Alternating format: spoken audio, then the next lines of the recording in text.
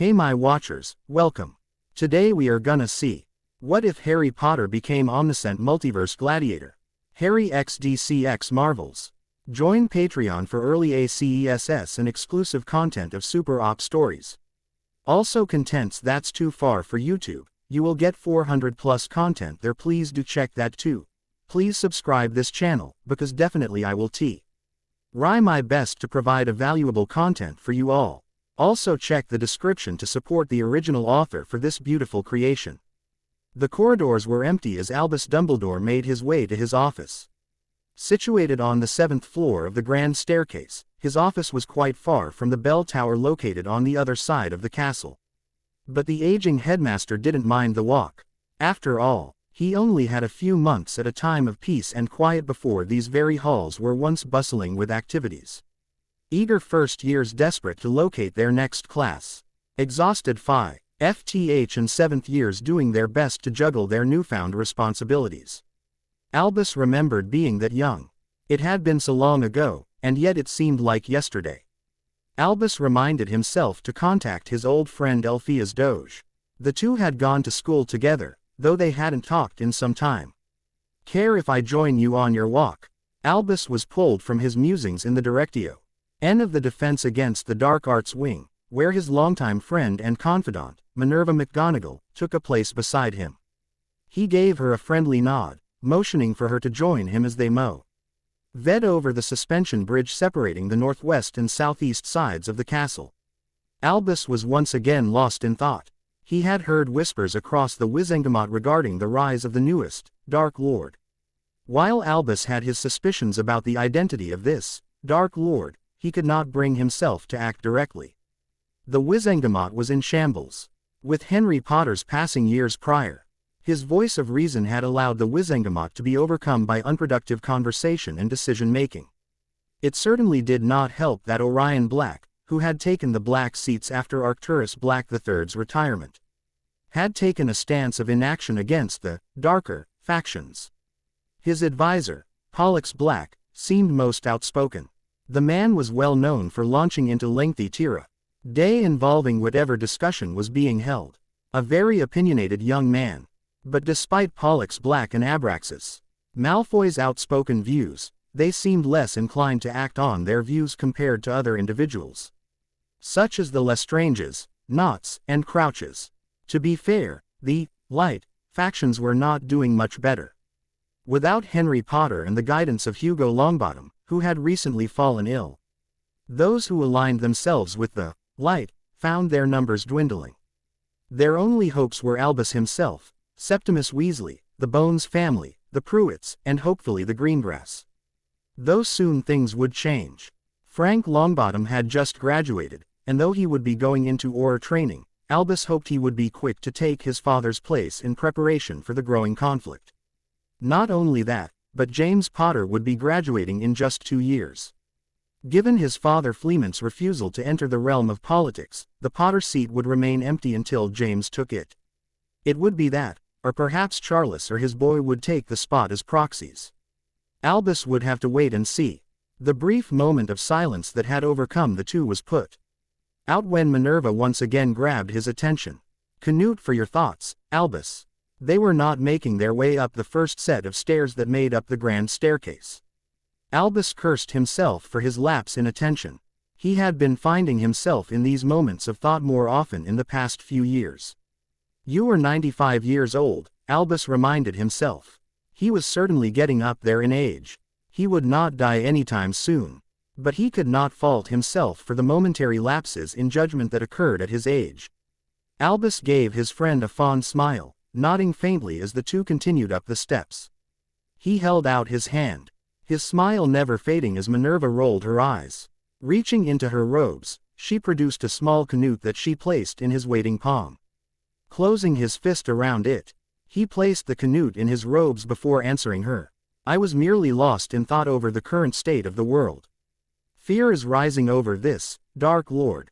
Minerva sighed. Is this something we should be concerning ourselves with?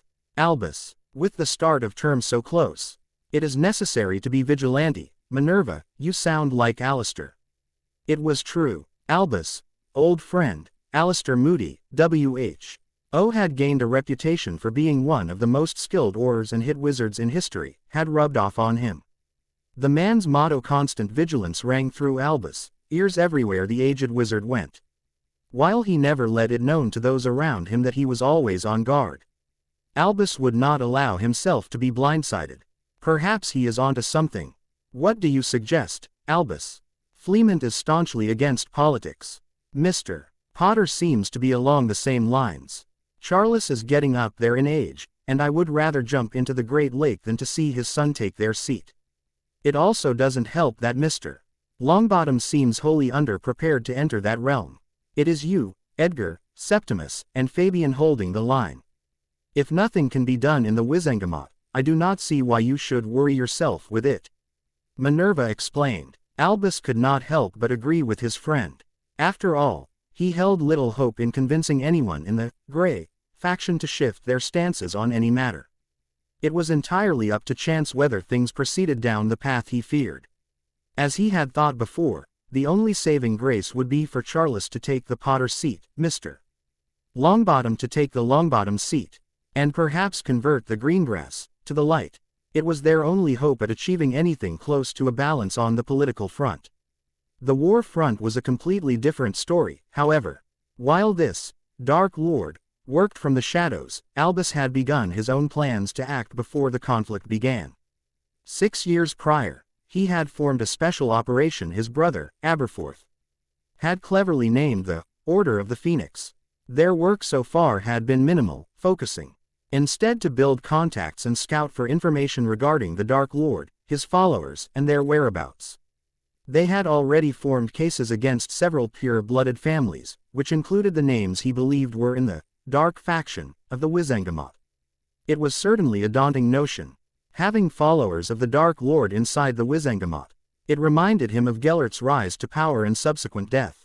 Albus lowered his head at the thought of Gellert, his partner, an individual blessed with power and a wealth of knowledge, who had chosen to squander it on conquest instead of the greater good. He had not meant to kill him. Their duel had gone too far. Gellert had gone too far. It had to be done. Albus. Silence continued as the two entered his office. His mind was pulled toward Minerva once more as she addressed him once again. With term so close, I wanted to inquire if you had located someone for the defense position. Cursing himself, Albus shook his head.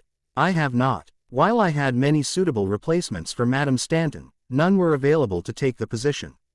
I dare say I am at my wit's end regarding the position, Minerva. We have not had a long-term professor in a decade. As my students love to remind me, Minerva grumbled. I fear that a LSO contributes to the situation outside our walls. People are afraid, Albus. I fear they were not taught as well as they could have in how to defend themselves. A fear I share. Believe me, Albus agreed. What with shifting professors and almost yearly threats to the school, I find it increasingly difficult to manage. Perhaps I can ask Alistair if he would take the position for a year. At least, untie Ian to the problem at hand or located a suitable replacement. That man will never teach here, Albus. It is far less exciting than the work he does with the ministry.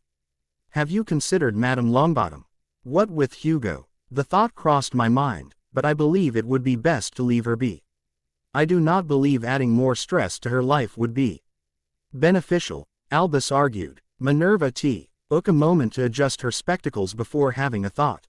Then perhaps I could get in contact with Ms.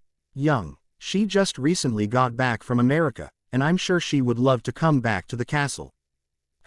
Albus mused. Ms. Young had indeed been a gifted student, though he was quite certain she had only scored an acceptable on her NEWTs for defense against the dark arts.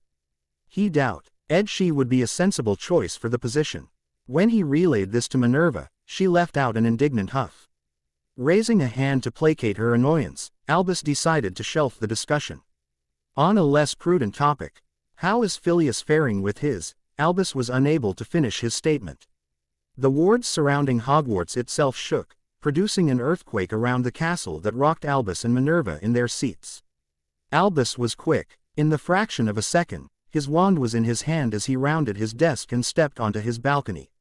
Minerva was quick to join him, both aiming ire wands into the sky for the source of intrusion. And then, the impossible happened. For the first time in his tenure as either student or educator at Hogwarts, Albus Dumbledore watched as the wards surrounding the school shattered. Shards of pure magic fell from the sky, collapsing to the ground as the source of the destruction showed itself. A meteor of raw spell energy was barreling directly for Albus' office, threatening to crush himself and his colleague. Unable to ward it off with a counteroffensive strike, Albus did the next best thing, throwing himself into Minerva. The two tumbled into the office just as the object collided with the office, producing an explosion that threatened to burst Albus' eardrums. Despite her fewer years on him, Albus found himself the first to return to his feet. The tip of his wand once again trained on the meteorite.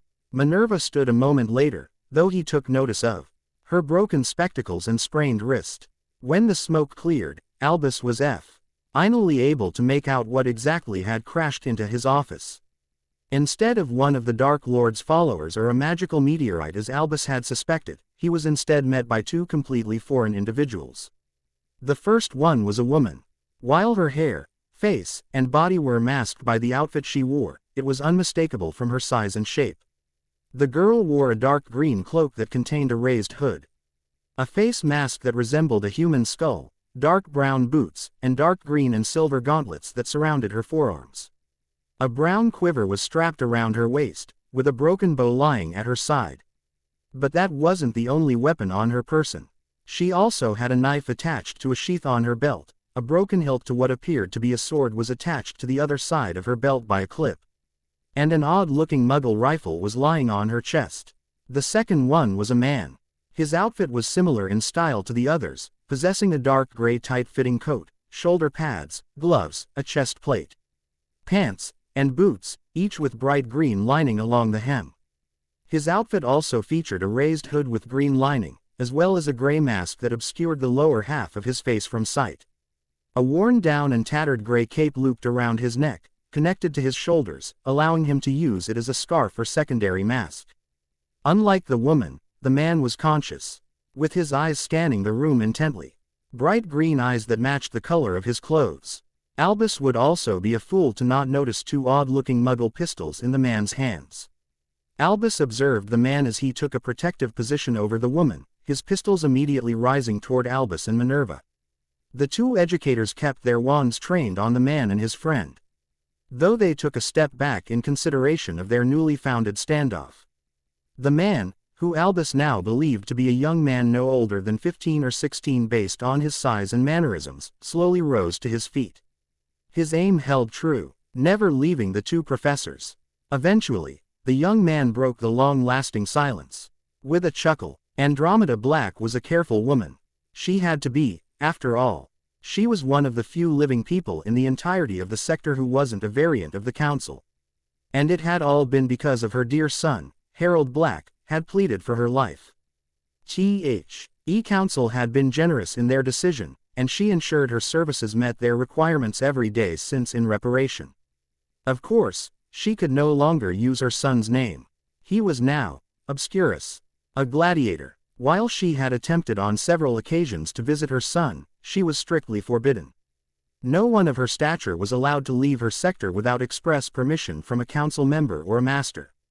So instead, Andromeda busied herself with menial tasks and projects being undertaken by her fellow peers. Some of it appealed to her. Most of it did not. Time travel, dimensional warping, and extra-dimensional exertions were things of the past here. Instead, her peers bored themselves with new and inventive ways to destroy the worlds they found. Hers had been torched, wick.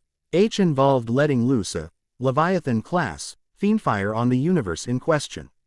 The process only took 500 years, an amount of time that passed in seconds here. She had helped them, of course. It was her duty, after all. But she had recently found herself invested in an altogether new form of science. Extra-dimensional demolition, a way to obliterate several universes at the exact same time. While it was not strictly her own idea, the true creator, Omen, had allowed her to claim it as her own. Omen, she remembered that boy. She had been present during his trial, and had bore witness to his acceptance into the gladiators. He had come a long way in the last dozen eons. Perhaps it had been the tutoring of Ferva that led him down the right path. And here he was, assisting her, a paradise, alongside his own squire. She was very proud of him. It was hard not to be, all things considered. It was in the middle of her own laboratory that Andromeda waited for the gladiator in question. Omen would be arriving shortly with his squire, with the former having stated he had found the key to their work. Countless years of exhausting research had led to this moment. Perhaps with this discovery, Andromeda could become one of the council members' personal paradise. She personally hoped. Council member 7 picked her. After all, he reminded her the most of her son. Andromeda. The woman in question snapped out of her musings, her gaze falling on her personal service. He was very thin, with scraggly and long black hair, green eyes, and a lightning bolt scar stretching his entire face. An ugly one. Gladiator Omen and his squire, Augury, are here. Bring them in. The squire bowed, sending a considerable amount of his odor in her direction. Scrunching her nose in disgust, Andromeda turned back to her holodesk before catching Omen and Augury approaching. Omen, she greeted. She did not know his real name. None of the gladiators were allowed to share their names, though some knew them due to ancient legend or word of mouth. She assumed it was Harry, Hadrian, Hadriel, Harrison, or something along those lines. Or perhaps he was a James or Fleemont. Those were always exciting. Andromeda pulled the man into a hug, one he did not return. Coughing slightly to separate herself from the awkwardness, she turned to Omen's squire. Andromeda had known he had won. It had been widespread news, given he had acquired her through a favor with the gladiator Fulman. All Andromeda had known was that the girl had been a cotter. A level of human above a service, or cert they were useful solely to be used as cannon fodder. When the Grand Armada descended on a target, the cotters were the first to land on the surface. It did not help that many variants were sadly recruited during their childhood, which meant that without the proper development, they were either named a service or a cotter. This girl had been useful enough to be a cotter, but it seemed shadowing Omen had done the girl some good. She no longer used the cheap and defective cotter power armor, and instead wore her own dark green cloak. She had risen in the ranks to become a gladiator. As such, any name she had been wiped, and she named herself Augury, a name most older variants found familiar. Andromeda did not concern herself with the girl, and instead redirected her attention to Omen, who was silently connecting his quantum pad to the holodesk. After only a moment, the holodesk display shifted from a blue hue to an orange color, with the map of the greater multiverse appearing before them. It was obviously not to scale, given its infinitude, but it included every single universe they had encountered. Of the trillions of small dots within the display, 1 million of them had very thin red circles surrounding them. Andromeda took a step, recognizing what this was. The algorithm can track down and lock in this many? She asked. Omen let out a soft laugh. It can track down this many. It can lock onto this many, after pressing the button. Half of the circles disappeared, leaving only 400,000 universes. It was still a significant number. The Grand Armada has to limit itself to 10,000 universes a sector due to its numbers. With this, a localized torching could eradicate 400,000 without much effort. Andromeda noticed that the girl, Augury, grew stiff after the word torch. Omen, who didn't seem to notice, continued. Take a look at it. Andromeda didn't need to be told twice.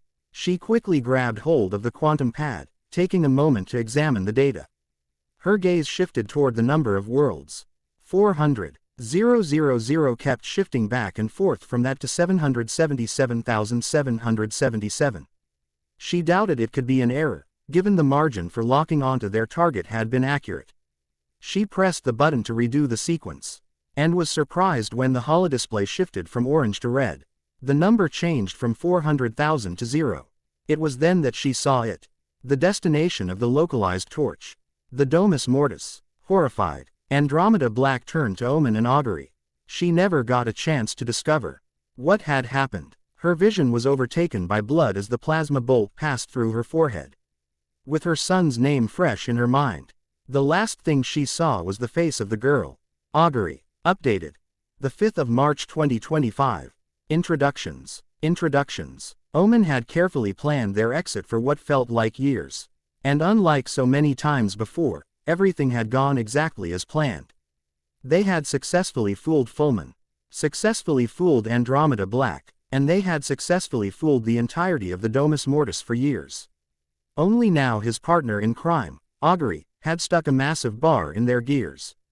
Her arm was stretched, with a plasma pistol aimed directly at the newly deceased Andromeda Black's head. Harry Potter could not exactly blame his partner. After all, Paradis Black had been responsible for her current situation and had been instrumental in the deaths of countless universes across the multiverse. The only disappointing part about it was that he had hoped for Black to be consumed by the torch he and Augury had set on the Domus Mortis. Harry James Potter and his partner, Rosaline Evans, decided to ignore the death and continue with their plan. Dressed in their gladiator outfits, Harry and Rose took off out of the laboratory. The journey was relatively short to the armory, and with the use of the stolen Master Key, acquired from Master 263, they gained entry. The two armed themselves with as many weapons, devices, and trinkets they could find before getting their hands on a jump drive. The device had been outlawed years prior, given the Council wanted to avoid mutinies and deserters. But it seemed the Paradis in Sector 4 had kept a few on hand to study. After all, extra-dimensional travel was a rare commodity. He now stood in the center of the armory, his gaze on the door while Rose set their destination on the device now attached to her left forearm. "How long?" he asked, his nervousness rising. The lights in the room had turned a dark red hue, indicating a breach in the sector. Harry wasn't sure how long they had until the torching began, or how quickly it would overtake Sector 4. Rose sighed. "Given that our plans for multi-extra-dimensional travel were fake, I have to program the destinations one at a time. I'm doing 10. That should be enough to lose anyone trying to find us. Make it 12. An even dozen never hurts," Harry pointed out. Rose shook her head in amusement, but added 2 more destinations to their trip. The girl motioned to her shoulder after a moment. "Grab onto me." Harry didn't hesitate, placing his hand on her shoulder while leveling his other hand, which held a plasma pistol, in the direction of the door. 3, 2, 1. On cue, the two disappeared in a pop and a flash of light. Everything moved too quickly for Harry to take in the worlds they passed through. One after the other, Harry and Rose ARED and disappeared in flashes of light until they reached their final destination. Number 12. But it was the moment that they reached the 12 mark that Harry took into account the one thing he hadn't before. The Potter luck. Sure, in most instances it had gotten him and others out of sticky situations, but more often than not it only served to get them in trouble. And it was trouble that the two gladiators now found themselves in. As soon as they passed through the 12th gate, the jump drive on Rose's arm exploded. The blast sent the two flying through a 13th gate, though there was an issue. They were several thousand feet in the air. Harry took a moment to examine their situation. He was currently on fire. Rose's arm was torn to shreds, leaving her unconscious as the two fell from the sky. Normally this situation could be remedied if he could fly, but he found himself without the strength to do so. And so his instincts took over. Pulling Rose into his arms, Harry cast a simple incendio, which produced a massive jet of flames that sent him and Rose horizontally. With that problem solved, Harry only had to wait until they hit the ground, positioning himself so that he would hit the ground first. Instead of hitting the ground, however, Harry crashed into the unexpected magical wards. He slammed through the wards, falling further and faster until the two crashed into what felt like brick or stone. In most situations, Harry would take a moment to take a deep breath and collect himself. Only this was not like other situations. Wherever they were, the two were not alone. He felt weapons being aimed in his direction, something he didn't take lightly. And so he did the only thing he could do. He positioned himself over Rose and pointed his pistols toward where he believed the others were. It was what he saw that made him re-evaluate their situation. Two individuals that any Harry Potter would recognize anywhere. Albus Dumbledore and Minerva McGonagall. It was then that he noticed where they were. The headmaster's office. Of all the places they could have landed, they had landed in Hogwarts. The absurdity of it made him chuckle. "May I ask what you find so funny?" Dumbledore asked, his wand aimed directly at Harry. McGonagall's wand shifted between Harry and Rose, something Harry didn't particularly appreciate.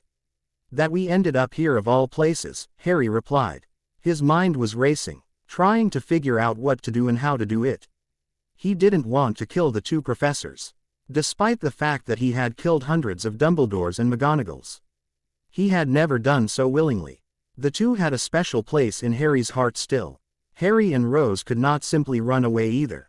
Dahl had seen them, and would investigate them tirelessly to find whoever had broken the wards. It certainly did not help that Dumbledore had extensively built occlumency shields, meaning no memory charm would work on him. Unable to kill or run, Harry was left with a choice. Threaten or reason. Threatening Dumbledore to leave them be would certainly not bode well with the aging professor. Especially now that Harry and Rose were stuck in this universe. This left reasoning. It was the only path that made sense, after all. Because Harry and Rose were staying here, it would only make sense to make as many allies as possible. Resources were useful. With his decision made, Harry lowered the pistols in his hands, sliding them into the holsters on either side of his belt. This seemed to alleviate some tension in the room, though Dumbledore and McGonagall kept their wands trained on him. Harry reached up and pulled his hood down, removing his mask before placing it in his magically expanded moleskin pouch. It was then that the two professors slowly lowered their wands. No doubt in shock at what they saw, Harry took a moment to get on his feet, patting down his chest place, which still had a small flame building from the explosion. I'll guess Fr. Own your ages and appearances that Harry Potter doesn't exist yet. But perhaps you know my parents, James and Lily. Or maybe my grandparents, Fleemont and Euphemia. You're a Potter? McGonagall asked. The Transfiguration professor shook her head. Mr. Potter and Ms. Evans are too young to have children. It doesn't help that one isn't fond of the other. Something fixed in time, Harry replied with a wave of his hand. He frowned. Define. Too young. Are we talking first year? Mr. Potter and Ms. Evans are rising 6th years, Dumbledore replied. His wand lowered to his side. Would you read to explain who you were and how you were able to pass through the wards? Ah, that. Harry peered out of the hole he and Rose had created, crashing through the wall. Blue flakes of magic were still falling from the sky from where the wards had shattered. I'm a bit stronger than I look. The wards didn't stand a chance, he replied. As for who I am, that's simple. I'm Harry Potter, son of James and Lily Potter. From the future. Well, a future. The future. McGonagall scoffed. She turned to Dumbledore. Surely you don't believe this. Perhaps they are spies for the Dark Lord. Harry shook his head. No matter where he went, everyone assumed the worst in him. But it seemed Dumbledore at the very least had a head on his shoulders. He was examining Harry intently, taking in every feature of his face. It was then that the two locked eyes. Harry felt the old man's legitimacy probe immediately, but he chose to let the headmaster in instead of rejecting him. Focusing on his own origin, RRY showed Dumbledore his parents' deaths, his being raised by the Dursleys, and his being sorted into Gryffindor within the castle. When Dumbledore emerged from Harry's mind, the headmaster shook himself from the headache he had received. He then stepped around Harry, reaching into his desk before pulling out a bottle of bourbon. Albus, McGonagall questioned, her wand rising once more in uncertainty. Put your wand away, Minerva. Mr. Potter here means us no harm, Dumbledore spoke, pouring himself a glass of bourbon that he downed in one. He then turned back to Harry. Why did you come back? Harry ran a hand through his unruly black hair, letting out a sigh. We didn't intend to come here. Nor did we mean to arrive in this time, he motioned down to Rose, who was still unconscious. Her arm, which had been torn, was slowly healing itself through regeneration. That's Rose Evans. She's a version of me. A version of you? Dumbledore asked. Could you elaborate? Dropping to a knee, Harry pulled off Rose's mask, revealing her face. The disillusionment charm surrounding her hood faded, letting her dark red hair fall from her face. She had hazel eyes like their father's, though the were closed due to her being unconscious. Where we come from, you can't walk a block without running into Harry Potter. Harry Potters from throughout the multiverse brought together under one dystopia. Some are forced into slavery. Some are reduced to nothing but cannon fodder. He let his eyes fall on Rose for a moment. Dumbledore and McGonagall witnessed his expression softening. Some are forced to fight to survive. We're both the latter. Forced to fight, kill, and survive. That was, until we escaped, Harry explained. I'd been there for eons. Eons for you guys, what felt like a year for me. She was there for much less time. Still eons for you, but perhaps weeks for her. Dumbledore took a moment to stroke his chin. So, let me summarize. You both are copies of the same person, the child of James and Lily Potter. And have escaped your captors. That about summarizes. Yes, Harry nodded. As for why we're here, our jump drive malfunctioned. He motioned to the broken device hanging from Rose's healing forearm. It allows you to travel between universes. We were using it to escape and hide when it exploded. Sent us flying through the wards. A most exciting tale, Dumbledore mused. McGonagall still appeared conflicted, but Dumbledore carried on. And now that you are here, what do you intend to do? I'm not sure, Harry said honestly. I don't think we would last long living with the Muggles. We've spent our entire lives surrounded by magic. Though it's not like we can just stroll into the magical world as Harry and Rose Potter. Too many questions. Perhaps it is possible, Dumbledore whispered. Harry frowned. Well, it is no secret that Fleamont and Euphemia have always wanted children. While they found luck with young Mr. Potter, they were never successful again after his birth. Of course not, Dumbledore replied. McGonagall let out a sigh of relief. Fleamont and Euphemia would vehemently deny such a claim. I am suggesting we bring Mr. and Mrs. Potter into the plan, and claim them as their children. McGonagall's eyes seemed on the verge of popping as she stared at the headmaster. Harry only smiled at the idea. It was certainly appealing. He and James looked similar. Enough to pass as twins, and Rose could easily be tacked on as a triplet or a relative. It seemed Dumbledore had the same idea. You could pass as Mr. Potter's twin. Though Mrs. Potter has red hair, I am afraid your other self does not look similar enough to Mr. or Mrs. Potter enough for it to be convincing. McGonagall had seemingly recovered from her shock. She then made a suggestion, seemingly moving past her disbelief after realizing they would go through with it with or without her approval. Perhaps she could pass as a child of Charles. God only knows how many children that man has running around given his history. Charles Potter, Harry whispered. What relation does he have to my grandfather? There were different relations depending on the universe. In some, Charles Potter was distantly related to Fleamont, being a part of a separate Potter line that eventually connected to the Blacks after he married Doria Black. In others, he was Fleamont's brother, nephew, or uncle. It always varied. Charles is Fleamont's young brother, McGonagall supplied. Interesting. That could work, Harry replied.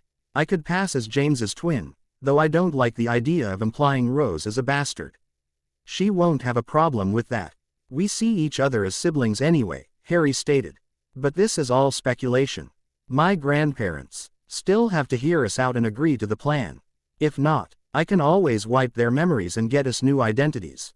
McGonagall shook her head. I would prefer not to involve memory charms.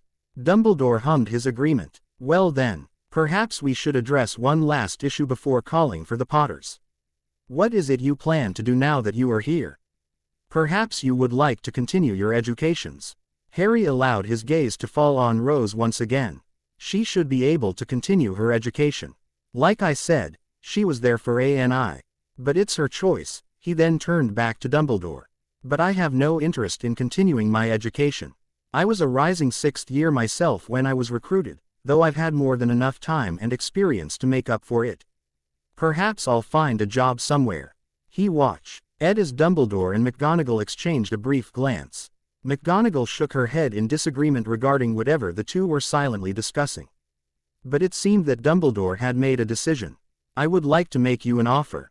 But perhaps that should wait until we speak with the Potters. Harry didn't argue, and instead watched as Dumbledore stood and moved toward the fireplace. Now he would be calling the Potters via Flo. Harry took a moment to kneel down beside Rose. Her arm was now fully healed, though she would be left with scars that indicated the injury. After taking a moment to examine her for any other injuries, Harry deemed her completely healed. After casting Renervate, he allowed the girl a moment to regain her bearings before helping her to her feet.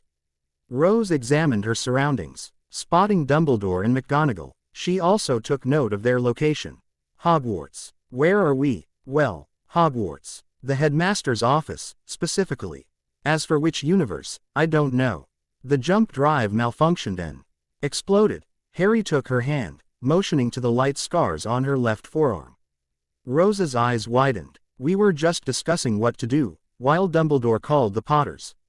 Harry ran Rose through what they had discussed. What do you think? I could pass for your twin, Rose whispered self-consciously. Harry smiled. You could. I guess we'll see if it's possible when they arrive. But from what Dumbledore said, he's not sure if you could pass as Euphemia Potter's daughter. Perhaps Lily's. He was saved the trouble of questioning which old work when the flow was illuminated by bright green flames. Harry's eyes became fixed on the flow, watching as two individuals stepped through. An older gentleman, who was the spitting image of an older James Potter. The man who Harry identified as Fleemont Potter was 6 feet tall and was only slightly overweight. His hair and short beard had shifted from the normal Potter hue of jet black into a mix of dark and light gray. Harry also took note of the man's attire. While he had been expecting wizarding robes, Harry noticed his grandfather was wearing a simple white button-up and khakis. Behind him was Harry's grandmother, Euphemia Potter. Her bright red hair had long shifted into that of a dark gray color, with her age being represented in the soft wrinkles adorning her face. But she was still beautiful. If Harry had to guess, she would be no older than 50. He would never guess she was 70 years old, although he shouldn't be surprised. Wizards and witches aged slower than muggles. She was wearing a simple blue and gray blouse and blue jeans, with a small red pendant hanging from her neck by a silver chain. The two Potters stopped suddenly upon seeing the two teens. Fleemont Potter turned to Dumbledore.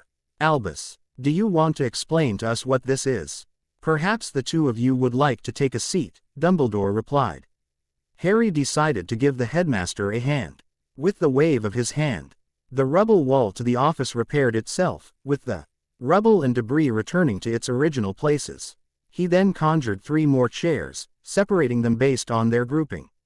1 for McGonagall beside Dumbledore's chair, 2 for himself and Rose on the left corner of the desk and 2 for Fleemont and Euphemia on the right corner.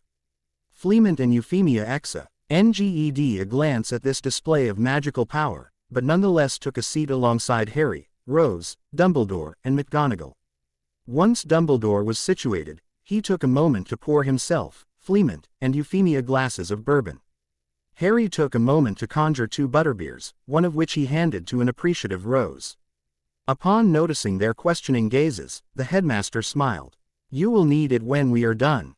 Over the next hour and a half, Dumbledore explained the situation to the Potters, who each took turns questioning Harry and Rose. When all was explained, Harry allowed himself to speak. As we said before, the point of bringing you here is simple.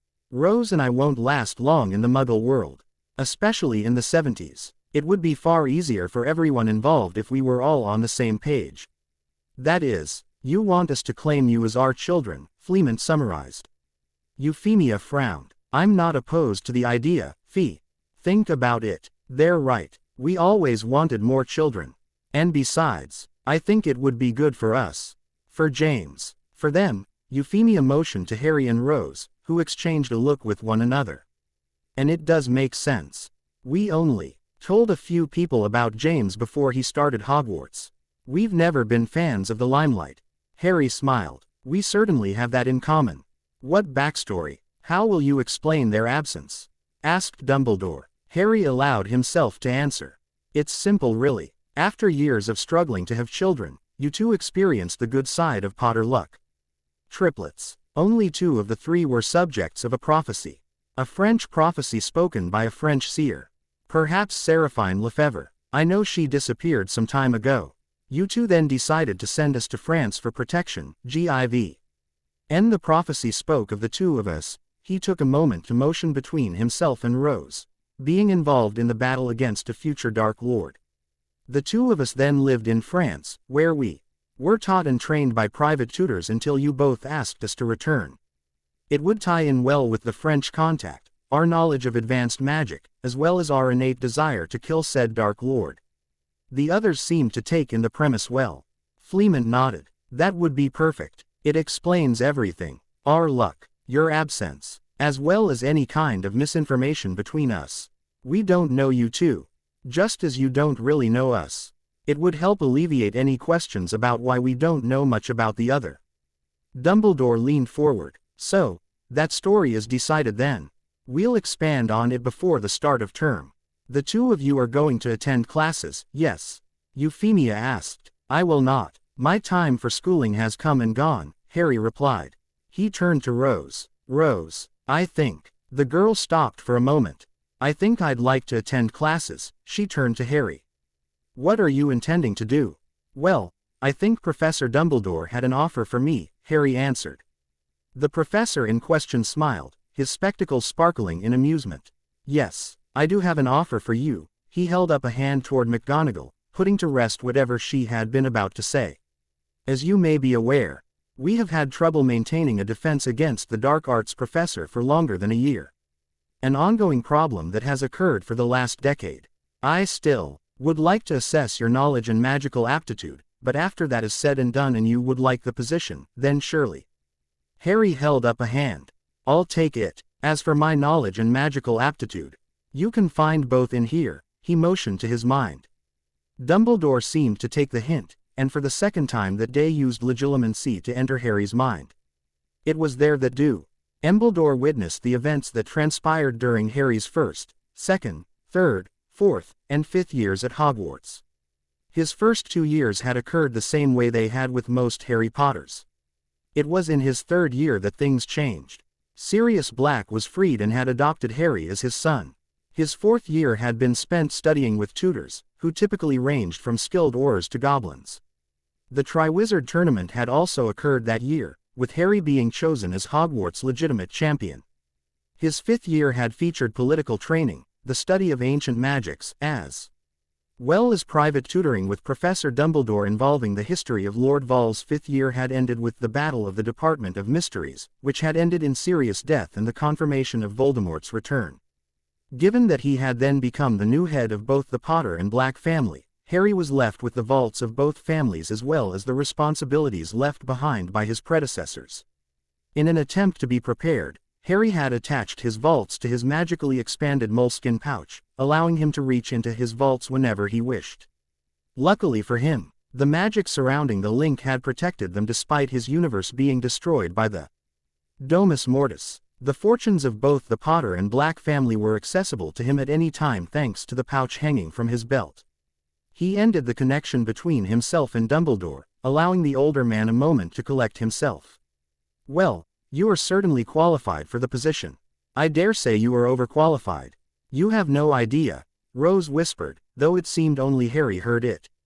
How is that going to work exactly? Euphemia questioned. He's 16. He's not even an adult.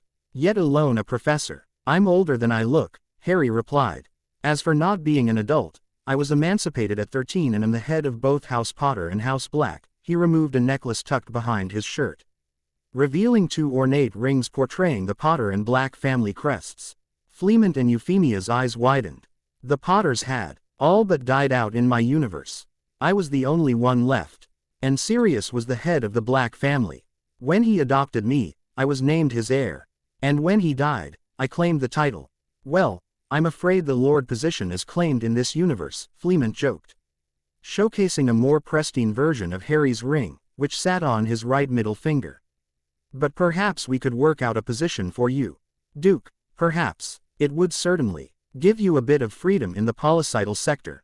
Perhaps, Harry mused. Now that I think of it, we should get Arcturus involved, Euphemia thought aloud. Perhaps Charles and Doria as well. Why Charles and Doria? Fleemont asked. Arcturus I understand, given his being the head of House Black. But I hardly see the need to bring Charles or Doria into this matter. Their family, dear, so is Thaddeus, and we have all seen the direction that boy is going in. He's your nephew. Perhaps if you took more interest in, perhaps if his father took more interest in. Enough, Harry announced. The 2 Potters turned to him, both raising an eyebrow at his boldness. I personally don't want Charles and Doria to be involved in this matter. They were dead in both Rose and I's universes and so we don't trust them. Arcturus died shortly before our first years, and while we never met him, I would trust him before I put faith in your brother or his wife. After all, while Charles Potter's history always shifted between universes, Arcturus Black III's history remained relatively the same across the entire multiverse. Very well, Fleement replied, slightly impressed by the gumption Harry possessed. I'll meet with Arcturus and bring him into the fold. I'll also meet with my contact in France to retrieve those identities. In the meantime, I believe the two of you will be quite busy. Term starts in 4 weeks. Euphemia motioned to Rose. You will need to visit Diagon Alley and retrieve any supplies you will need for classes. She turned her gaze to Harry. And you will have tea. Oh, have a lesson plan for the headmaster to approve before term begins. Should be easy enough, Harry shrugged. Rose turned to Harry, her hands reaching up to grab his forearm. Do you think my Nimbus 2002 could pass as a custom broom? I really don't want to replace it with something slower. Harry frowned. I don't think you could pass it as a custom, but I can try to work some transfiguration harms to it to make it look like a broom from this time. That way you could just say you improved on it. He could possibly transfigure the broom to resemble a clean sweep 6. The broom was fast enough and popular during 1976. It was an easy endeavor as well, given the similarities between the two brooms. He turned to Dumbledore. As for my lesson plan, I'll have that done within the week. Though, I do already have a few ideas of things we can do differently this year. Dumbledore considered this for a moment. Such as, just a few ideas from the dome. A dueling club maybe. Flight training. Enhanced defense training, Harry suggested. These ideas certainly seemed to alleviate Dumbledore's concerns of odd or pointless clubs. Fleement allowed the silence to continue for only a moment before speaking up. Well then, I believe we should return home. We're losing daylight, and I'd like to have the inevitable conversation with James before things get delayed. Do we have to be there for that conversation? Harry asked. Yeah, I'm not sure I want to spring that on him, Rose agreed. Maybe we can take care of some other business in Diagon Alley. While you two explain everything to him. That way when he meets us he'll have had time to digest everything and not feel the mental whiplash of meeting your kids from the future who aren't really your future kids but are alternate versions of your kids from the future. Very confusing stuff, Harry explained. Fleement and Euphemia exchanged an amused glance before Euphemia got to her feet. If that's what you want, we'll break the news to James while you take care of your business. Do you want us to tell Sirius too? From how you talked earlier, it seemed you two were close where you come from. Not yet, Rose supplied, receiving a nod from Harry in agreement. Let's keep it in the family. Very well. When you're done in Diagon Alley, you can reach the manor through the flow. The password is the Pottery, and with that, Fleement and Euphemia returned to Potter Manor through the flow in Dumbledore's office. Harry decided that was that. Clapping his hands together, he got to his feet, with Rose doing the same a moment later. The two moved toward the flow, entering the fireplace before turning back to Dumbledore. I'll be back soon to help you repair the wards. After all, I was the one who destroyed them. I'll probably bring my lesson plan along as well. Quote. Dumbledore only gave him an amused smile as Harry and Rose were whisked away in green flames. It wasn't until Minerva left his office that Dumbledore allowed himself a third glass of bourbon. Until next time, Mr. Potter. Updated. The 5th of March 2025. Errands. Diagon Alley was exactly as Harry remembered it. Bustling streets filled with men, women, and children, all trying to reach the next shop on their list. Harry and Rose apparated onto the front steps of Gringotts Bank. He turned to his companion, who was gazing around the alley in a state of recollection. He allowed himself a moment to form a list in his mind. Wands, books, potions, clothes, Quidditch gear. Maybe they could pick up some pets and school supplies while they were here. He voiced this to Rose, whose eyes widened excitedly. I want a Kneazle again. Maybe a full-blooded one. Cleo was half-blooded. Cleo, I never knew you had a pet Kneazle. I got him in my 3rd year. He had ginger fur, yellow eyes. Hated rats. Rose explained, her eyes darkening slightly at the word, rats. Harry smiled. Reminds me of Hermione's cat. Crookshanks. Maybe you got its multiversal counterpart. His smile faded slightly at the reminder of Hermione. He had never gotten a chance to say goodbye. Quickly shaking that thought, he turned back to Rose. Yes, we can definitely try to get you an easel. But we should start with the more important stuff first. Wands, books, clothes, any important things we might need other than those. Such as potions, potion ingredients, Quidditch gear, some of your school supplies. Maybe even some ice cream while we're at it. Ice cream, Rose whispered hungrily. I haven't had ice cream in so long. Neither have I, but that can wait until we're done with. Ari removed a small sack. With a few simple charms, he summoned a few thousand galleons into the magically expanded sack, which he then handed to a grateful Rose. Wands. We're going to need them if we're staying here. With that, Harry moved down the front steps of Gringotts. The two stepped into Ollivander's, which was surprisingly quiet all things considered. Harry had expected the wand maker to be busy. Given it was close to the start of term at Hogwarts. That would be best. Yes, Rose replied from behind Harry. Mr. Ollivander smiled graciously, standing straighter as he quickly scurried into the back room. As soon as he left their sight, two magical measuring tapes appeared from thin air, hovering around Harry and Rose. Having experienced this before, Harry and Rose wed the measuring tapes to take their measurements while Mr. Ollivander called out from the back. Now, how interesting. This one is fascinating. He returned to the front room, carrying a wand case. Harry took note of the fact it was shaking violently in his hand. When he finally reached the two, Mr. Ollivander held it up to Harry's nose. The two shared an uncomfortable silence as the shaking continued. Was all Mr. Ollivander added before turning to Rose. Holding the box to her nose, the reaction was much different. The box shook more violently than before, threatening to break free from Mr.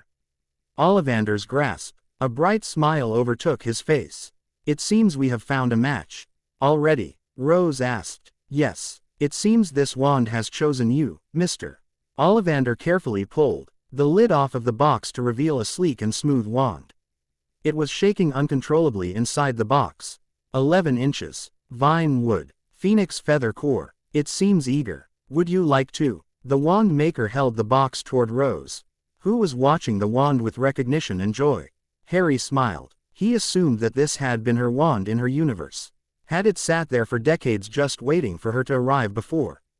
How long had it been since Ollivander created it? So many questions, so little interest in answers. Rose reached out and carefully grabbed the wand. The rounded tip of the wood glow wet a bright orange before shooting off multicolored confetti. A definite success. The wand itself was of simple design. As Ollivander had said, it was made of vine wood, phoenix feather, and was 11 inches. The wood itself had been polished extensively, and Harry could make out the design of leaves and vines along the wand's handle. Ollivander's attention once again shifted to Harry, his gaze scrutinizing him. Now, what to do? Harry and Rose went through the standard, go to Ollivander's and spend an hour shuffling through wands before finding one that works. Eventually he found a wand that worked for him. And though slightly disappointed that it was not the one he had before, Harry was surprised by its composition. Aspen wood with a horned serpent horn for a core. The wand was 12 3/4 inches, with a creamy white hue that was complemented by the light brown handle. Both ends of the wand were golden, with intricate golden lining traveling down each side. Harry had also learned that, with that business attended to, the two Potter children spent the next 2 hours gathering any other supplies they deemed necessary. Eventually, they split up their interests, drawing them toward different shops in the alley. Rose charged herself with buying their books, clothes, and Quidditch gear. That left Harry with the potions, luggage, and pets. The first two were simple enough. He had started with the luggage, where admittedly his inner Hermione had taken over. Harry had bought 2 trunks with magically expanded interiors for every single item they acquired. One for books, one for potions, one for potion ingredients, one for Quidditch supplies, one for clothes, and one for their personal use. Harry spent the next 30 minutes purchasing as many items as he could to fill each of the compartments. When he was done with his half, he shrunk both trunks and placed them inside his moleskin pouch. He now stood in the entrance of the magical menagerie. Harry, Remembered visiting this establishment the summer before their 3rd year, when Hermione had purchased Crookshanks.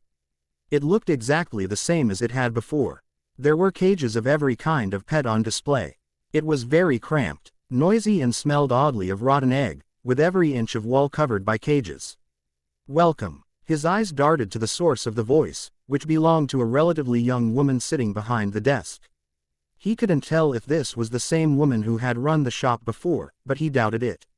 She had appeared in her 70s during their visit, and this woman looked no older than 30. I don't believe I've seen you around here before. New to town. You could say that. Smiling, Harry took a moment to survey the room before turning back to the woman. My name's Harry. Do you have any half-Neasels around? With orange fur and yellow eyes. The woman frowned, peering around the room for a moment before shaking her head.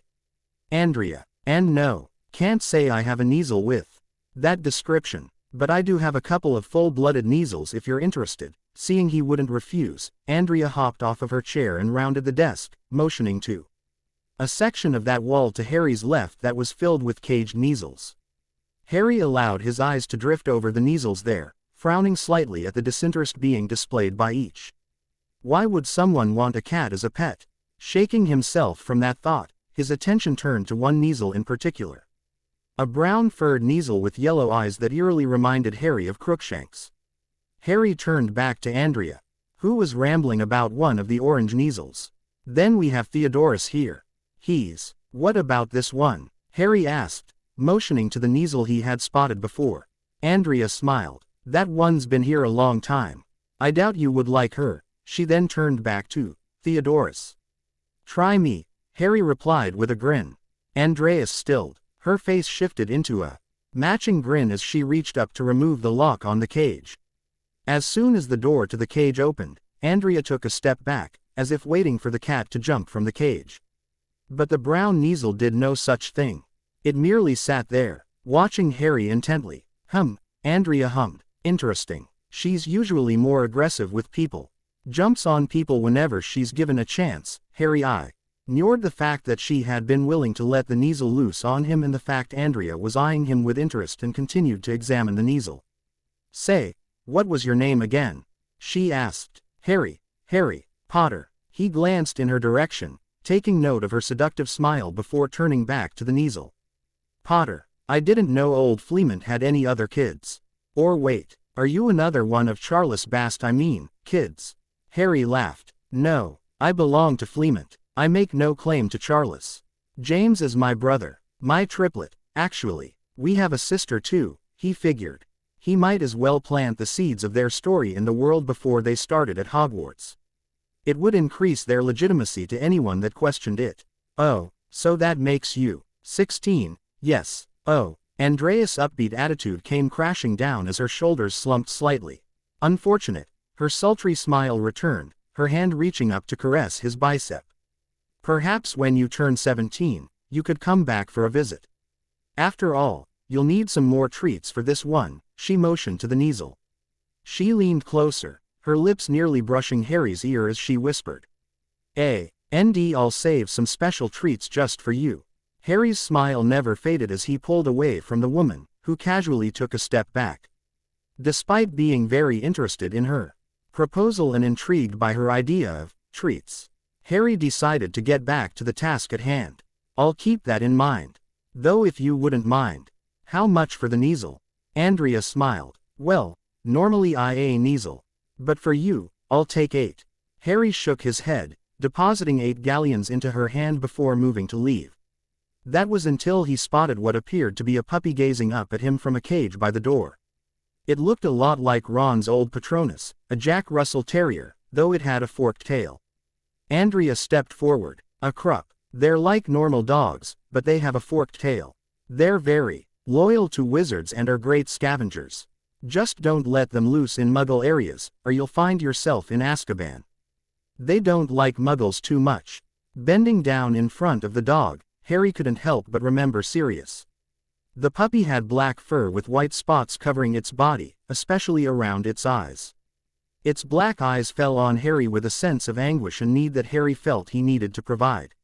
And so there was nothing in him that rejected the idea that came to mind. How much for the Krupp? Do your part, Harry scoffed, turning away from the poster of Council Member Number 3 pointing in his general direction. No one in this sector did anything but their part. Sector 5 was reserved solely for gladiators.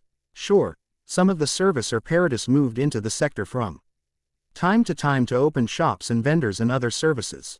But besides those few exceptions, Sector 5 was reserved for the best soldiers in the Grand Armada. The only people more talented than the gladiators were the masters. His mind took him back to the explanation he had received from Council Member Number 7. The Paradis were variants that were more intelligent than your run-of-the-mill Harry Potter. These Harrys were smart, but were often weaker than others, making them inadequate for becoming a gladiator or master. But the Paradis were given enough privileges to put them slightly above the gladiators. They were in charge of research. Researching weapons, space travel, weapons, unlimited energy, and more weapons. It also helped that some Paradis, such as Andromeda Black, served as advisors for the Council and the Masters. Masters were the best of the best. The fiercest and deadliest warriors in the entire multiverse. There were only 500 of them, and that was more than enough to take over any world that dared cross paths with the Domus Mortis. On several instances, one lone master had been able to conquer a universe by themselves. It was not done often, but it was not unheard of. Gladiators in Sector 5 did whatever they could to become a master, though most either died trying or ultimately failed. The masters had been the first additions to the Domus Mortis after the Council founded it. And all 500 masters had been the only masters for the organization's entire existence. None had ever died and none had ever left. No one would join their ranks. While the Council were feared, the masters were shrouded in mystery, legend, and curiosity.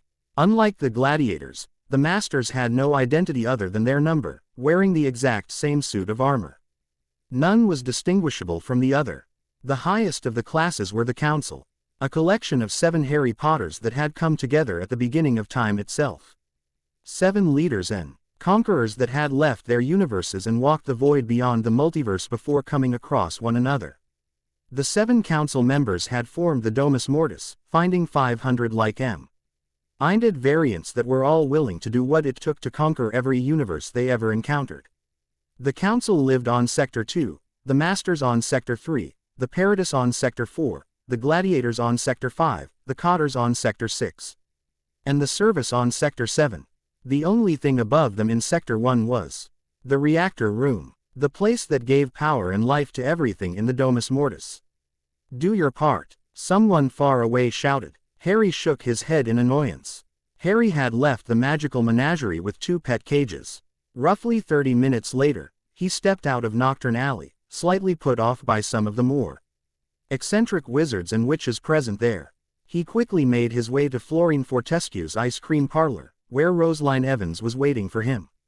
She was sitting patiently at one of the outdoor tables, eagerly digging into a cup of what looking like cookie dough ice cream.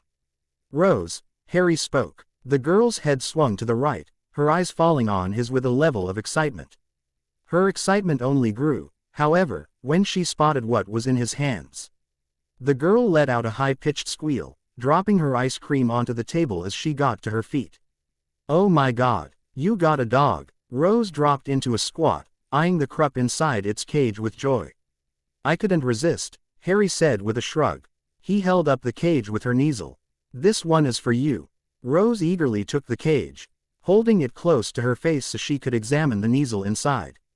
The brown-furred, yellow-eyed Kneasel peered anxiously toward Rose, shrinking back slightly in fear. "I think her name's going to be Althea," Rose said. The Kneasel took a step forward, eyeing Rose curiously. Rose glanced toward Harry with a smile. "Our families always loved flower names." Harry nodded solemnly. He remembered all too well. His mother had 2 sisters, Aunt Petunia and Aunt Dahlia. Lily and Dahlia had become witches in Harry's universe, while Petunia was born without magic. After Lily's death, Aunt Dahlia had been meant to take him in, only for her to be killed by some of Voldemort's loyal followers. This left him with Aunt Petunia, the caregiver of most Harry Potters. Harry often thought about how his life would have been different had Dahlia survived. If his parents had survived.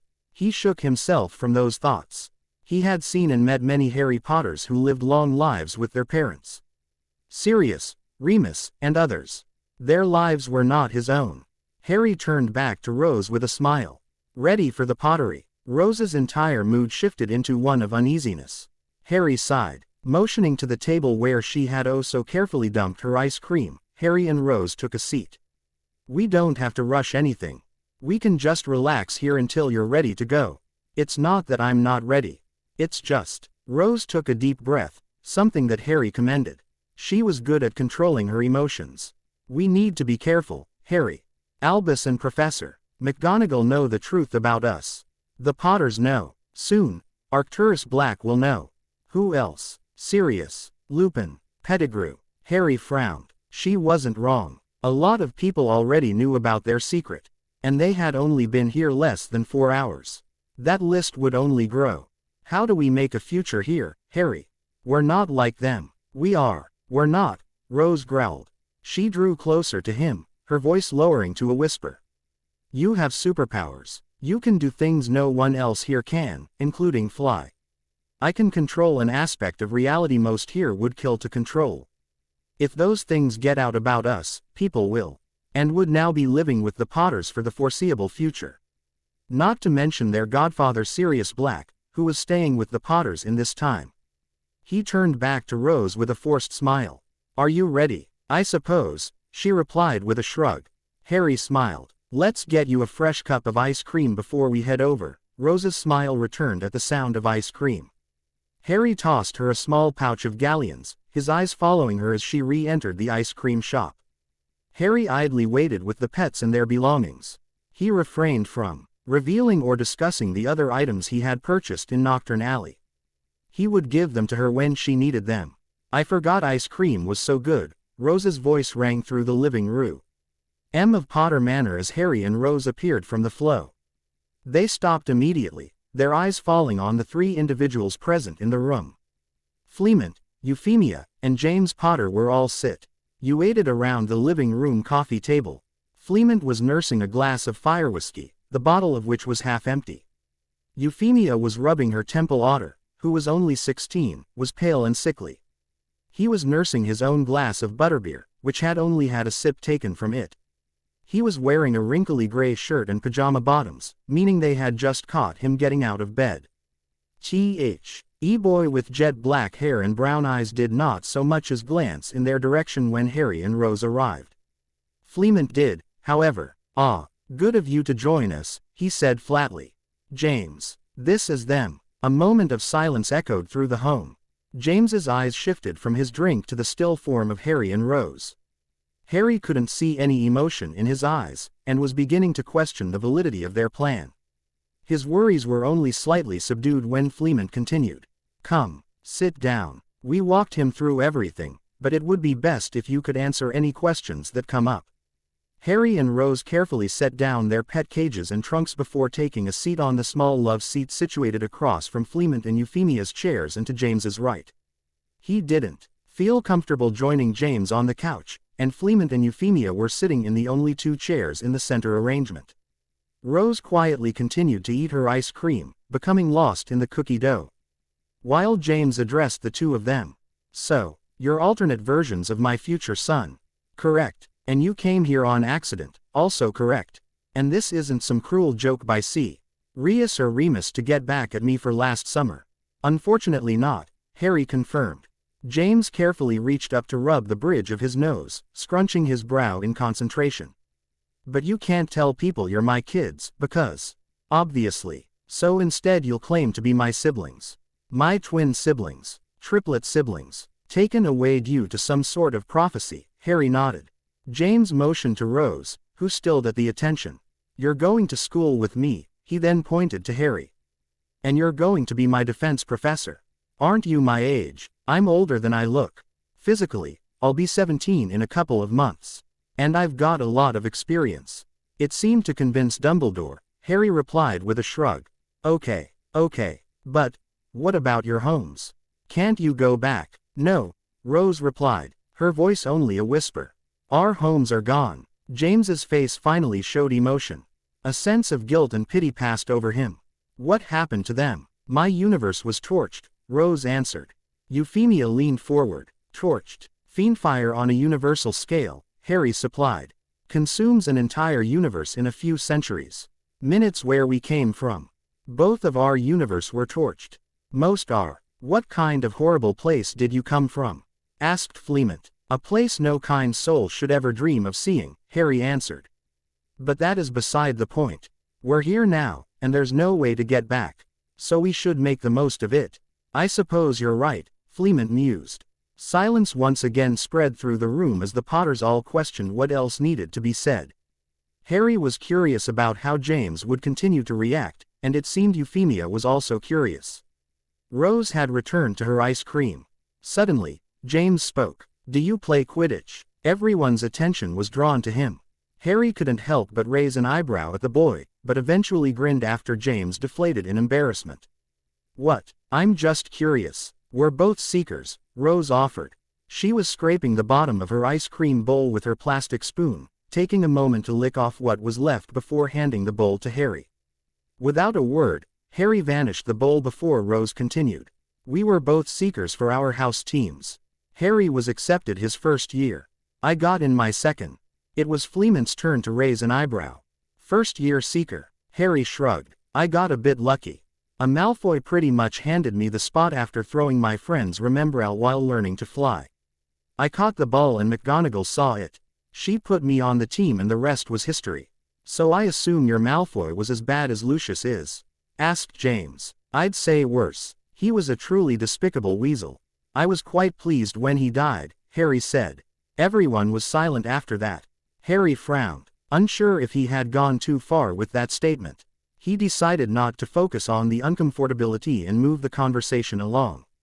Well then, everyone knows the basics. We're not from this universe. We got here a few hours ago. We're now, with permission from Fleement and Euphemia, part of the Potter family. Rose will continue her education. I have a job as defense professor. And I'm going to take an active role in taking down Voldemort. Rose questioned, raising a surprised eyebrow. Harry narrowed his eyes. Yes, I remember the talk we had at the Fortescues. Rose's eyebrow lowered, her shoulders sagging slightly. Harry sighed. I want you to be safe, Rose. I want you to have a normal life. You can't do that if you're running around playing hero. The same can be said for you, young man, said Euphemia. Harry turned to the woman with a smile. I can take care of myself. Most children think so, she countered. I'm no child, Harry replied. I'd be surprised if Voldemort himself lasted a second against me in a fight. No one's that powerful, James cut in. Harry is, Rose defended. He's more powerful than Voldemort. And Albus. Combined. The three Potters raised their eyebrows in surprise, their gaze falling on Harry. ×5. Their incredulous expressions only widened at this statement. Someone 5 times more powerful the combined strength of Albus Dumbledore and Voldemort. That was impossible. James voiced as much. Harry refrained from speaking, unsure where this was going. Despite being confident in his abilities, he refused to openly boast about them to others. His statement before had merely been to reassure Euphemia that he would be fine in a fight between Voldemort and his Death Eaters. Rose merely laughed. Harry is the definition of impossible. Now I need to see you fight Voldemort or Dumbledore, James said, motioning to Harry. You might see one of those. The other is unlikely, Harry replied with a shrug. I think we should call it a night, Fleement interjected. He held up his bottle of fire whiskey, which was now empty. I'm all out of the good stuff, and I need it to comprehend these kinds of conversations. So we'll continue this in the morning. In the meantime, we prepared rooms for the two of you upstairs before explaining everything to James. He'll show them to you. Harry quickly got to his feet, reaching out a hand toward Fleement. Thank you for allowing us in your home, sir. Fleement eyed the hand in surprise, though he soon smiled. After getting to his feet, he grabbed Harry's hand and shook it. It's not a problem, son. And please, there's no need for the formalities. You're pretty much our son now. Just like you're our daughter, he said, motioning to Rose. She smiled brightly, though she nervously stepped back. Rose was still very uncomfortable with the situation, something Harry understood would take time to change. Fleement continued. And while I know we aren't, feel free to call us Mum and Dad. Of course, if you don't feel comfortable with that, you can call us Flea and Fee. We're all a family now, so we should get used to being around each other. Harry's smile widened. All right, Flea. He turned to Euphemia. Fee, have a great night. You too, Harry, Euphemia replied with a bright smile. Harry's smile never faded. He would have a fantastic night. After all, he had to do some housekeeping and ensure things were cleaned up properly. Harry turned to James, who was watching the exchange with a frown. Harry's smile slightly diminished. James was used to being an only child. Sirius' stay at the Potters was recent and short, leaving little room for jealousy. Now, though, James found himself with two new siblings in the span of a couple of hours. Ones he would have to live with and interact with on a daily basis. Harry reminded himself to help James adjust to THHE could. Okay, James spoke. I guess I'm showing you your rooms, Harry moved toward their pet cages and belongings, but was stopped by James. Don't worry about it. The house elves will take them to your rooms, Harry nodded. He was familiar with house elves and how they functioned, as was Rose. Satisfied, Harry followed James up the steps leading to the second floor, with Rose at his side. James took them down the hallway, taking a right at the intersection before Ming to a stop in between two doors on opposing walls. He motioned to the door on the right. This is yours, Rose. He motioned to the door to his left. This is yours, Harry. Mum and Dad figured you would want to stay close to each other. That's for the best, Harry nodded. Well then, James clapped his hands together nervously. I guess I'll see you two at breakfast. Sounds like a plan, Rose agreed. Which is when? Oh, James frowned. 9:30. It depends on what Dad's doing. But he took the next few days off for you guys, so it should be earlier. Sirius will be there. 9:30 it is then, Harry said. Is Sirius not allowed to know about you guys? James asked suddenly. Harry shook his head quickly. Not yet. We'll tell Sirius eventually, as well as Remus and Lily. But until we're ready and feel they're ready for us to tell them, we'd appreciate you keeping the truth to yourself. James deflated slightly, no doubt worried about potentially lying to his best friends and future wife for an extended period of time. Harry reached up and grabbed the young man's shoulder. Don't worry, James. You won't have to keep it secret long. Just until they get a feel for who we really are. We want them to know the real us before they judge us on our origins. James's frown lessened somewhat and his shoulders regained their posture. I can respect that, he said. He peered between Harry and Rose for a minute before taking a deep breath. Well, I'm heading to bed. If you need anything, just call out to one of the house elves. Nibs and Pipkin will help you out. The others are pretty shy, Rose nodded. Thank you. James offered the two a farewell before walking down the hallway. He stepped into a bedroom down the hall and disappeared from sight, leaving Harry and Rose alone. RRY and Rose exchanged worried expressions. This would be the first time in days they had separated. Harry placed his hand on her arm, a small smile gracing his features. Everything's all right. Just get some rest and I'll see you in the morning. Right, some rest, Rose said. Good night, Rose. The girl launched herself into Harry, burying her head in his chest while wrapping her arms around his waist. Harry couldn't help but chuckle as he wrapped his arms around her. Good night, Harry, he heard her whisper. And in the blink of an eye she had separated herself from him, disappearing into her new bedroom before shutting the door behind her. Harry took a moment to look on, hoping that Rose would be all right in the night by herself. She frequently had night terrors in her sleep, something occlumency hadn't been able to fix. Turning to his own bedroom, Harry opened the door and stepped inside. He took note of the simplicity of it. It was a modestly sized bedroom, having enough room for a 4-poster bed. A large work desk in the far left corner, and a wardrobe on the far right corner. A door leading to the balcony of the patio outside his room sat between the two pieces of furniture. A door to the left led to an ensuite bathroom. Other than that, there were a few bookshelves and tables scattered around to hold books and other loose trinkets. There were no pictures or posters on the wall, leading Harry to believe this was a spare bedroom for guests. All the better, he was never a fan of decorating bedrooms. True to James's word, Harry spotted his belongings on the bed. The CAGE holding his new pet Krupp as well as a small briefcase that held his shrunken belongings. He peered down at the black and white Krupp, its eyes peering up at him without emotion. The pet had clearly been trained well, given it hadn't barked or made a sound in the time Harry had him. The eyes seemed to call out to Harry, and he could swear the way the light shined off them resembled a rising sun. "I think I'll call you Apollo," Harry spoke. The Krupp's eyes widened, its tail beginning to wag from left to right. Harry smiled. "You like that name." The Krupp began to pant, its tail smacking the cage as it swung from left to right. "Good boy, Apollo." Harry waved his hand, unlocking the cage with ease. As soon as the door swung open, Apollo jumped from the bed into Harry's arms, taking the opportunity to lick at Harry's face and neck. Harry laughed, carefully setting the excited Krupp onto the floor. Turning to an empty corner of the room, Harry conjured a doggy bed and 2 bowls, one empty and one filled with water. "There you go, buddy." Apollo quickly ran to the bowls, licking up the water enthusiastically.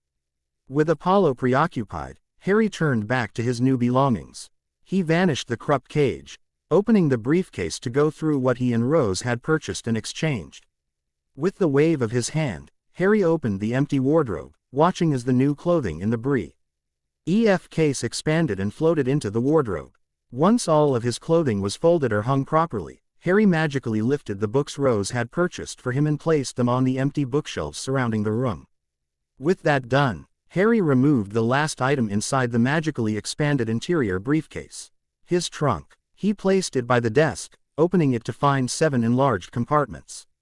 2 for his more important literary pieces, 1 for his clothes, 1 for his potions, 1 for potion ingredients, 1 for Quidditch supplies, including his firebolt, and 1 heavily warded compartment for his more personal belongings. Among these belongings were the items he had previously shrunken down into his pocket, which he had purchased in Knockturn Alley. Removing a tiny bag from his left pocket, he enlarged it and pointed his new aspen wand to the interior and levitated each item into the warded compartment. After placing Rose's belongings aside, he watched each item fall into the compartment. A silver medallion, a black pendant, a bronze clip, 3 orbs with black smoke swirling inside, and a worn piece of parchment. Items he had purchased from Borgin and Burke's. Next was a set of gauntlets, a wand holster, a muggle grappling hook, a box of throwing knives, a small cloak clasp, and a tactical belt with runes etched into the side. Purchases from the Umbra Armory. Lastly were a dragonhide cloak with disillusionment charms providing near invisibility, a pair of worn black boots, a pair of leather gloves, combat trousers, and a detachable hood. All from Cimmerian cloaks. Harry made quick work of separating all the items. When he was done, he pulled off his ragged and torn shirt and jeans. He pulled on the orange combat trousers, the black boots, the dragonhide cloak, and the gray leather gloves. With a simple color-changing charm, he shifted the colors to a deep black color, allowing him to blend into the darkness. Once he was covered from neck to toe, he shed the detachable hood to his cloak and pulled it over his head. The obscuring charm took effect, making his face undetectable. To an outsider, his face was merely a shadow reminiscent of black smoke. Harry took a moment to attach the tactical belt to his waist. Once it was secure, he slid the 3 orbs, the worn parchment, the throwing knives, the medallion, and the pendant into one of the enlarged interior pouches lining the belt. Once he felt confident in his armaments, Harry stepped out onto the balcony of his bedroom. It was roughly 8 o'clock, with the sun falling well beneath the tree line. The sunset loomed over the horizon as Harry took a deep breath. 10 hours. He had 10 hours. Updated. The 5th of March 2025. Adventus. September 1, 1996. Hogwarts Express. Scotland. Universe designation. 5.231.1. Harry Potter was angry. He was sad. He was grieving. Lesthar, his godfather, Sirius Black, had been murdered by Bellatrix Lestrange. The event had drastically affected Harry's life. Some parts for the better, most for the worst. For the better, Harry had finally been emancipated while inheriting the entirety of both the Potter and Black family vaults. This provided him with all the gold he could ever ask for. Not that he planned on using all of it.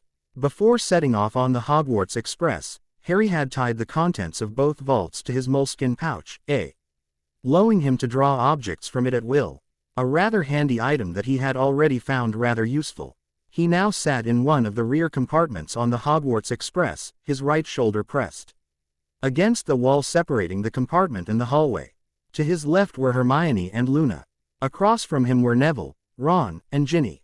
Ginny and Luna were discussing some article that had been recently released by the Quibbler.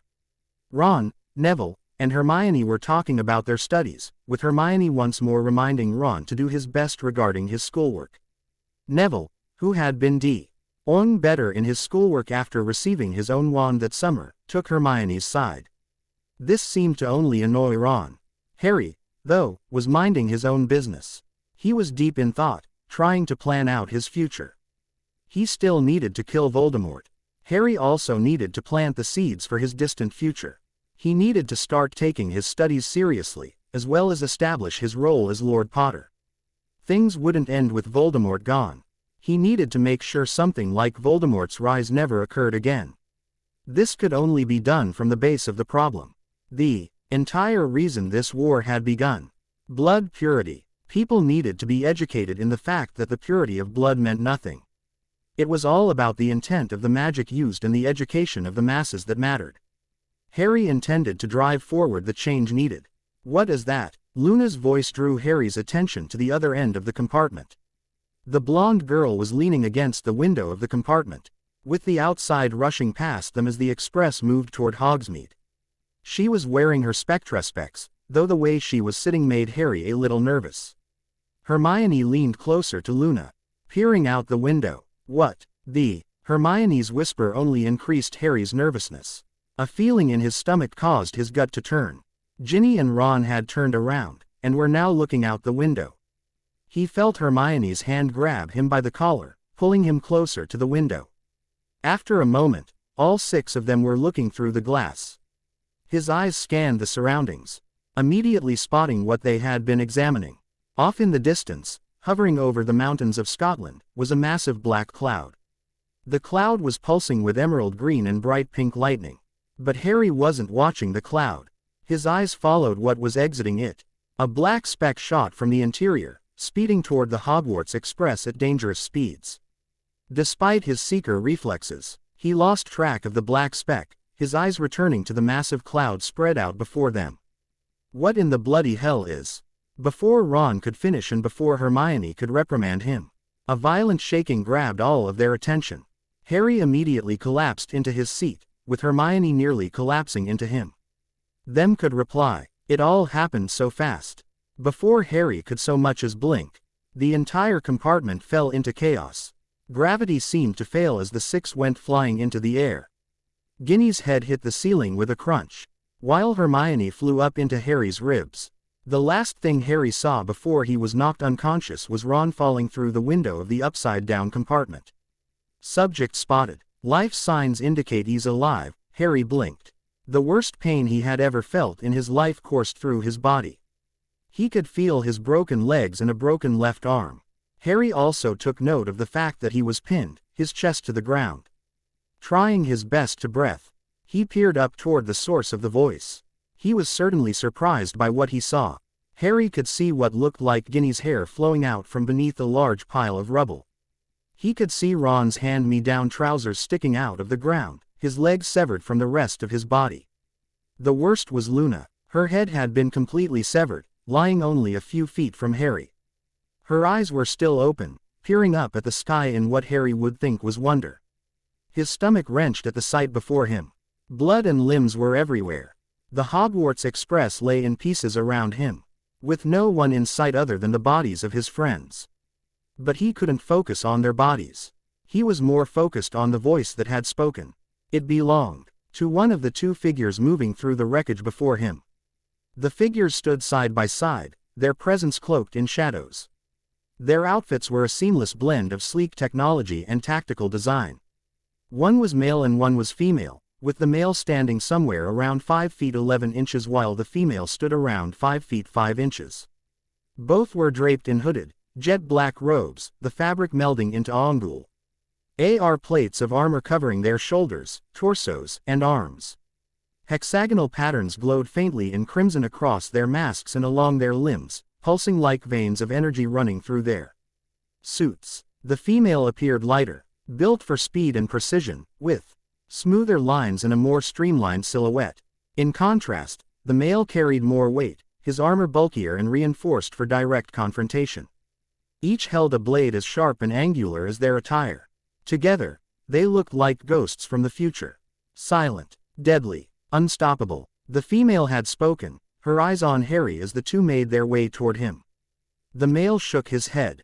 We would be more sure of his survival if Ferva hadn't derailed the train like she had. It certainly looked cool, the female spoke.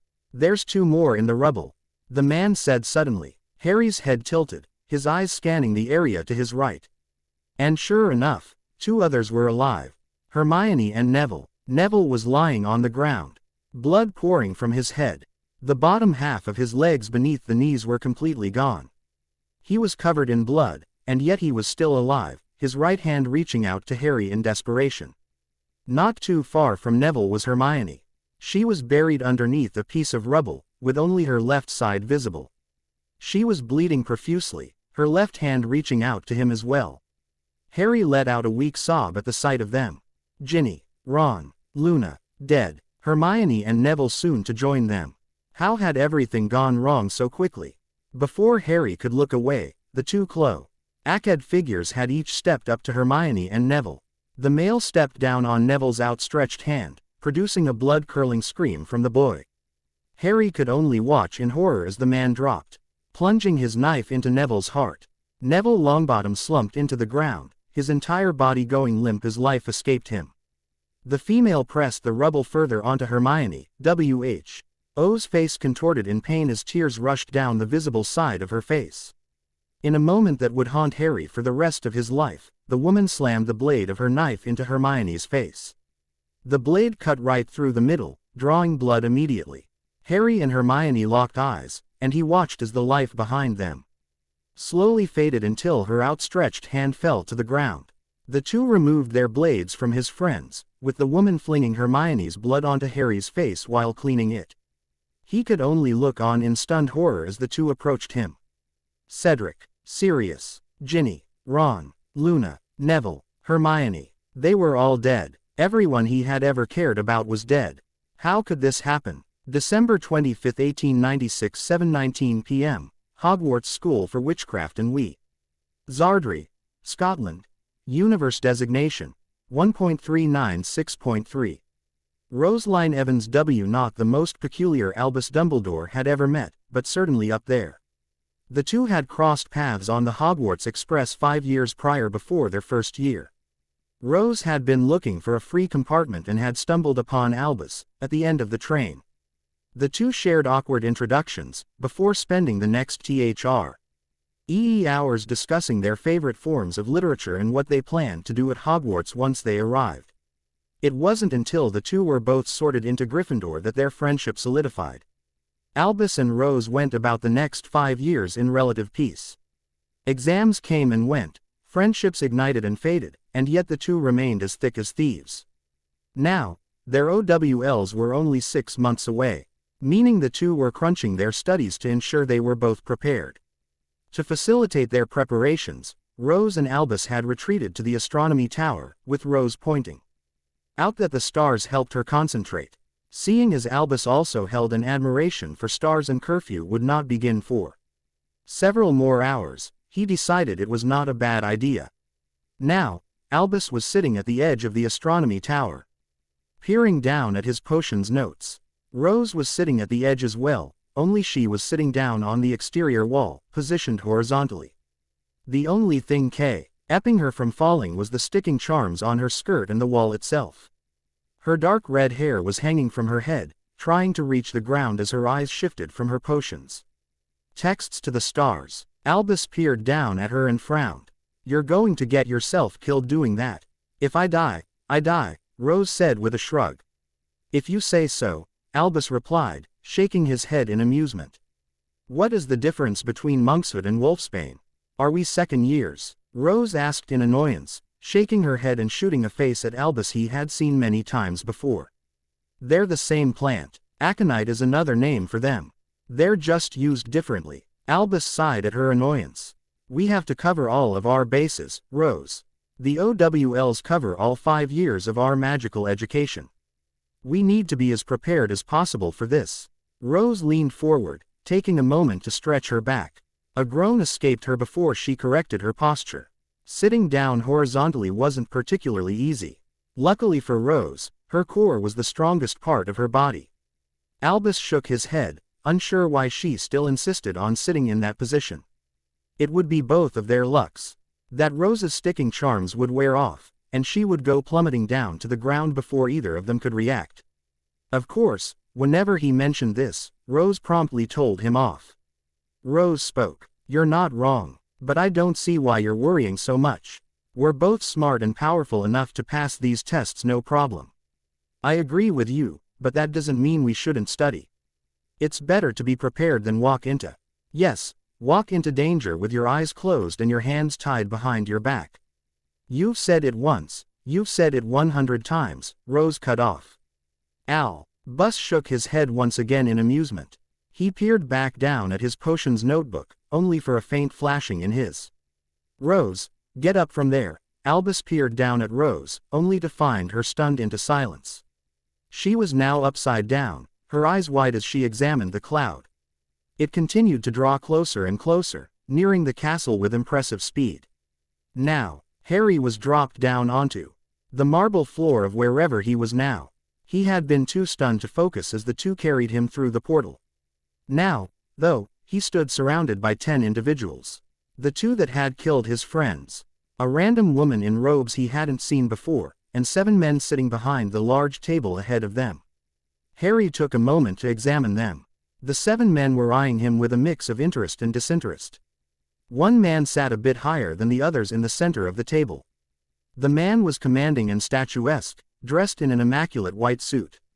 Its sharp tailoring accented by intricate silver playing across his chest and shoulders. He looked less like a man and more like a figure carved from divine authority. His long, flowing coat swept gracefully around him. A striking silver beard framed his stern, chiseled features, his sharp jawline and high cheekbones lending him an air of regal dignity. His piercing emerald green eyes were watching Harry emotionlessly.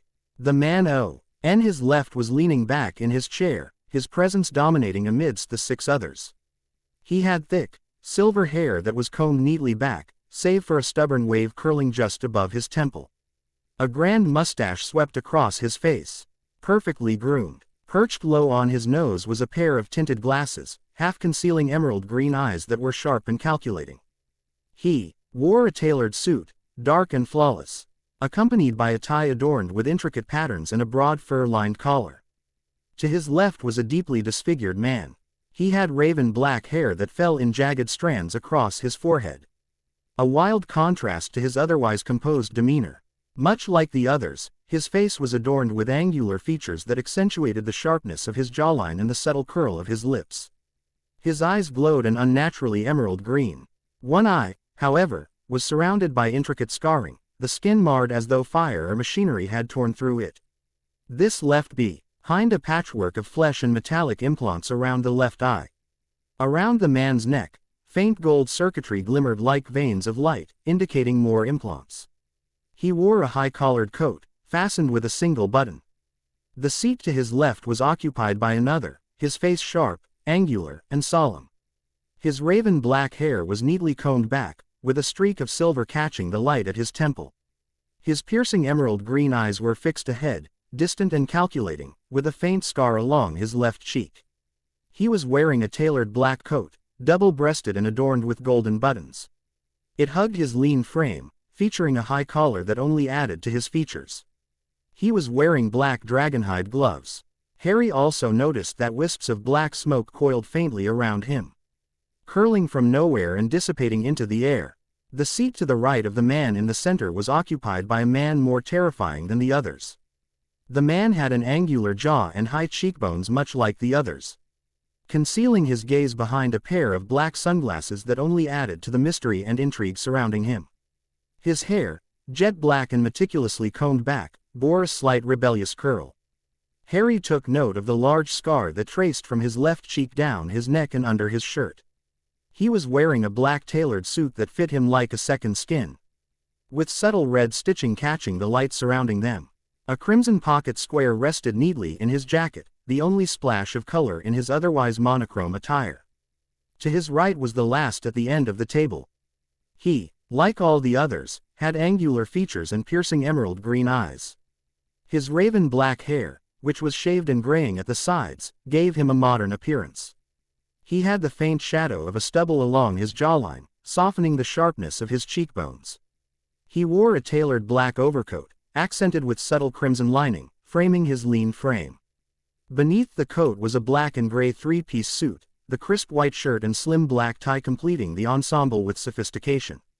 He also wore black leather gloves. His posture was the most relaxed of the seven, with one hand tucked casually in his pocket while the other lifted a cigarette to his lips. The woman who had killed Hermione spoke first. The subject has a strong magical C, or with room for improvement and additions. While his physical strength is minimal, his intellect and magical prowess make him a good candidate for gladiatorial status. The man in the middle's eyes bore into Harry with interest. I see how not as large as others have seen. His magical core is powerful, but bound by ancient magic. No doubt a scheme by Dumbledore or some other inconsequential cretin. Remove the bindings and place him in Sector 5 for assignment. Good work, Gemini. The two cloaked figures nodded. The aged council member turned to the other cloaked woman. Ferva, report to Sect. R4 and alert the Paradis to commence the torching of Universe 5.231.1. Move on to the next. Get up, a voice spoke. Two hands wrapped around his armpits, dragging Harry up from his collapsed position until he was on his feet. Harry was met with two grown men, each wearing uniforms with a symbol Harry didn't recognize on the left breast. A triangle, a circle, and a line overlaid on top of one another. When the man to the right removed the device, Harry's eyes widened. Clear as day, a large barcode stretched halfway down his forearm, with a code spelled out below it. GX3468. Whatever your name was when you arrived, it no longer applies. You have 7 cycles before you must choose your call sign. In the meantime, welcome home. Harry was then unceremoniously shoved down the steps leading away from them by the man to the left, tumbling down the flight before landing on the street below. Once again, unconsciousness found him as his head hit the ground, uncertainty and anger being the only things on his mind. Rose didn't have time to react. Albus! Exclamation rang through her ears the same time the fire reached her. Rose's sticking charms disappeared as an explosion vaporized the astronomy tower and Albus. The explosion and the shockwave ensuing it sent her careening toward the ground. She never got to learn of Albus' fate. The second her head hit the ground, Rose was no longer outside the walls of Hogwarts. She was in a completely different place. A blinding pain coursed through her as she recovered from the fall, her back and arms bent in impossible angles. But she couldn't think about that right now. Her only concern were those in front of her. She was inside a bright white room, facing a large marble table that held 7 men. The 7 all had different yet oddly similar appearances, and were watching her with indifference. A woman Rose didn't recognize stood to the right. She was an older woman, wearing a white lab coat, carrying a silver clipboard in her left hand. She had weathered and scarred skin, with a jagged line running from her right cheekbone to her jaw. Silver strands streaked through her dark brown hair, tied back loosely to reveal her dark hazel eyes. A faint burn marred her left wrist, hidden beneath the cuff of her coat. The woman occasionally snuck glances toward Rose before turning back to the clipboard in her hands. That was reckless, Magus.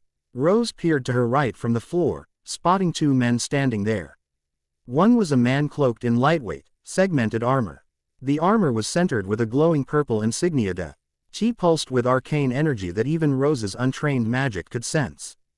Beneath the plating, Rose spotted dark fabric etched with faintly glowing geometric patterns that seemed to provide various physical enhancements.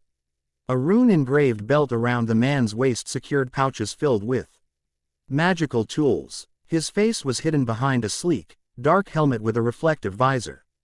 Golden accents traced its edges, adding an enigmatic and futuristic flair. A fitted black hood draped seamlessly over the helmet, enhancing his imposing presence. Rose took note of his other limbs. His arms were encased in flexible, segmented plating, moving down toward gauntlets inscribed with softly glowing runes.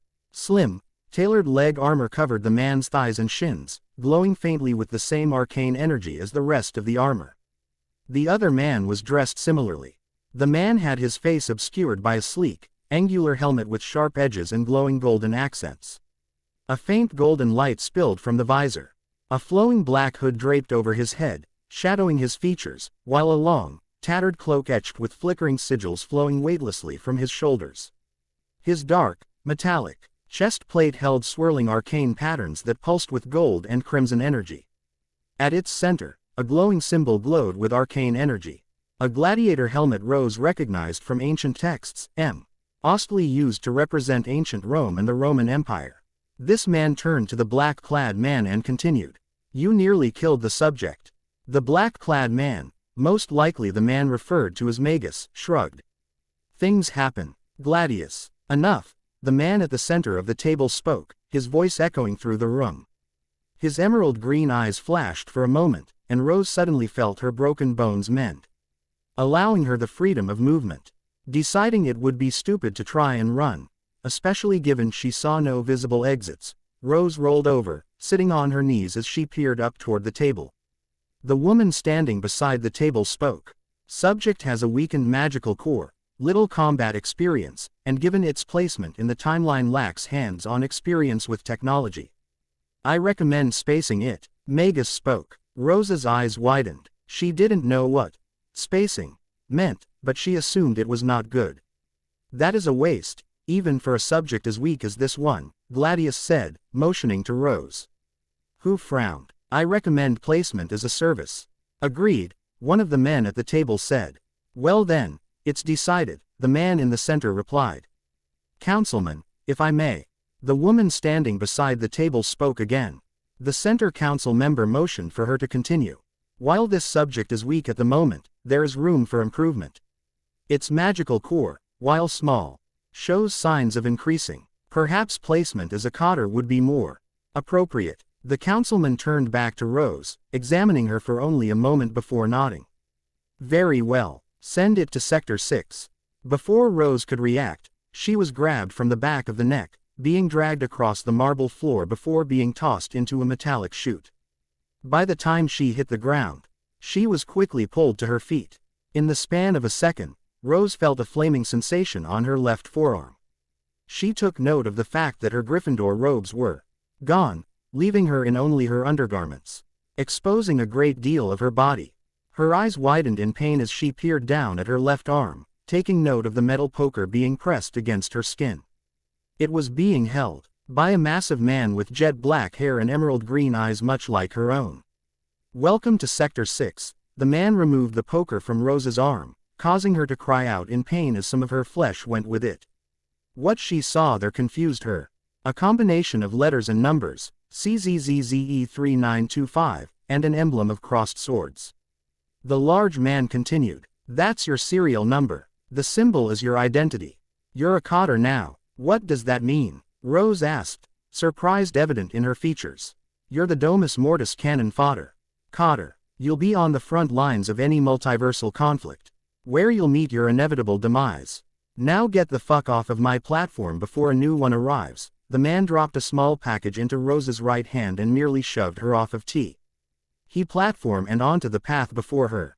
Rose's eyes widened at that explanation. She was nothing but cannon fodder.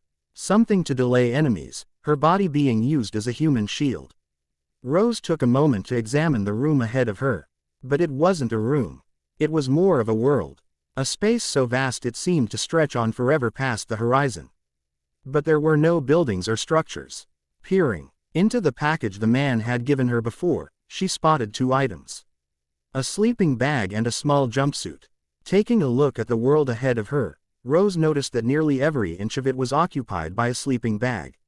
Among these sleeping bags were hundreds of thousands, if not millions, of nearly identical people. Individuals between the ages of 8 and 49 wearing identical jumpsuits, Haas and emerald green eyes. Rose spotted a few with red hair occasionally, but most had black hair. Rose's eyes widened. What was this place? This is the Domus Mortis. Rose turned toward the right, spotting a young boy who was no older than 6. He was as thin as a toothpick and seemed on the verge of collapse. Despite his clear physical ailments, the boy strolled up to her and motioned her to take a seat away from the platform. Rose cautiously did so, watching sadly as the boy slowly dropped to the floor. He crossed his legs, leaning forward to examine her. You're an odd variant, female, red hair, but your energy is different.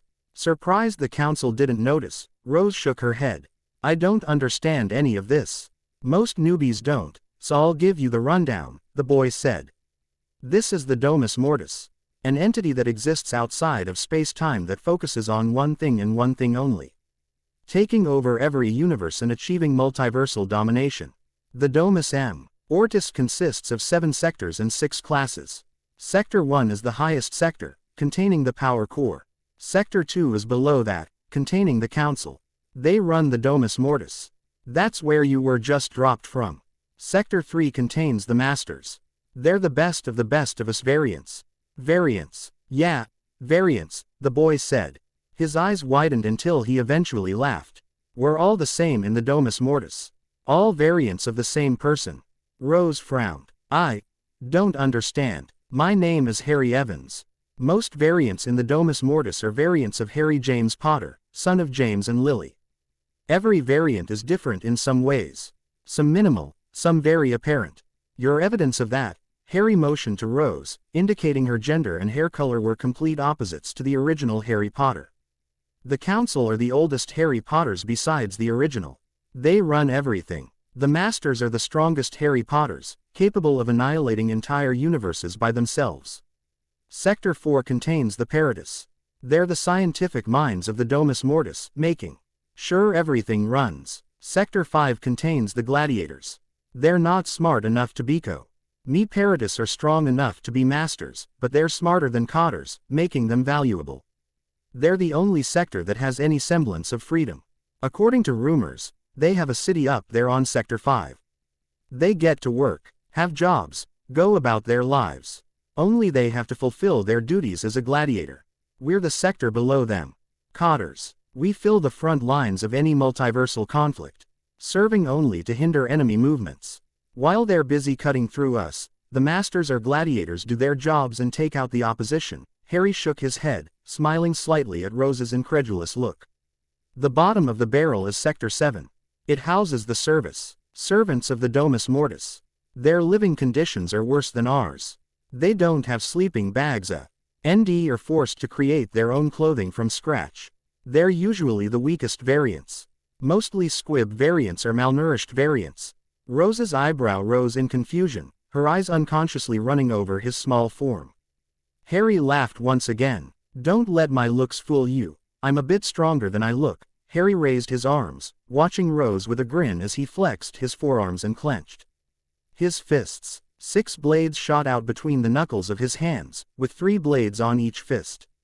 Rose's eyes widened in shock as she examined the stainless steel blades reflecting the lights in the room. Harry took a moment to wave them around before allowing them to retract back into his hands. I was experimented on as an infant. Something called Weapon M. I'm so sorry, Rose whispered, examining Harry's hands for a moment. Harry merely smiled. Don't apologize. I am who I am because of what happened. I've come to terms with it. So, Rose leaned forward, her eyes scanning the sector around her for a moment before turning back to Harry. Tell me more. Tell me everything. Eons later, his time within the Domus Mortis had been pure hell. He had started off rejecting their rules, their ideologies. Harry was tasked with his first assignment 7 cycles after arriving, claiming the name, Omen. He had chosen due to how closely it related to his life. Good and bad omens. It also related to the prophecy. His first assignment had been the standard gladiator assignment. Travel to a universe and determine whether it was qualified to enter the Domus Mortis network, or if it needed to be torched. Torched, of course, being a gargantuan fiendfire that spread throughout a universe in the span of only 500 years. He had arrived in universe -1.175.2, staying in that Earth's version of London for 7 days. It was on the 7th day that he was approached by another gladiator. Prometheus. The masked man wore a metallic suit of armor and a black hood, armed with a silver bow staff and pistol. The gladiator had confronted Harry, instructing him that the choice needed to be made. Harry had unwisely refused, resulting in a fight. Prometheus had promptly kicked his ass. Possessing extreme strength and magical ability, Harry had been tossed back into the Domus Mortis, where he was forced to declare the universe inadequate for integration. Universe -1.175.2 was then torched. Erased from the multiverse in seconds. Harry had 3 more assignments after that, each time stalling with his decision. This had ended in the same outcome. Harry was beaten to a pulp by the Gemini twins, Gladiator Tracker, and Gladiator Magus respectively. Each beating had left him more and more broken. The first fight had left him without his right arm, requiring a prosthetic. The second without his left eye. The third fight had ended with him receiving a cybernetic spine. The fourth had ended with Harry needing a second heart, a third lung, and a prosthetic right foot. It was at this point that Harry stopped caring. He couldn't physically care about any of the universes he visited, making him a perfect gladiator. His assignments went from lasting a week to as quickly as an hour. But now his decision was much simpler. A choice made in the span of a second. I'll take them all. Updated. The 5th of March 2025. 10 hours. I. 10 hours. I. Hour 1 to 8:12 p.m. August 2, 1976. Solar System. Universe Designation. 1.638.2. The heat bounced off of his skin. Radiation fueled his body, granting him more strength and resilience than 1,000 men combined. Harry Potter's skin glowed a bright golden hue as power coursed through him. His altered physiology meant that his strength only grew the more he was exposed to sunlight. Hovering only a few meters from the sun's surface certainly granted him a boost of power that would let him perform every action he needed to perform tonight. After all, it was tonight that Harry would change this universe's future forever. In the span of 10 hours, he planned on dealing with the Voldemort threat, destabilizing the Ministry of Magic, and planting the seeds for beneficial changes for both wizards, no-mage, and magical creatures alike. That is, if he succeeded. In Harry's case, failure was always an option. Peering back in the direction of Earth, Harry smiled. It was nothing but a speck of blue and green in the distance, and yet everything he had ever loved or known was on that rock. If he wanted to, he could destroy it. He could break it into a million pieces or destabilize the planet's core, and yet he wouldn't. He couldn't, nor would he let anyone else do harm to the planet or anyone on it. So he shot off away from the sun, appearing as nothing more than a speck of flesh as he flew toward Earth at the speed of light. He slowed to a stop above orbit, peering down at the United Kingdom. All the problems of his first life occurred on the tiny island. A seemingly inconsequential blood war based on the purity of one's heritage. A silly concept. Of course, Harry was a bit biased, given the state of his own blood. He wasn't entirely human anymore. After receiving several augmentations in the had become stronger. Much stronger. He had regained all the body parts he had lost in his fights with the other gladiators, while enhancing what was there. The DNA of 2 different alien species from across the multiverse gave him immense strength, resilience, and dexterity, allowing him to withstand practically anything. The DNA also allowed him to do a number of things, from flying without a broom, firing beams of raw energy from his eyes, and adapting to any type of damage done to his body. If he was beaten in a fight, his body would recover and grow stronger to withstand the same type of damage. A handy ability. It was with these 2 new genetic enhancements that Harry had felt comfortable enough to escape the Domus Mortis. While he had been unable to prove it, he felt he could now go toe-to-toe with the Ikes of Ferva and walk away relatively unscathed. At least, he hoped. Harry shook himself, trying his best to clear his thoughts as he focused on the task at hand. Sounds from across the planet reached his hypersensitive ears, giving him a good idea of events occurring. He focused on sounds coming from the United Kingdom, his eyes flashing slightly as he used his enhanced sight to scan the island. He spotted the 6 magical signatures easily. 5 artifacts in the main host. Tom Riddle. 1 was in the castle. 1 was in London. 1 in Wiltshire. 1 in the Outer Hebrides. one in Little Hangleton, which was about 40 miles south of London. The sixth piece, and the vessel, was located several miles southwest of Liverpool. He had 10 hours to make everything work. Once again at the speed of light, Harry shot down from orbit, his eyes setting on the fragment in Wiltshire, Malfoy Manor. Within a moment, he was hovering over the manor in question, his green eyes boring down on the estate. The grounds of Malfoy Manor were silent, almost serene in the moonlight. But Harry could feel the darkness radiating from the estate, curling around the building like unseen smoke. They flashed once again as he scanned the interior. Looking for the artifact, Harry spotted it in Abraxas Malfoy's study. Harry hovered over the estate for only a moment, examining the wards surrounding the manor. He placed a hand against the edge of the barrier, a soft golden light emanating from his palm. Emerald light spread from his hand throughout the wards, finding each weak point before unraveling the defense with surgical precision. Once the wards had completely crumbled to the ground, Harry descended further down.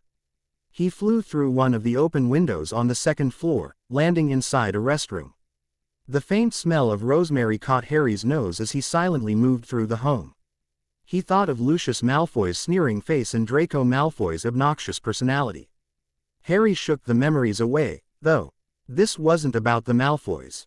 It was about Tom Riddle's diary. Eventually, Harry made it to the study where the diary resided, finding Abraxas Malfoy inside. The man was sitting at the desk in the center of the room, nursing a glass of wine while examining a stack of parchment. He was completely unaware of Harry's presence as he stepped through the threshold of the study. "The diary," Harry spoke, his voice charmed to be much deeper than his normal voice.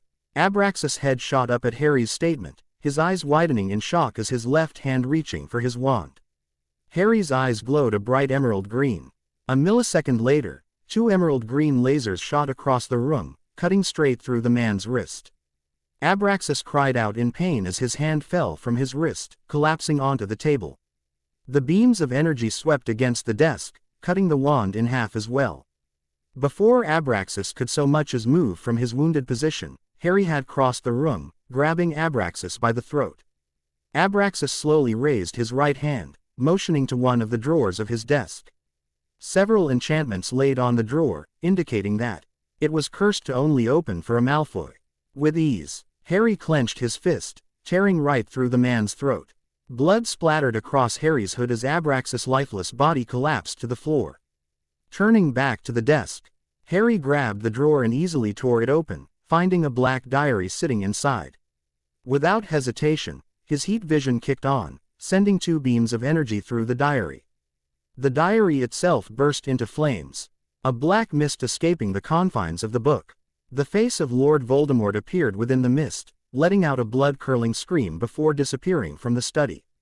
1 down, 4 to go. Harry stepped into the cold cave, the air heavy with a stench of decay. Harry ignored it, though, focusing instead on the fragment ahead. Eventually, he encountered the clearing where the fragment was held, a small patch of land with a basin at the center which contained the fragment. Surrounding the small patch of land was a lake, which Harry knew housed the decay he both sensed and smelled. As soon as he touched down on the land, the water began to stir. His eyes surveyed the water surrounding him, his amusement only growing as the creatures below the surface stirred. The Inferi emerged slowly, their dead eyes locking onto him with conviction. He was aware of these creatures. Magical zombies created by dark wizards to carry out their bidding. The Inferi were only weak to beheading and fire.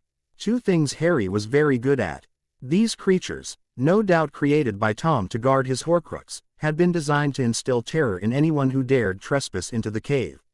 Harry wasn't just anyone. The red and gold glow around him intensified, illuminating the cavern in warm, radiant light. The Inferi continued up the beach of the island, completely unaware of the carnage awaiting them.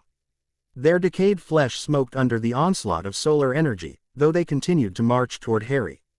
The former gladiator raised his hand, unleashing a pulse of heat that vaporized the nearest wave of undead. He held the heat above him, watching with satisfaction as the rest retreated into the shadows. They seemed unwilling to challenge the living sun above the water. The Inferi dealt with. Harry turned back to the central basin. Harry's eyes glistened with energy as he examined the basin with his vision. He spotted the locket submerged beneath the glowing potion. He could feel the dark magic radiating from it. Malevolent and unyielding, Tom's trap required the potion to be drunk to access the locket. A clever deterrent, one that held no power here. Using his heat vision once again, Harry cut the basin in half.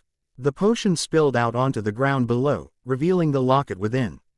Removing a small container from one of the pouches on his belt, Harry tossed tea. He locked it inside before returning the container to his pouch. Harry took a deep breath, his senses already locking onto his next target, Little Hangleton. Harry shot out of the cave and into the sky, a black streak cutting through the darkness. The village of Little Hangleton was shrouded in mist, its rolling hills dotted with shadows of long-abandoned homes and withered trees. Harry descended from the sky, landing silently near the edge of the decrepit village, his footsteps making no sound as he approached the shack. The building was a decaying ruin, its walls sagging with age and neglect, yet even in its crumbling state, the surrounding air thrummed with dark energy. The Gaunt family's legacy of hatred and obsession clung to the land like a curse. Harry's enhanced senses picked up the faint, toxic hum of enchantments laced through the structure. The magic was old, crude in its construction but still potent. Harry approached the door, his eyes examining the wards. Once again, he spotted them with ease. The layers of protection surrounding the building laid out for Harry to see, much as they had been outside of Malfoy Manor and the cave. Placing his hand against the barrier, Harry once again released a surge of energy. Once the protective wards had crumbled into dust around the shack, he approached the front door. He effortlessly sealed door, tearing a hole through it as he stepped into the entryway. Inside, the air was suffocating, thick with latent malice echoing from the family's dark magic. The faint smell of mold and mildew mixed with the hatred surrounding the magic, creating a depressing atmosphere. The room itself was sparse, only furnished with a crooked table and a rickety chair. Harry's eyes flashed momentarily as he surveyed the interior, his vision focusing on a faint glimmer beneath the rotting floorboards. Bending down, he ripped the boards from the floor, sending it flying into the roof. The opening revealed a crude wooden box. It was covered in protective runes that shimmered faintly in the dim light. The ring within pulsed with malevolence, its dark energy coiling outward like an invisible serpent. Upon opening the box, he spotted the ring in question. A golden ring with an onyx black stone embedded at the top. Harry knew what it was.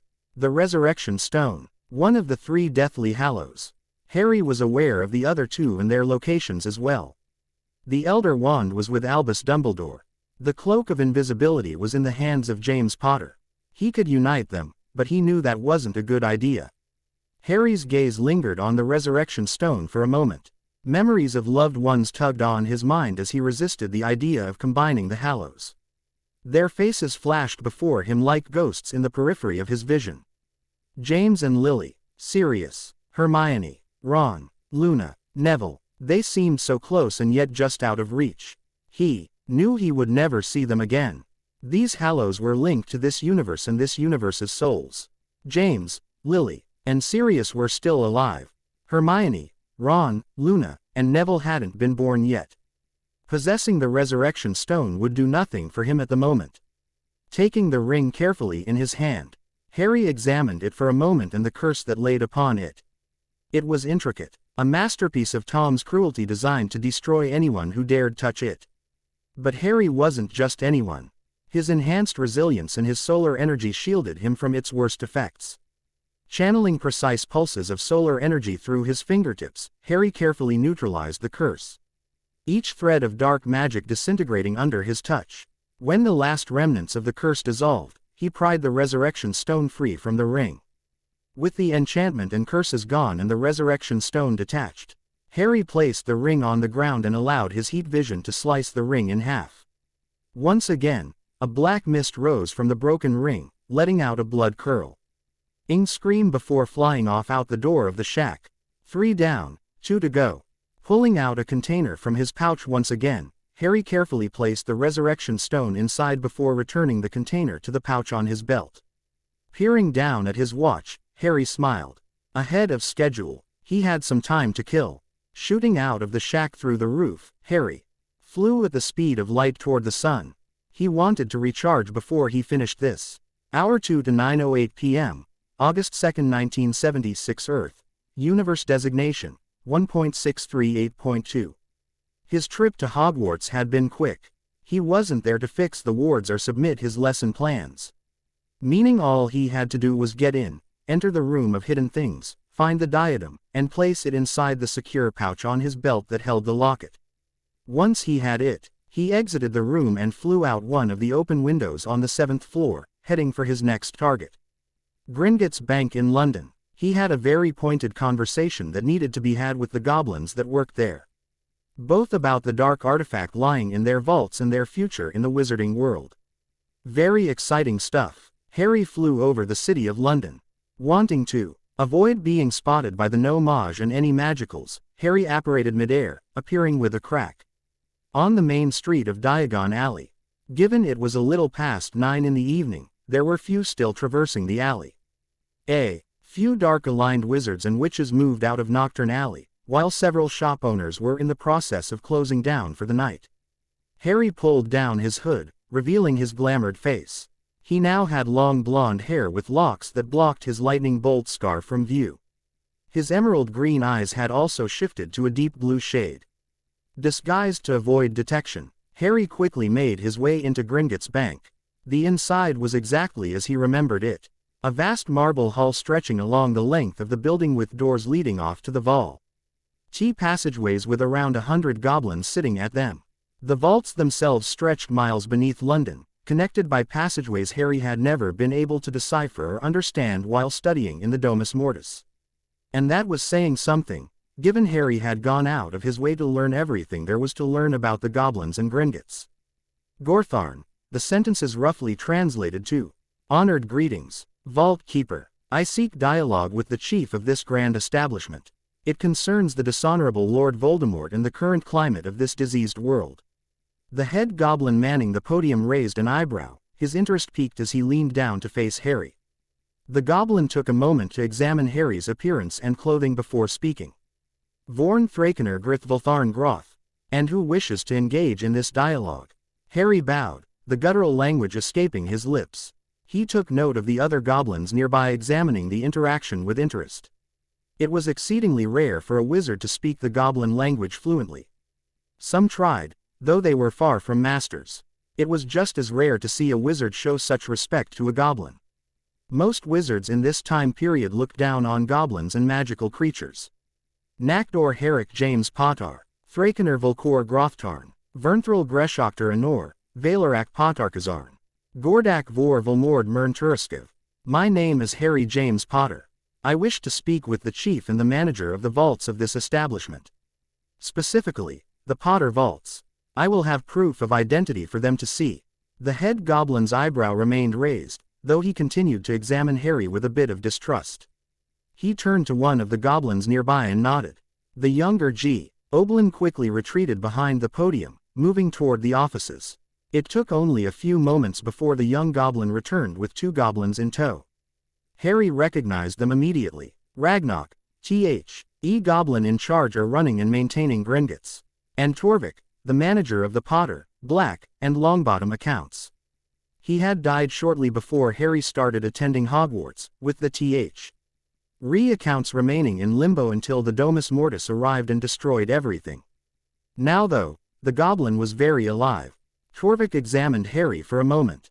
My associate, Zoc, says you go by the name Harry Potter. I was unaware the Potters sired another child. Harry smiled. The glamour charms he had placed on himself were not strong. Certainly not strong enough to deter the goblin's natural ability to detect them. The 3 goblins in front of him knew he was hiding his true appearance from them. He refused to reveal himself here. His voice lowered to a whisper. I am indeed Harry Potter. I will provide proof of my identity once we are in the privacy of an office. Torvik and Ragnarok exchanged a cautious look, before Ragnarok nodded. He turned and began walking toward the hallway Ned with dozens of offices behind the podium. Torvik gave Harry another cautious expression before following behind his boss, motioning for Harry to follow. A minute later and the 3 were in Ragnarok's office. Ragnarok took his seat, examining Harry with interest while Torvik stood at his right side. Harry remained standing. He bowed to the chief goblin seated before him, speaking once more in Grimnash. Vrosh Turak Mok, Grishnik Vorik, Karik de Mald Krath Vunduk Thorik Malakdorn Vok Gathrok. Thank you for Speversier. May your enemies suffer fates worse than death by your hands. Ragnok raised an eyebrow at the greeting. He bowed his head slightly. His eyes narrowed, however, when Harry released his glamours. His blonde hair shrunk and returned to jet black, his deep blue eyes returning to their natural shade of green. The two goblins didn't move an inch, though they continued to examine Harry with caution. Ragnok soon spoke. You are indeed Harry Potter. I am. And your proof? Asked Torvik. My memories. Harry turned to Ragnok. With your permission, I would like to remove memories from my mind and place them within a pensieve for yourself and Vaultkeeper Torvik to review. Once you both have examined my memories, you can choose whether to hear me out. Ragnok continued to look at Harry for another few minutes. Eventually, his mouth shifted into a foul grin. He leaned forward, his nails sliding over the desk as he spoke. We will examine your memories, so-called Potter. Torvik will review them first. I will do so afterwards. After that, we will conduct our own investigation. I believe a blood test will be more than adequate along with your memories to prove your identity. Very well, Harry nodded. Torvik snapped his fingers. A pensieve appeared over the table, hovering between Harry and Ragnok. Not one to waste time, Harry placed the tip of his finger against his right temple. In a display of wandless and wordless magic unseen by someone his age, Rai pulled a thin string of pure blue magic from his mind. He dropped the memories into the pensieve, watching them disperse into black mist. Harry leaned back as Torvik closed his eyes and placed his hand inside the water. This would take a while. Hour 3 to 10:26 p.m., August 2, 1976 Earth. Universe designation, 1.638.2. By the time Ragnok exited the memories, both goblins held looks of pure disbelief. And Harry hadn't even shown them all of it. He showed them bits of his original life. His mother's death, pieces of his life with the Dursleys, his acceptance to Hogwarts, the Philosopher's Stone event, the Basilisk, the Triwizard Tournament, and the Battle of the Department of Mysteries. Harry then showed them his capture by the Domus Mortis, his time there, and his eventual escape. There were of course many things he hadn't shown him. Harry couldn't afford to tell anyone all of his secrets. Those were reserved only for himself. Ragnok removed a large piece of parchment from his desk, placing it on the polished wooden surface before addressing Harry.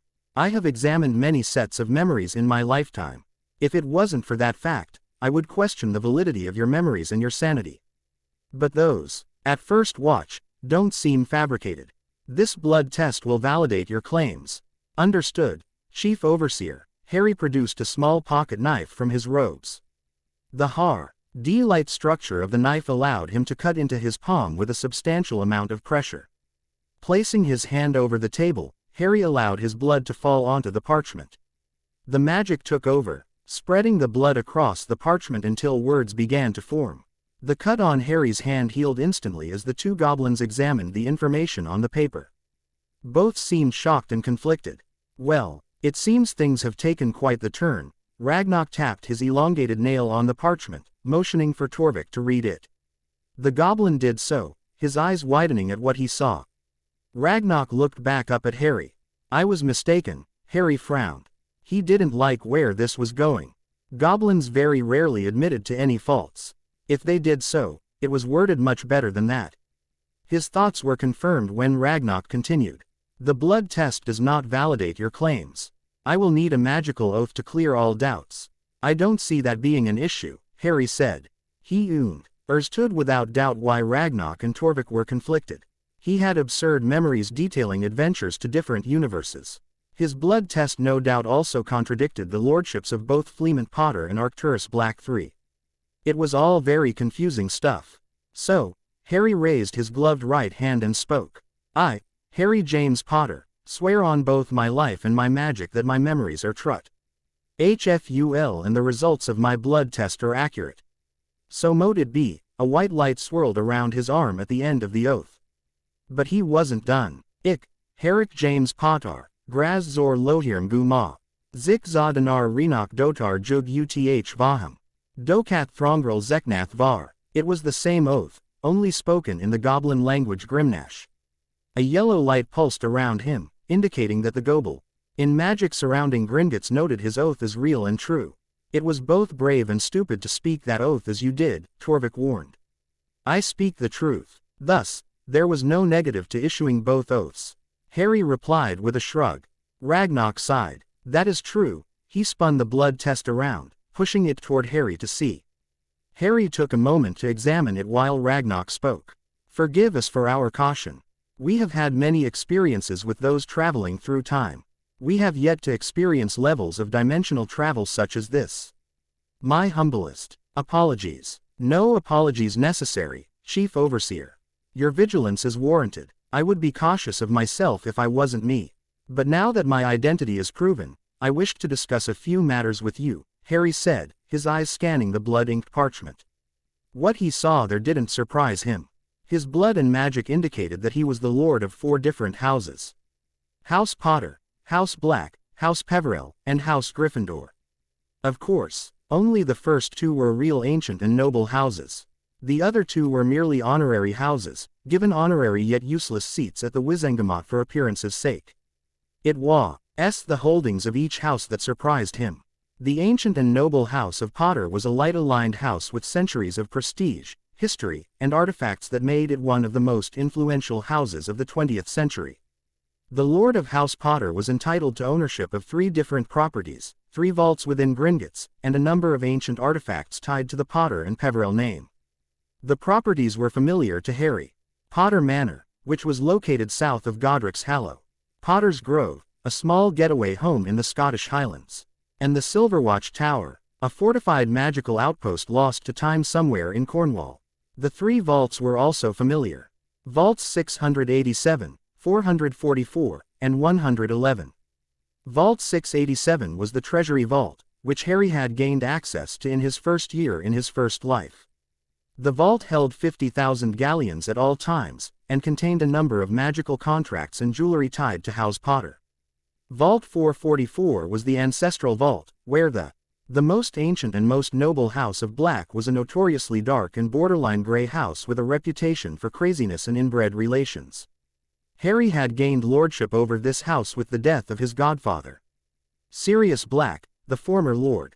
Now, both blood and magic agreed he had a claim of ownership of the house, making him its lord once again. This aligned with the ownership of several dozen properties including 12 Grimmauld Place, 3 vaults, and a number of ancient and notoriously dark artifacts. The vaults caught Harry's focus. Vaults 711, 999, and 322. Vault 711 was the Treasury Vault. While the Potter's Treasury Vault acted as more of a trust vault, the Black Treasury Vault held the entirety of the Black family's fortune. Just a couple hundred sand galleons from 1,000,000 gold coins sat in the vault. A stupid amount of wealth. Vault 999 was the Legacy Vault. It contained the portraits of past Blacks. Historical items were deemed of importance. Vault 322 was marked as the Forbidden Vault. This vault held the darkest and most cursed objects, tones, and experiments the Blacks could conjure. Not even the goblins dared investigate what lied within. The Peverells had been a rather secluded and small family. Thus, they only had tea within Gringotts. Vault 773 contained a few thousand galleons, a few shelves worth of odd trinkets, and black chests said to hold the Peverells' most treasured artifacts. Of course, Harry knew the true whereabouts of the Deathly Hallows, but he would allow those who believe it to believe. The Gryffindor holdings were what surprised Harry the most. He had expected a few thousand galleons like the Peverells' vault, but instead he found several 100,000 galleons in one of the 2 Gryffindor vaults. Vaults 399 and 607. Vault 399 was the Gryffindor Treasury Vault, containing nearly 400,000 galleons, a trunk full of Godric Gryffindor's personal belongings, a library of Gryffindor's favorite books, and a number of the family's ancient heirlooms. Vault 607 was the Founder's Vault. It held a number of ancient texts describing the creation of Hogwarts and the legacy Godric left behind.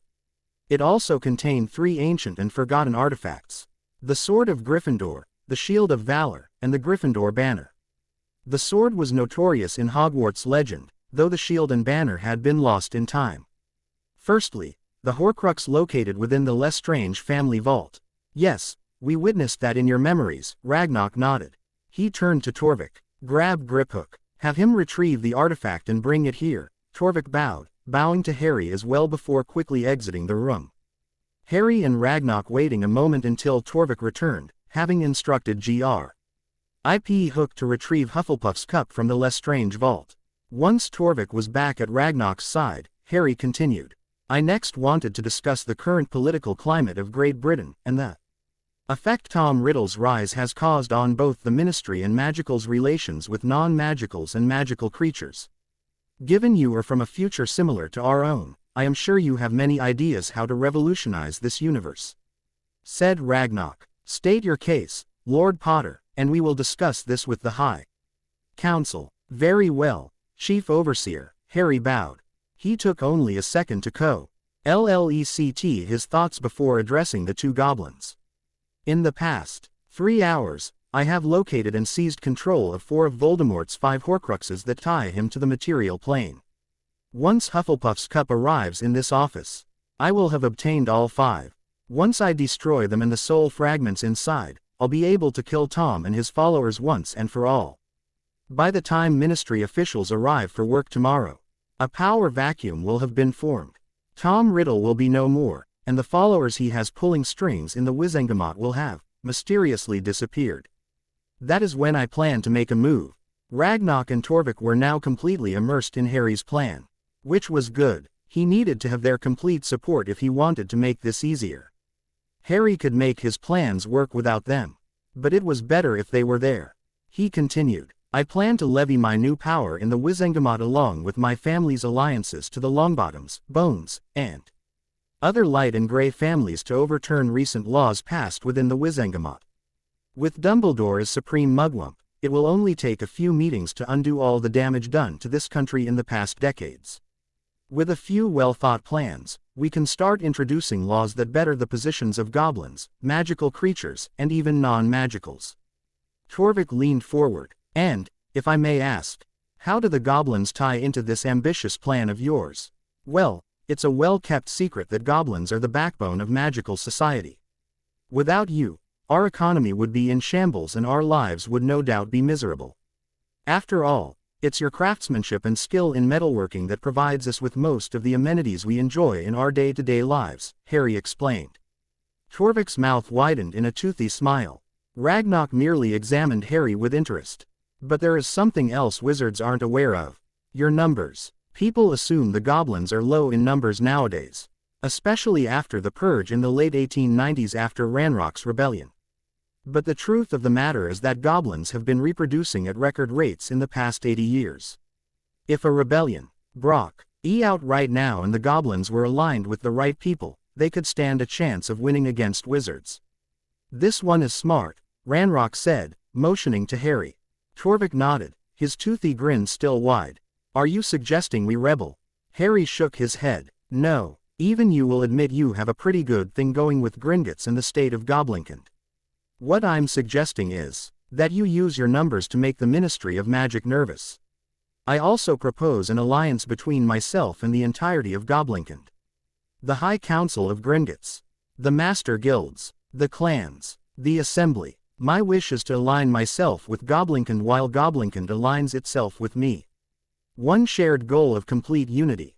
I fight for goblin rights and the rights of all magical creatures. Blinkand supports my goal and offers assistance in any way you can. Ragnarok frowned. That is a very serious request. The High Council has never aligned itself to a wizard. Alignments and alliances are reserved for individual clans and guilds. The status quo needs to change if we want real progress to be made, Harry replied. He lowered his head, speaking in Grimnash. Thrag nor com vrecht doth gorn gokersk verthen. Grecht das Vecner verthrock. Vecner gresh. Thrag gron dut zeknath. One cannot perfect their craft without first experimenting. Failure must arise before success. When one fails, they must get up and try again. The world as we know it is no success story.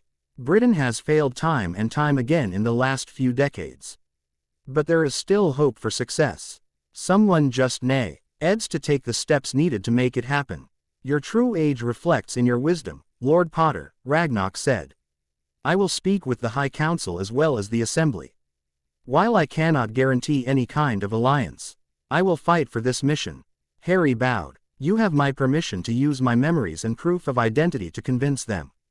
If you would be willing to request my apparank at one of their meetings to plead my case, that would also be appreciated.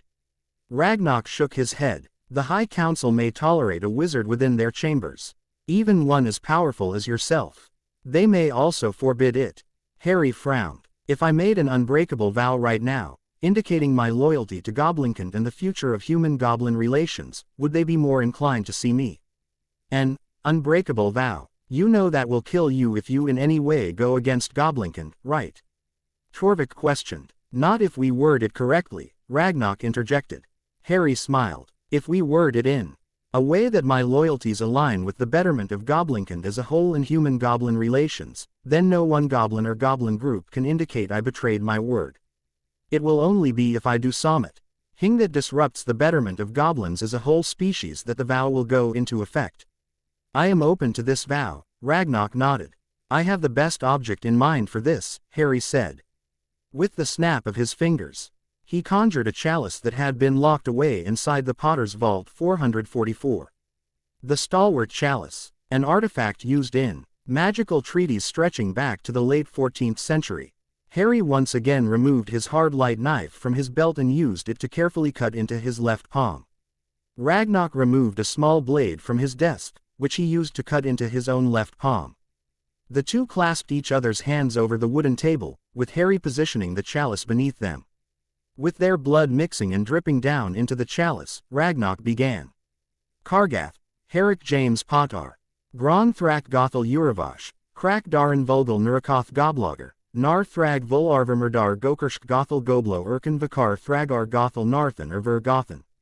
Arethan, do you, Harry James Potter, swear to honor the autonomy, dignity, and sin, never raising wand nor hand against our people except in the defense of your own life or that of another innocent being? Thrag nor Thrak Uravash, Vulgal, Nurkoth Gobloger Urkin Vakor Thrak Goblo Vakar Thrag Ar Urakoth Gothan Ver Narthan Arethan, I swear to uphold the sovereignty, dignity, and autonomy of Goblinkind and will act against no goblin unless in defense of life and innocence. Kargath, Herrick James Potter, Gron Vulk Drar Gobloger Ver Nardhor Vol Dredgeth Gothan Vulgalar, Vakar Gornkoth Gothan Inakal Ver Juluth Thardor Humanar. Ver Gron Vol Thrak Gothan Thrag Uravash Gothar Ver Gothloger Urakoth. Do you vow to defend Goblinkind from unjust persecution by wizard kind, to be our voice in the halls of human power, and to advocate for a future of mutual respect and equality between goblins and wizards?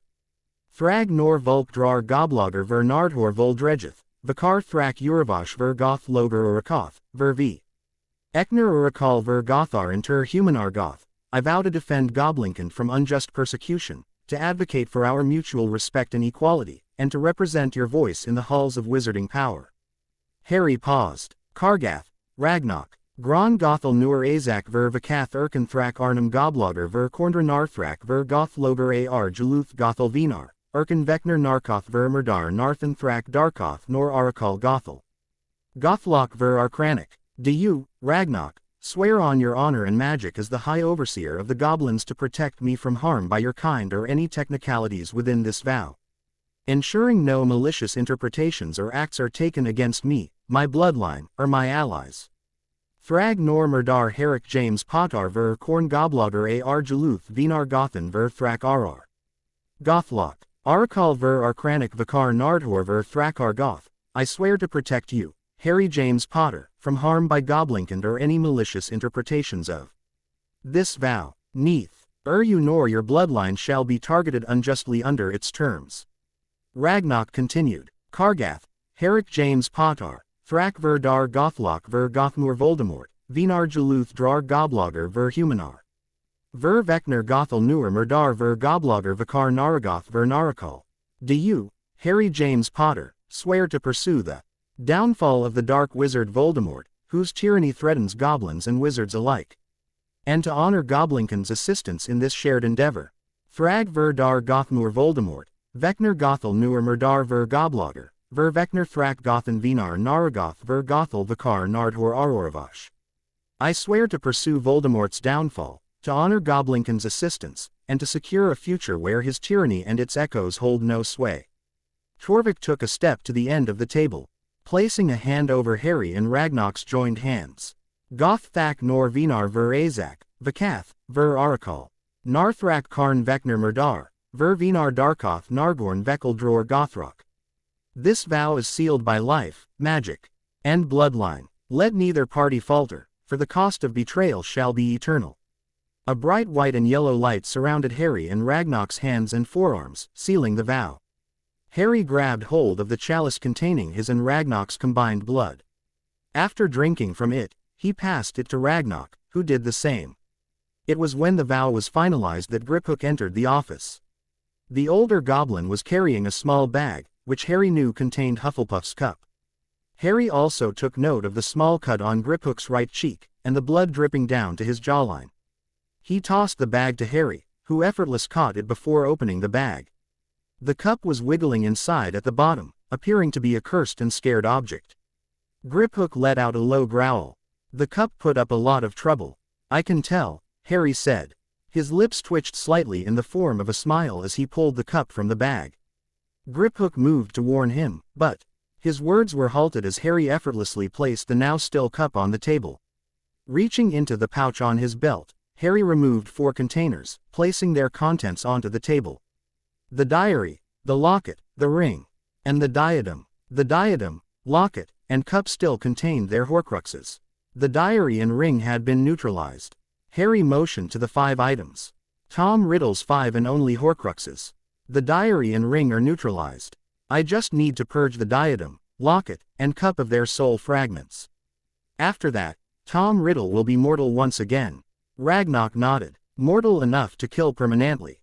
Do you have the means to purge the fragments? I do. Ragnar finally got to his feet, stepping away from the desk. Well then, let us begin. Updated. The 6th of March 2025. 10 hours part 2. 10 hours part 2. Hour 4 to 11:02 p.m. August 2, 1976 Earth. Universe designation. 1.638.2.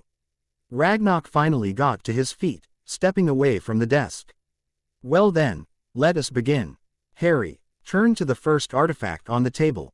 The long-lost diadem of Rowena Ravenclaw. He examined the large sapphire at the front of the diadem, which contained the soul fragment he was looking for. He looked up at the 2 goblins in front of him. Griphook had been excused by Ragnar. You might want to cover your eyes. Both goblins merely looked at him. Shrugging at their continued caution, Harry's eyes glowed a bright emerald green light. 2 beams of solar energy bore down on the sapphire embedded inside the diadem. He did his best to keep the energy he pushed into the beams a minimum, maintaining a heat level strong enough to expel the fragment. And expel it he did. A burst of black mist dislodged from the diadem, smacking into Harry's chest. If he wasn't as durable as he was, the fork of the hit would have sent him through the wall. Given his strength, the black mist merely bounced off of his chest. Before it could move, Harry redirected the fragment into one of the containers he had used to hold the diadem before. Once it was inside, he closed it shut. The other 2 fragments would join it as the 3 faded into the ether. Harry performed the same actions on the locket and the cup, placing the soul fragment into his container. That should do it, Harry said, examining the 5 artifacts. Voldemort's Horcruxes are eliminated. Once I leave here, I'll work on the next step of my plan. Taking out his followers. What would you like for us to do while you are doing that? Torvik asked. Well, that's where my last order of business come in. Harry finally took a seat at the other side of the table. With Ragnar taking his seat at his desk, Torvik once more stood at Ragnar's side. Harry continued. I would like to request the formation of my own group of vaults. 3 of your most secure vaults. Ragnar nodded, motioning for Torvik to write the information down while Harry spoke. The first vault will be my treasury. I want both the... There is a problem, Lord Potter, Ragnar interjected. What title would you like to place on these vaults? The names Potter, Black, Peverell, and Gryffindor are all taken. We cannot call it the Potter Treasury because that name is already taken, Harry frowned. What to call it? What to call it? It took him nearly 5 minutes to come up with the name he wanted. Ragnarok nodded. Very well. Viti. The most noble house of Viti. Now that issue is resolved. Please continue. Harry bowed his head in thanks before continuing. The first vault will be the Viti Treasury, containing the sum of the Potter, Black, Gryffindor and Peverell families' wealth. Sell half of those houses' investments and place that money inside the treasury as well. Ragnarok and Torvik's eyes widened.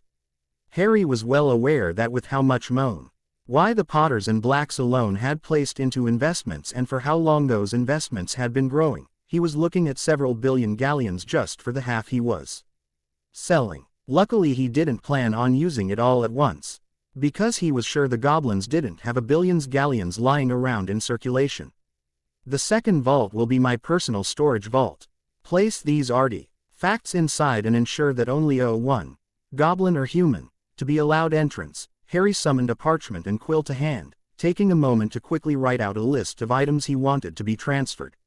He passed it to Torvik, who examined it. I want the third vault to be set aside to collect the rest of both House Peverell and House Gryffindor's wealth made from donations or investments. Very well. Ragnarok nodded as Torvik continued to scrawl down the information. That will be done immediately. Though I cannot make any promises about transferring all of your investment funds.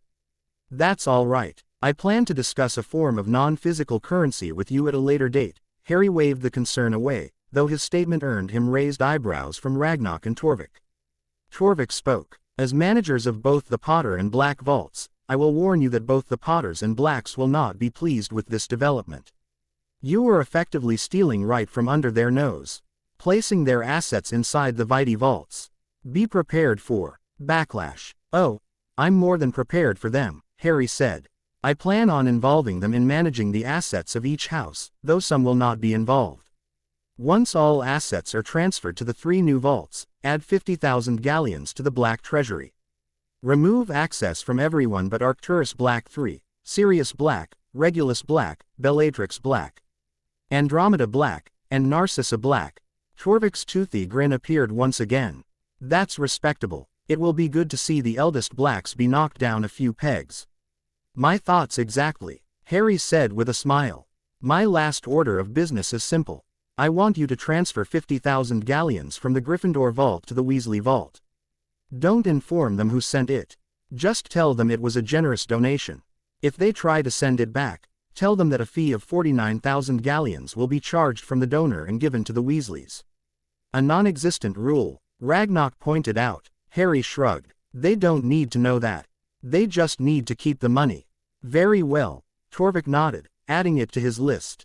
Harry took a minute to think about his list. He had destroyed the Horcrux fragments, claimed ownership of the Black, Potter, Peverell, and Gryffindor lordships, established his own set of vaults with the 4 families' combined wealth, given a fair amount of money to the Weasleys, and ignited an alliance with the goblins. All in the span of 2 hours. Nodding at the progress, he turned back to Ragnarok and Torvik. If anyone from the Potter and Black families try to get into the vault who aren't authorized, tell them to wait for my message.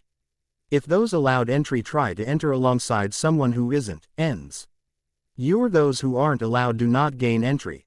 Torvik bowed. Of course, Lord Potter. How is it you plan to message them? They will know it when they see it, Harry answered with an identical bow. Now, my business here for now is concluded. Your assistance has been most valuable.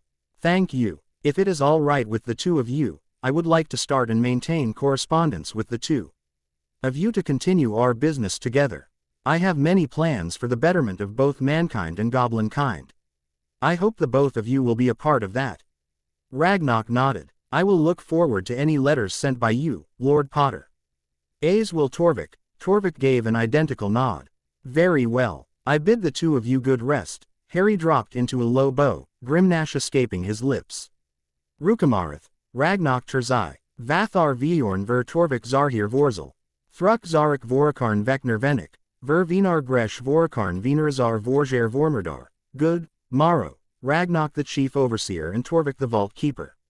May your vaults pour with the wealth of your enemies while their blood pours onto your blade. Thruk Vekner Zarner Vorderthar, Goth Potar. Karn Vinardrak Murdar Narzarok Ver Vekner Zarthruk Vinrakal. May you succeed during your travels, Lord Potter. Your enemies offer little hope against the might of your power. Harry's smile widened as he bowed once more. Ragnok and Torvik bowed in return. With his business concluded in Gringotts, Harry shot out of the office at the speed of sound, leaving a gust of wind in his wake. Hour 7 to 2:32 a.m. August 3, 1976 Earth. Universe designation, 1.638.2. Amelia Bones was confused. She had been woken up at 2 in the morning by an emergency call from the Minister of Magic and the head of the Department of Magical Law Enforcement. A call to all Aurors to report to the Ministry. Apparently, someone had made a move on supposed Death Eaters on the island, and they were making quick progress. And so Amelia found herself in her Auror robes, standing in the middle of the massive room containing all of their cubicles. Her cubicle wasn't far from Barty Crouch Snar's office, meaning she could hear him screaming at one of T. He Jr. Aurors about an incident in the Midlands. Amelia wasn't focused on that. She was focused on reaching the spare fireplace in the office behind her cubicle. Unused and currently empty, Amelia locked the doors, placing some anti-eavesdropping charms around the room before stepping toward the fireplace. Amelia took a moment to ignite the wood within the fireplace. Once it was lit, she pulled some flow powder from the top of the fireplace and tossed it in. Hogwarts Headmaster's office. The fire ignited into green flames as Amelia stuck her face into the fire. She was immediately met with the headmaster's office. Despite it being 2 in the morning, Albus was standing behind his desk, examining a few loose pieces of parchment. Albus. The aged headmaster turned to his fireplace, raising an eyebrow at her appearance. Ms. Bones. Yes. Albus dropped one of the loose parchments he was holding, moving toward the fireplace. Once he was closer, Amelia started. The Ministry is on high alert. Someone is making a move against Volume. You know who. I wanted to know if you knew anything about it. If the Order was behind it. Albus frowned. The Order isn't behind any kind of attack. We haven't coordinated any strikes against Tom. But, Albus turned away for a moment, examining the wall to his right with interest. Amelia didn't know what was running through the headmaster's head as he thought to himself. Eventually, Albus turned back to Amelia and the fireplace. I have a suspicion as to who our unknown attacker is. Let me investigate this matter and I will get back to you. Take care of yourself, Ms. Bones. With that, Albus turned away from the fireplace. Amelia knew that was her indication to end the flow call. She did just that, returning to her cubicle in the main Auror hall. It wasn't until she sat down at the cubicle that she took in what Albus had said. Attacker. Singular. A singular attacker doing this much damage. Reports had already come in indicating nearly half a dozen attacks on Death Eater outposts. Chunks of Malfoy Manor had been torn from the manor, the wards surrounding it completely collapsed. Aurors had found dozens of Death Eaters inside the manor. Their bodies scattered across the halls and in dozens of pieces. They found Abraxas Malfoy in his study. His throat had been completely crushed, though from the formation of the blood splatter. It seemed the killer had used only one hand. It was rare to find such carnage turned back against the Death Eaters. The Avery Manor had been blasted into nothing, leaving only a charred crater in its wake.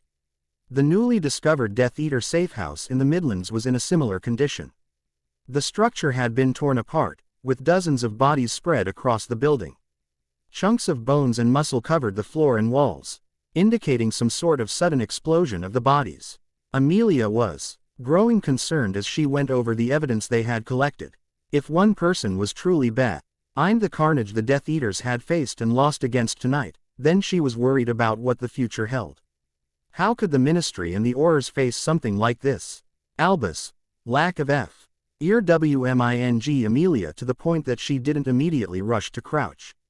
Someone's killed the minister. Amelia's eyes nearly popped out of her skull as she spun toward the source of the voice. One of the junior Aurors, John Dawlish, was leaning against the doorway leading into the Auror office, his eyes bloodshot red as he peered into the room. Amelia was one of the first to her feet, rushing past her fellow Aurors as she entered the hallway. It took her only 2 minutes to run up the stairs leading to the first level. After all, The elevators were bound to be full with people rushing to see the minister. Amelia would get there faster. In true fashion, Amelia sprinted into the minister's office, finding the small room positioned between the main office and the hall. It was used by his secretary to screen meetings and anyone wishing to enter. There were already over a dozen Aurors inside the room, each scrambling to get a look inside.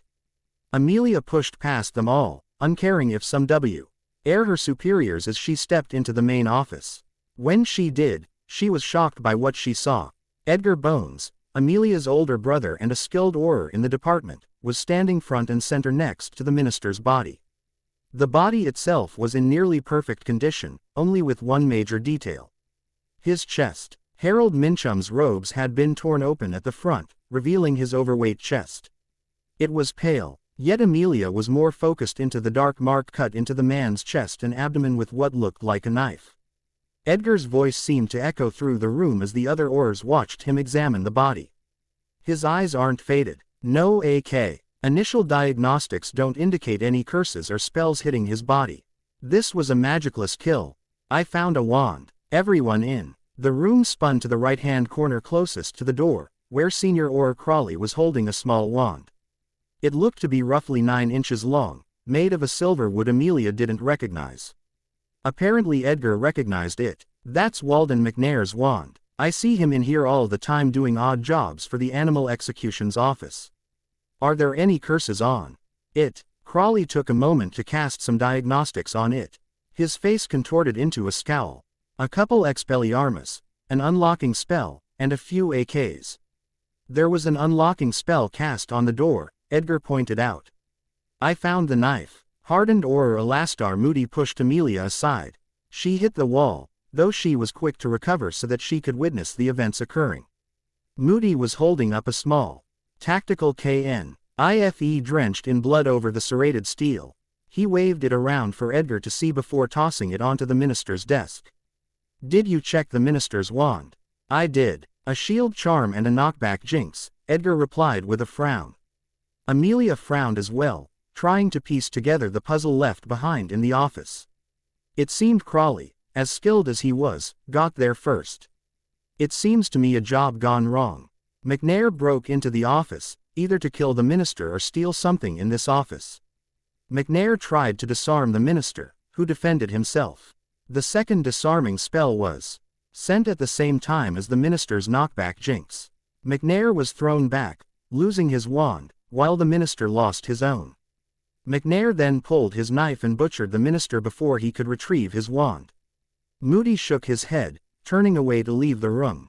Crawley stepped forward, placing the wands and the bloodied knife into 3 separate evidence bags. Edgar's eyes narrowed as he examined the secretary office, which held several dozen ministry employees trying to enter the office. Edgar's temper got the better of him. For Merlin's sake, someone cordon off the bloody crime scene. Hour 9 to 4:07 a.m., August 3, 1976 Earth. Universe designation, 1.638.2. Harry had been busy in the hours since leaving Gringotts. For over 4 hours, he had sped across the continent of Europe, taking out any attachment of Death Eaters he could find. He had destroyed Malfoy Manor, left the Avery Manor a charred mess, and had slaughtered hundreds of Death Eaters before deciding to finally go after the man himself. Tom Marvolo Riddle, Lord Voldemort. He hovered over the Riddle house. The house on the hill. The manor located not far from the graveyard where Harry's Voldemort had been resurrected in his 4th year. The graveyard where Harry had been tortured and used as an ingredient for that resurrection. Where Cedric Diggory had died. Now, Harry merely examined the house. He had done everything he needed to do.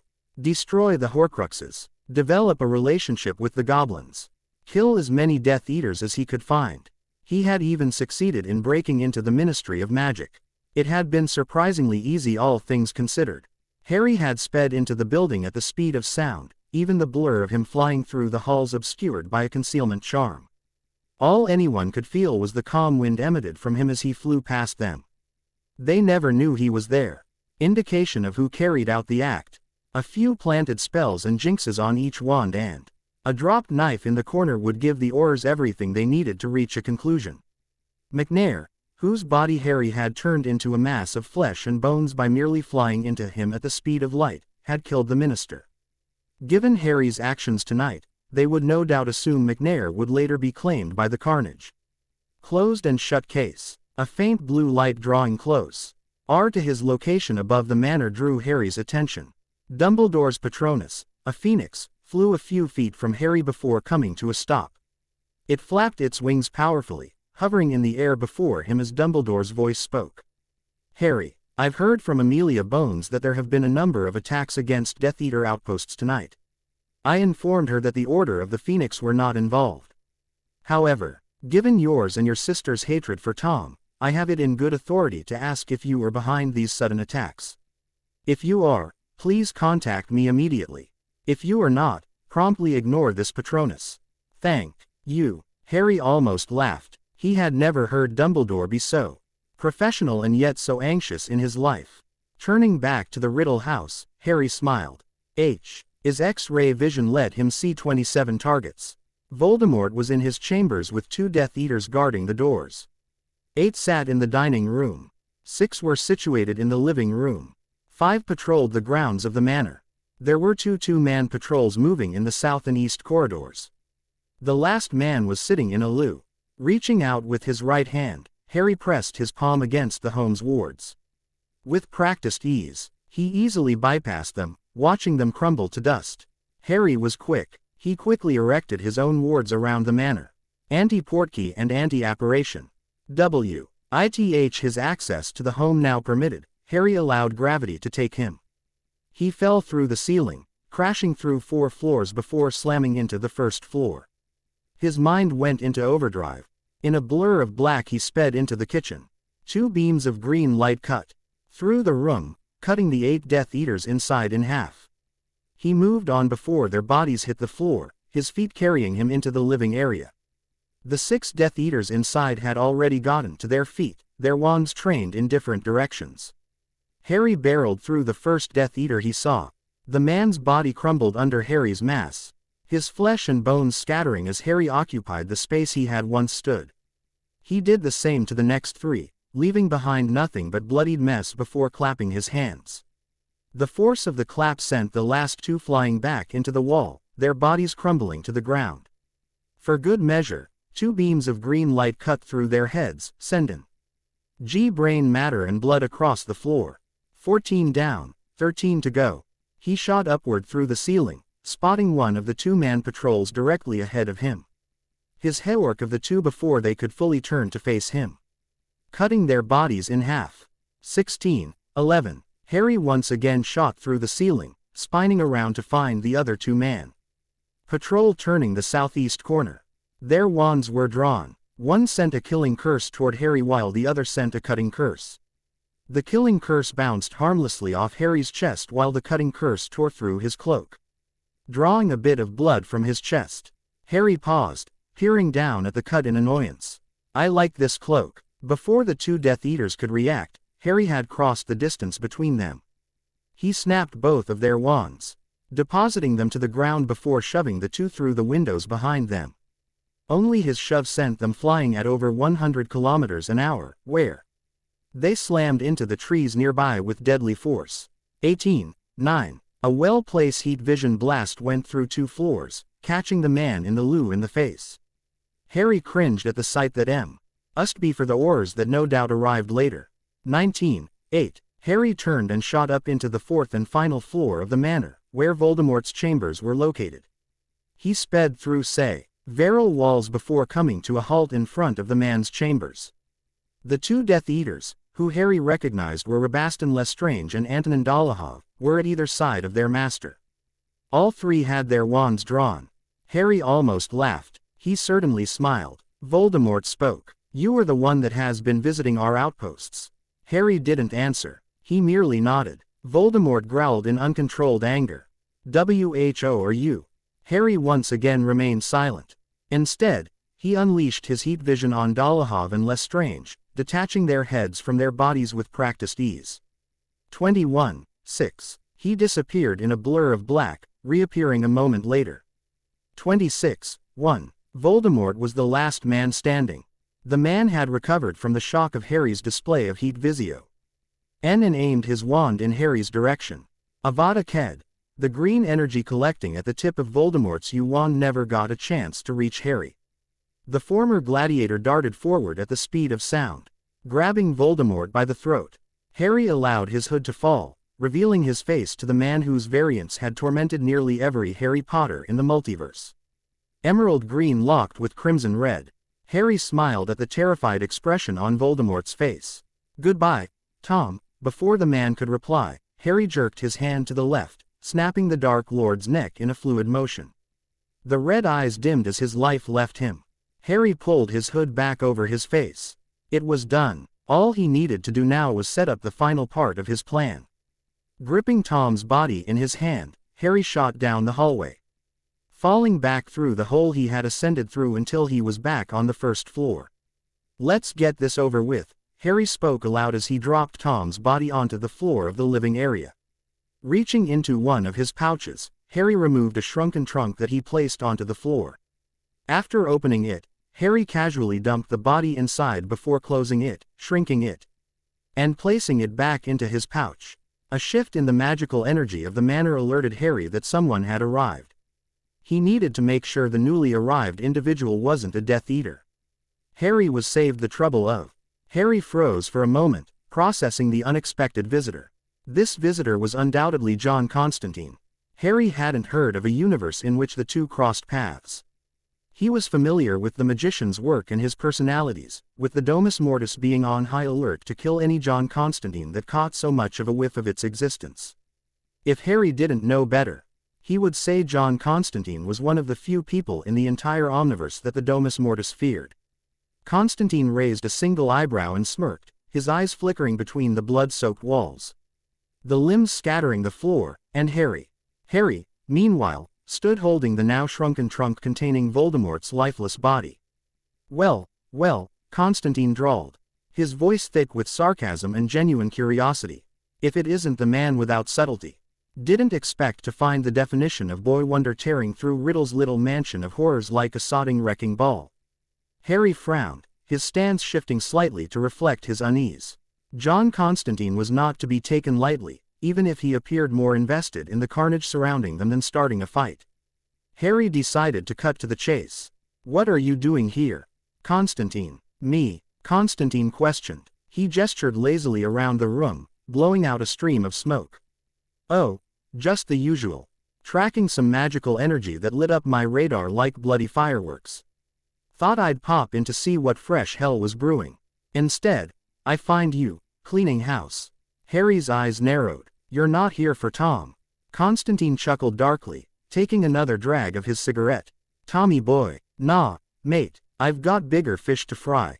Or at least I did until you turned his goons into bloody confetti."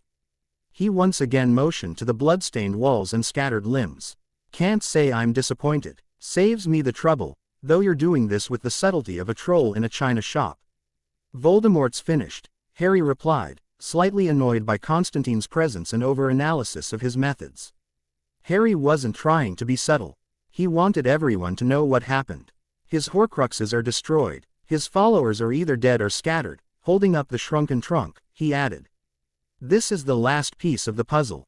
Constantine's smirk faded slightly, his expression turning more serious. He stepped into the room, his boots crunching over shards of glass and rubble. "So you're really doing it, then? Wiping him out for good? Can't say I blame you. But you do realize the kind of power vacuum you're creating, don't you?" Harry stared at Constantine, unflinching. "Better a vacuum than the alternative." The magician nodded, seemingly satisfied with that response. He knelt briefly to inspect a bit of blood splatter on the floor, muttering something under his breath that Harry heard but ignored. He stood once again. "Fair enough. But if you're making moves this big, you're bound to attract the attention of the wrong sorts. You've already got Dumbledore sniffing around, and that's just the tip of the iceberg. Let them come. I've faced worse than Dumbledore." Harry's expression never changed. The faint hint of annoyance continued to pierce Constantine's soul.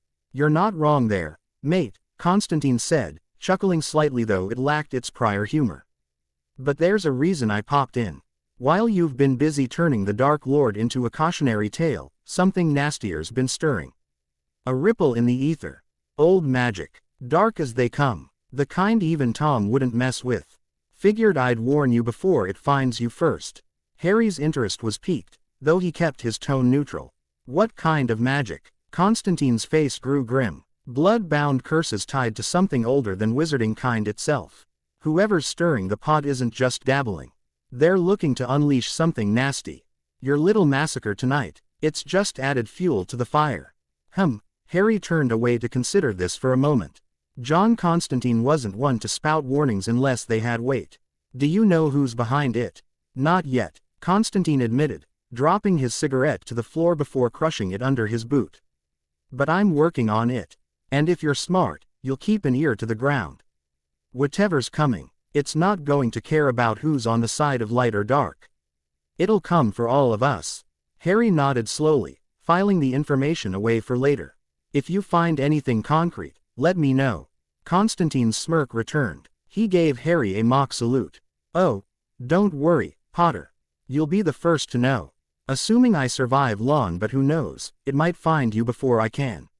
Which is why I'm gonna give you this. Reaching into his coat, Constantine pulled out a weathered grimoire that he tossed to Harry. I thought you might need this. Harry caught the book easily, eyeing it warily. What is it? Old magic, Constantine answered. The kind that can bind the residual energy of Riddle's Horcruxes before it seeps into the fabric of reality and makes things worse. You're powerful, I'll give you that. But even you can't brute force your way through every problem. The former gladiator hesitated. He didn't trust Constantine, but he couldn't deny the man's expertise. Taking the book, Harry flipped it open and scanned the pages. The spells and rituals inside were unlike anything he'd seen before, a blend of ancient wizarding incantations and something darker, almost alien. Harry's frown deepened. You think this will help? Constantine shrugged. Can't hurt. Just don't come crying to me if it blows up in your faces. With that, Constantine turned to leave, pausing at the doorway. He glanced over his shoulder. Oh, and Potter, try not to blow up the whole bloody country while you're doing whatever it is you plan to do.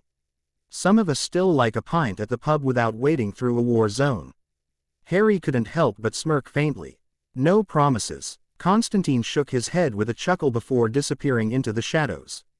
Alone in the manor once more, Harry glanced down at the grimoire handed to him in the trunk containing Tom Riddle's corpse. His gaze lingered on the book. Whatever Constantine had warned him about could wait, at least for now. There was still work concerning Voldemort that needed to be done, and Harry wasn't about to let anything derail his mission. Firm in his determination, Harry shrunk the grimoire and placed it into his belt. One problem at a time, he muttered. He vanished from the Riddle house in a blur of motion, leaving behind only the faint hum of energy that lingered in his wake. The Ministry of Magic was in shambles as dawn approached. The Minister of Magic had been assassinated in the middle of the night in his office. That by itself had the entire government building shook to its core. Officials and employees stumbled through the halls, unsure of what to do. It had been quite some time since a Minister of Magic had been assassinated. It left them feeling empty and nervous. What would happen? Who would replace Harold Mincham? How had McNair gotten inside without detection? Was everyone safe inside the Ministry building? What if some of the leftover Death Eaters attacked in a desperate bid for Poe? Or before whoever was wiping them out finished the job? These questions circulated the entirety of the Ministry for 2 hours after Minister Mincham's body was found in his office. 2 hours in which Melia Bones anxiously awaited news from her brother, Edgar. He was leading the investigation that had begun immediately after the body had been found, and was functioning as the de facto leader of the Ministry despite the official hierarchy. The Wizengamot would hold an emergency hearing in the afternoon once everyone was alerted of the assassination. A new minister would have to be elected. Now, though, Amelia was sitting in the atrium. She was sitting at the edge of the fountain, going over the notes she had been collecting. There had been almost 4 dozen attacks reported in the past 5 hours, all ending in the deaths of at least one Death Eater. Abraxas Malfoy had been found with his throat crushed inside Malfoy Manor. Emil Avery Sr. had been found with his eyeballs missing outside of the destroyed Avery estate. Igor Karkaroff's head had been found in the dirt outside of a massacred Death Eater outpost in the Midlands. 46 attacks committed in 5 hours. 9 attacks in 1 hour. 2 attacks every 15 minutes. The distance between each location left Amelia with one conclusion. The person behind these attacks was powerful and fast. It was possible this was one wide-spread coalition of people launching a coordinated attack on the Death Eaters, but Amelia wasn't fooled. Not only had Albus Dumbledore alluded to a single attacker, but the evidence spoke in favor of this as well. While only a dozen or so of the massacres had been catalogued by the Aurors and crime analysts, that information alone had bore plenty fruit. The attacks were all similar. Blood everywhere. Body parts scattered across the location. Some individuals cut in half like butter. Some missing limbs or heads. And yet none of it was magical. They had yet to uncover a single magical signature left behind that indicated a magical attacker. The only magical residue had come from the Death Eaters, who had all hurled dark magic at their aggressor in desperation. Who could do this much damage without magic? Amelia had studied Muggles and those with mutations across the pond. She had never heard of anyone being capable of this much destruction. Pop! Amelia's eyes shot up from her notes. All around the atrium, employees hastily traveling the building slowed to a standstill at the sight before them. At the center of the atrium, just a few feet from Amelia, was a sight Amelia had never thought she would see. Amelia felt the magic surrounding the Ministry of Magic morph and shift as the man in front of her examined his surroundings. He was wearing a black cloak, trousers, and boots. He also had a black hood that obscured his face through a number of charms. Amelia took note of his posture. He looked about 5 feet 5 and skinny. And yet the power radiating off of him told Amelia all she needed to know. This was who had been terrorizing the Death Eaters. Who's asking? Amelia asked, a bit too quickly for her own liking.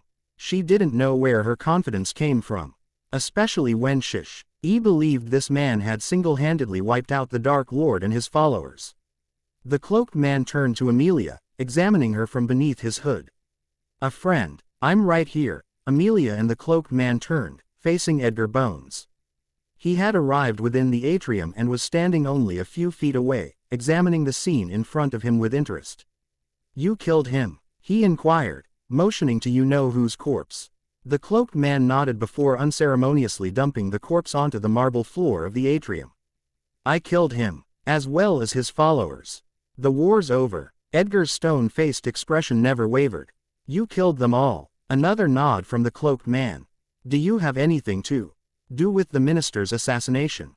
No response. Everyone in the atrium, including Amelia, waited with bated breaths as silence permeated through the room. Edgar sighed. Why shouldn't I arrest you right now? Simple, the man said. You couldn't hold me. Silence once again. Elia was gripping her wand with so much force she thought it might snap. She was ready to start throwing curses at a moment's notice. And yet the determined and battle-ready part of her slowly crumbled. As she remembered who they were up against. A man powerful enough to kill the Dark Lord and his Death Eaters in 5 hours. A feat the Ministry had tried and failed to do for years. The cloaked man raised a hand, stepping back. My mission is simple, to end the threat of Voldemort and ensure the safety and betterment of the wizarding world. I won't hurt anyone unless they deserve it or they hurt my loved ones. So let's leave it at this. I killed your Dark Lord and solved your problem. Now you'll leave well enough alone and won't try to track me down or find out who I am. You're making an impossible demand, Amelia spoke up. You're too dangerous to let. The cloaked man turned to her sharply, cutting off anything Amelia had planned on saying. After a moment, he sighed. I won't interfere unless absolutely necessary. The stage is set for some real change. I'm hoping you're up for the task, Mr. Bones, the man said, motioning to Edgar. I'm hoping we can eventually get along and come to rely on one another. After all, we're all living on this rock. Might as well coexist while we're at it, with off of the floor. He was flying. Well, hovering. He lifted higher into the air, ooting up to the ceiling of the atrium before disappearing in a crack. Amelia and Edgar shared a concerned look. What exactly did the world have in store for them now? Omake. 11:45 a.m. August 3, 1976. Kamar Taj. Nepal. Earth. Universe designation. 1.638.2. The Ancient One sat cross-legged in the stillness of the sanctum's meditation chamber. Candles floated in the air around her, their flickering flames forming a sphere of light that danced along the polished marble floor. Her eyes were closed, but her mind expanded across dimensions, tracing the delicate web of cosmic threads that made up the universe. Tonight, however, her focus was fractured. A disturbance rippled through the astral plane, a sharp tremor that carried with it an ancient, dark resonance. The Ancient One's lips pressed into a thin line. She hadn't felt such raw energy in decades. Not since she had sealed away a cursed grimoire deep within Kamar Taj's restricted archives. That very signature now blazed brighter than ever. Yet it was far from the sanctum. Her eyes snapped open as she reached out. With a flick of her hand, a projection of the disturbance unfolded before her like a map. The epicenter was unmistakable. Great Britain. More specifically, a manor soaked in death and destruction. The Ancient One frowned. So, the book has found another wielder. With a motion that seemed effortless, she summoned a glowing portal. Stepping through, she appeared in the Hall of Forbidden Texts deep within Kamar Taj. The room was dimly lit, its high shelves packed with ancient tomes bound in leather, dragonhide, and metals imbued with spells. She strode purposefully toward the center of the chamber, where a circular dais sat. Raising her hand, she called forth the sigils guarding the dais. They shimmered and resisted for a brief moment before dissolving to reveal an empty pedestal. Her suspicions were confirmed. The grimoire she had hidden there, the Codex Infernum, was gone. How? She whispered, her brow furrowing. Updated. The 6th of March 2025. CHORDUS. Chortus. 7:45 a.m. August 3, 1976. Potter Manor, Godric's Hollow, Earth. Universe designation, 1.638.2. It was done. Voldemort was dead. His Death Eaters were dead. The Minister was dead. The Ministry was aware of his existence, his power, and his participation in the events that had transpired that morning. Harry was content. He returned to Potter Manor at roughly 5 in the morning. But it was too early to fall asleep, so he decided to make himself comfortable in the dining room. The Potters didn't have a normal kitchen, given that the family house elves provided the meals and beverages. Harry planned on asking if that could be changed, given he had been planning to cook more in his free time. Without access to cooking, he decided to settle in at the dining room table and have a look at the grimoire John Constantine had given him hours earlier. The grimoire was bound in black dragonhide, reinforced with threads of adamantine leather and runes that glowed faint red. It was the size of an encyclopedia, and yet it was deceptively lightweight. The grimoire featured two different qualities that intrigued Harry. The pages were made from preserved phoenix parchment, making them immune to wear, fire, and decay. The grimoire also had a locking mechanism. The arcane binding spell only allowed access to those deemed worthy or desperate enough to bypass its defenses. Harry couldn't be certain if he had gained access due to his connection to more ancient and arcane magic, or if Constantine's passing it to him allowed him entry. The book contained a number of interesting things Harry took into his mind with ease. Ancient and forbidden spells tied to souls, time travel, dimensional travel, information on ancient artifacts, as well as supernatural lore. John Constantine's personal notes were also scrawled into the margins of every other page, giving some added context to certain spells, rituals, and descriptions. It wasn't until he heard the approaching footsteps that he sent the grimoire into his moleskin pouch with the flick of his wrist. Harry turned to the entryway of the dining room. The soft clatter of Fleement and Euphemia Potter's slippers echoed against the polished wood floors of the manor as they entered the dining room.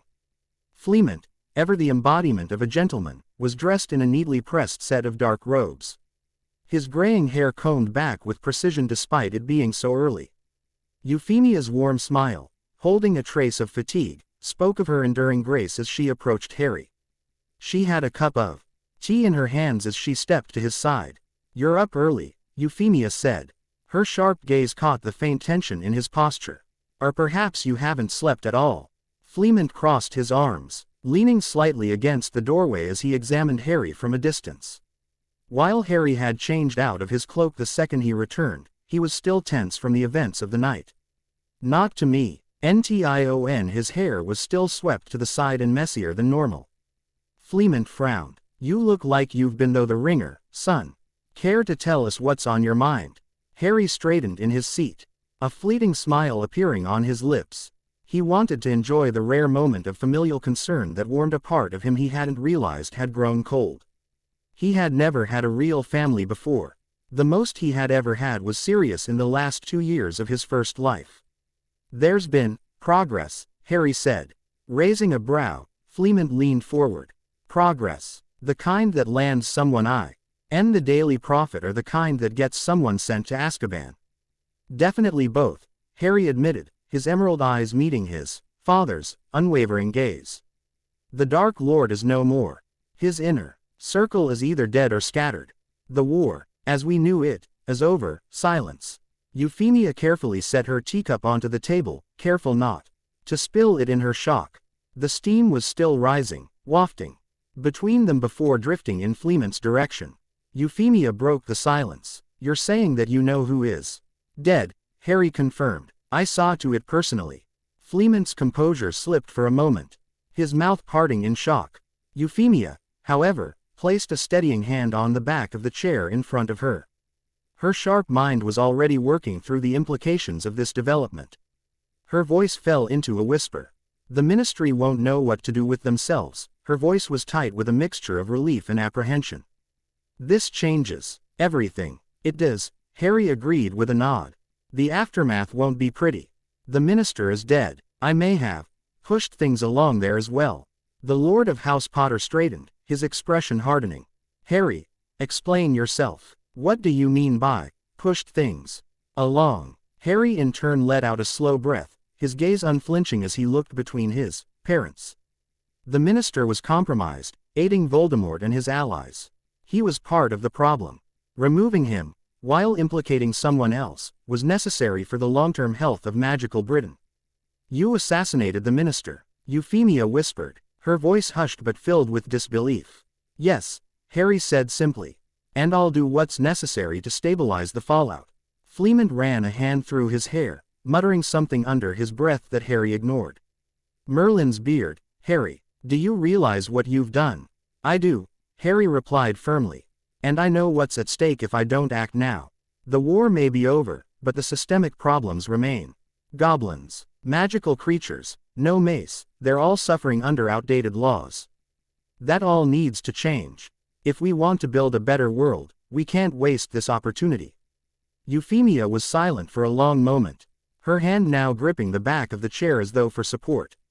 What is your plan, Harry? She finally asked, her voice trembling slightly. You speak of building a better world, but at what cost?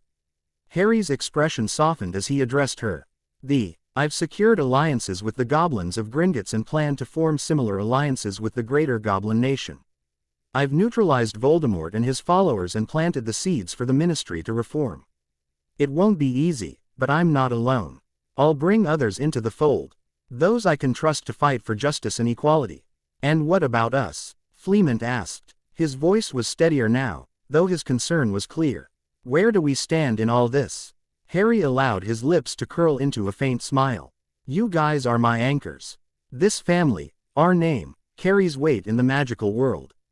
I'll need your support to ensure our legacy aligns with the vision I'm working toward. Together, we can help shape the future. The quiet hum of conversation was interrupted by the sound of soft footsteps. Eventually, Rose entered the dining room, her red hair slightly tousled from an incomplete night of sleep. Despite her disheveled appearance, her sharp brown eyes took in the scene with immediate interest. Clad in a loose robe, she stopped in the doorway next to Fleemont, folding her arms. Good morning, she said, her curiosity laced in her words. Or should I say good aftermath? I could feel the tension in here from upstairs. Shaking his head, Harry motioned to the seat next to him. Rose smiled, moving past Fleemont and Euphemia before taking the seat. To Harry's. Morning, Rose, you're just in time, he said, motioning around the room. Euphemia smiled warmly at Rose, finally detaching herself from the seat she had been gripping to fetch her a cup of tea. That's right. Go ahead and sit down, dear. You'll want to hear this. Rose raised a brow, watching Harry with a knowing look. You've been busy, haven't you? She didn't allow Harry a response. I could feel your energy practically lighting up the night. Care to explain before I start assuming you've burned down half the country? Not half, Harry quipped, his tone light, but close enough. Rose's smile faded slightly as she leaned forward. What did you do? Sighing, Harry pinched the bridge of his nose before meeting her gaze. I eliminated Voldemort, took out most of his Death Eaters. And I might have rearranged the Ministry's leadership. Rearranged. He assassinated the minister, Fleement provided, dropping down into the seat at the head of the table opposite Harry. Rose's eyes widened in disbelief. Harry, that's not something you casually do. It was necessary, Harry replied, his voice firm. Voldemort's influence extended further than just his followers. The minister himself was compromised. Removing him creates space for real reform. Rose let out a slow breath, leaning back in her chair as up. Hermione carefully set down a cup of tea in front of her. She breathed a, "Thank you," before taking a sip. Keeping the cup in her hands, she sighed. Sweet Morgana, Harry, you don't do things by halves, do you? Never, Harry answered, his lips quirking a faint smile. Before Rose could respond, the sound of laughter echoed down the hall. James Potter and Sirius Black, now much younger than Harry or Rose had ever seen him, burst into the room. Their animated conversation was immediately halted as they noticed the group seated at the table. James, dressed in casual robes, frowned at the scene. Sirius, who wore darker robes that seemed a bit rebellious, arched a brow as his sharp gray eyes locked onto Harry and Rose. Harry gave a half-hearted smile. Morning, James smiled. Morning. Having a family meeting without us. More like a debrief, Fleement muttered, though his tone was light. Take a seat, boys, you'll want to hear this. Sirius, still scanning Harry and Rose with a mix of curiosity and suspicion, leaned against the doorway as Fleement had minutes prior. I don't think we've been introduced properly, he said, his tone guarded and proper. Sirius Black, and you are. Rose offered him a small smile, still nursing her cup of tea. Rose Potter. This is my brother, Harry. We're new here. Sirius, eyes narrowed slightly, his gaze flickering over to James, Fleement, and Euphemia. The two elder Potters were engaged in a hushed conversation about Dumbledore attempting to float to Potter Manor unsuccessfully in the middle of the night. James merely smiled, giving Sirius a reassuring nod. Sirius didn't budge. Potter, James doesn't have any siblings. Not before yesterday, Harry interrupted, his voice calm but firm. It's complicated. Complicated doesn't begin to cover it, James said with a wry smile. But I can vouch for them, Sirius. Their family. Sirius didn't look entirely convinced or alleviated of his curiosity, but he nodded slowly. All right, I'll take your word for it. For now, he gave James a look that shouted, you're going to tell me everything. Later. Good, Harry said, his tone shifting to get everyone's attention. Once James and Sirius had sat down, he continued. Because there's something else you all need to know. As of last night, I've claimed my lordships of House Potter, House Black, House Peverell, and House Gryffindor. The room went still. James blinked, looking between Harry and Fleement. Wait, what? House Gryffindor and Black, Sirius added, his tone sharp. That's impossible. The Black family doesn't just hand over its legacy. They do, Harry said, locking eyes with Sirius. When it's in disarray and a new heir emerges. I've already spoken with Ragnarok, the chief overseer of Gringotts, and Torvik, the account manager for House Potter and House Black. The transfer of assets and titles is complete. Everyone in THJE room stared at him in disbelief, unsure what to say. A mixture of anger and disbelief was evident on Sirius' face. You're saying that you're the Lord of House Black? Yes, Harry said simply. And you'll find I already set aside funds for those who deserve access. You included. Fleement, who had been unusually quiet, cleared his throat. Why didn't you speak to me about this first? And how does it work? Is Dad not the Lord of House Potter anymore? James added, with Fleement nodding in agreement. Harry shook his head. While unusual, both House Potter and House Black now possess 2 lords and 2 heads of houses. Dad and I are both lords of House Potter. He turned to Sirius. Your grandfather, Arcturus Black, and I are lords of House Black. The hierarchy remains the same, Only with my added presence. Harry turned back to Fleamont. As for why I didn't discuss it with you first. Well, it was kind of a split-second decision. Once the goblins had laid out my blood results in front of me, I knew I had to capitalize on my position as lord of 4 very influential houses. This is why I've consolidated the assets of all 4 houses to better manage them. But the family remains at its core. As for Gryffindor, Rose interjected, her tone light. It's an inheritance from Godric Gryffindor himself. Harry's bloodline traces back to him through the Peverells. James let out a low whistle, running a hand through his hair. Merlin's sweaty socks. Harry. You've been busy. Busy doesn't begin to cover it. Harry replied, his tone dry. Serious. Expression softened slightly as he studied Harry. If you really are the Lord of House Black, then prove it. What do you intend to do with the family's legacy? Harry met his gaze unflinchingly. Restore it, of course.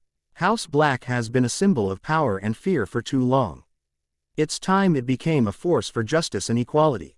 Something I'm going to need all of your help doing. The tension in the room had begun to subside, replaced by a mixture of curiosity, unease, and cautious optimism. Harry leaned back slightly in his chair, his emerald gaze sweeping across the room while Fleamont, Euphemia, and Rose filled James and Sirius in on the developments surrounding Voldemort and the Minister.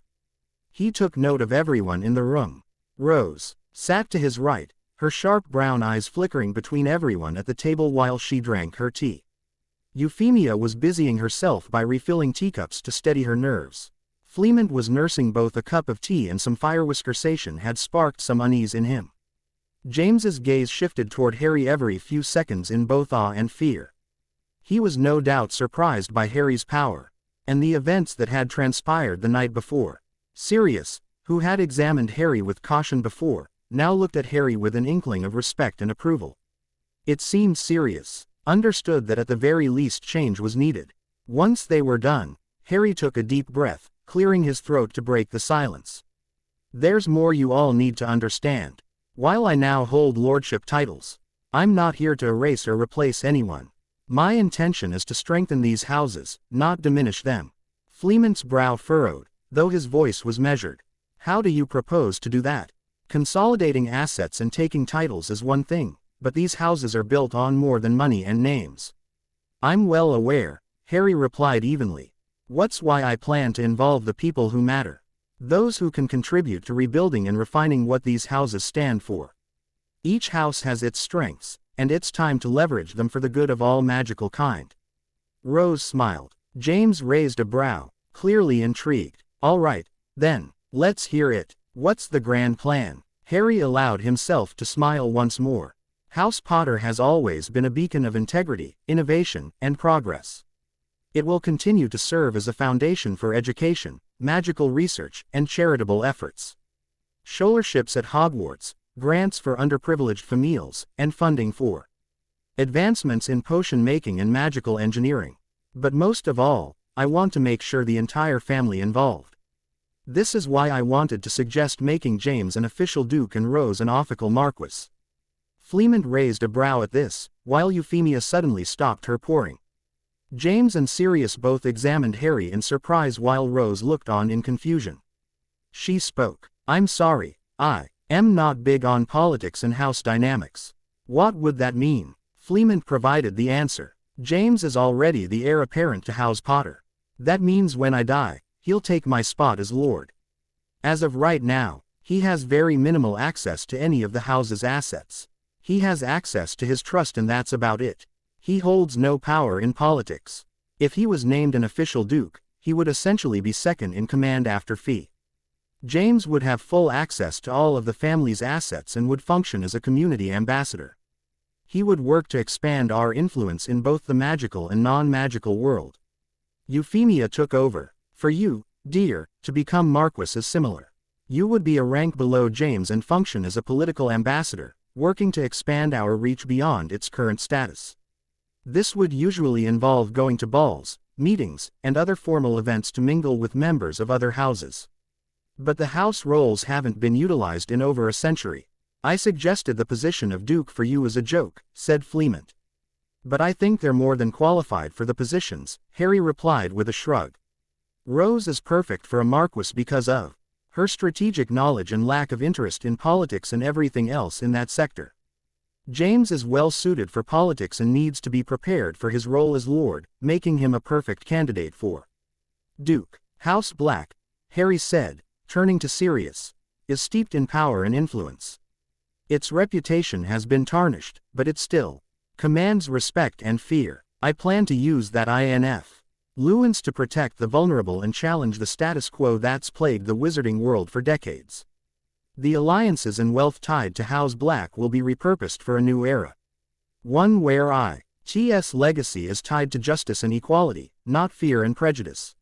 Sirius, lips twitched into a smirk. You're speaking my language, but don't expect the rest of the family to roll over and agree. I don't, Harry replied with a faint smile. But I've already taken steps to ensure the more problematic members of the Black family are kept in check. Access to funds and resources will be limited to those who align with this vision. And you, Sirius, will have a hand in shaping that vision. Sirius' smirk softened into something more genuine. You know, I think I might actually like you. Harry only chuckled before turning to Rose, who gave him a smile and an encouraging nod. House Peverell, while smaller and more obscure, is tied to some of the most powerful artifacts and magical knowledge in history. Its focus will be on safeguarding that knowledge and using it responsibly. I'll also be working to establish connections with magical beings and entities tied to the Peverell legacy. And Gryffindor? James asked, his tone curious but skeptical. What do you even do with a title that's basically legendary? House Gryffindor will serve as a symbol, a rallying point for bravery, equality, and unity. Its properties and resources will support those ideals, whether that's through funding resistance movements, protecting magical creatures, or influencing Hogwarts' future. I've already taken the step to give the Weasleys, who are often considered light, a portion of the money in Gryffindor's vault. They're good people, and I want to make sure the Weasleys and their children have the means to carry out the lives they want for themselves. Euphemia, who had been listening quietly, placed a hand on Harry's arm. You speak of lofty goals, Harry. But these things take time, patience, and trust. Are you prepared for the weight of it all? After all, you just got here yesterday. Harry met her gaze, his expression resolute. I am, and I know I can't do it alone. That's why I need all of you, this family, to help me. Together, we can set the foundation for something better. James let out a low whistle, leaning back in his chair. You've got ambition, I'll give you that. But ambition alone doesn't win battles. You're going to need more than just us to pull this off. I know, Harry nodded. That's why I've already started forging alliances. The goblins in Gringotts are on board, and I plan on meeting with the High Council of the Goblin Nation to gain their support as well. I also plan on reaching out to Dumbledore, Arcturus, the Bones, the Weasleys, and a few Light, and Grey families in the Wizengamot. I've already done myself a favor and taken care of a lot of the lords on the dark side of the room, meaning things should progress much quicker had I not. You're working with goblins? Siruiz asked. That's dangerous. Grumrock Treshrock Ithrul, Vorn ul Lathrock Ithrul Grumrock Arcareth, Harry bit out in Grimnash, startling those at the table. All except Rose. James was the first to speak. What the heck was that? Grimnash. The goblin language, Rose provided. Harry's fluent. Sirius crossed his arms, his expression thoughtful. James looked on in shock. Both Fleemont and Euphemia examined Harry with interest and were apparently impressed by this. Sirius spoke. You're playing a dangerous game, Potter. But damn it, I think you might just pull it off. Rose grinned, leaning back in her chair. He will. Trust me, I've seen him do the impossible more times than I can count. Fleemont leaned forward, resting his forearms on the table as he looked toward Harry. Well, son, it seems you've given this a lot more thought than I realized.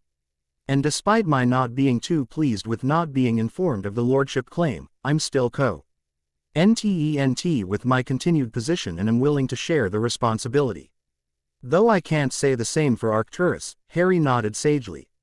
He was waiting for the eldest Black to arrive. Fleemont continued. If you're determined to see this through, you'll have my support. But don't forget, you're not invincible. Lean on us when you need to. I will, Harry said, his smile warm. Thank you. Up. Hermione's voice was soft but firm as she addressed the room. If we're going to do this, we need to be united. As a family. Agreed, James said, his usual levity replaced by a rare seriousness. So, where do we start? Fleemont Ann's give some thought about giving you and Rose more concrete positions in the political aspects of the family. I'll talk it over with your mother, and if we think it's appropriate and you both want to go down that path, then we'll see. I want to help however I can, Rose affirmed.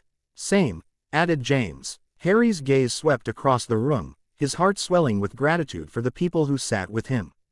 While Dad goes over that, we need to start by setting the stage. Securing our resources, building our alliances, and preparing for the challenges ahead. The world is changing, and we need to be ready for it. The room was quiet for a moment before Sirius broke the silence with a wry grin. Well, if nothing else, this is going to be one hell of a ride. Everyone in the dining room chuckled, the tension finally giving way to a sense of purpose and family. Together, they would face the challenges ahead. And together, Harry hoped they would change the world. 8:12 a.m., August 3, 1976. Hogwarts School of Witchcraft and Wizardry, Earth, Universe Designation, 1.638.2.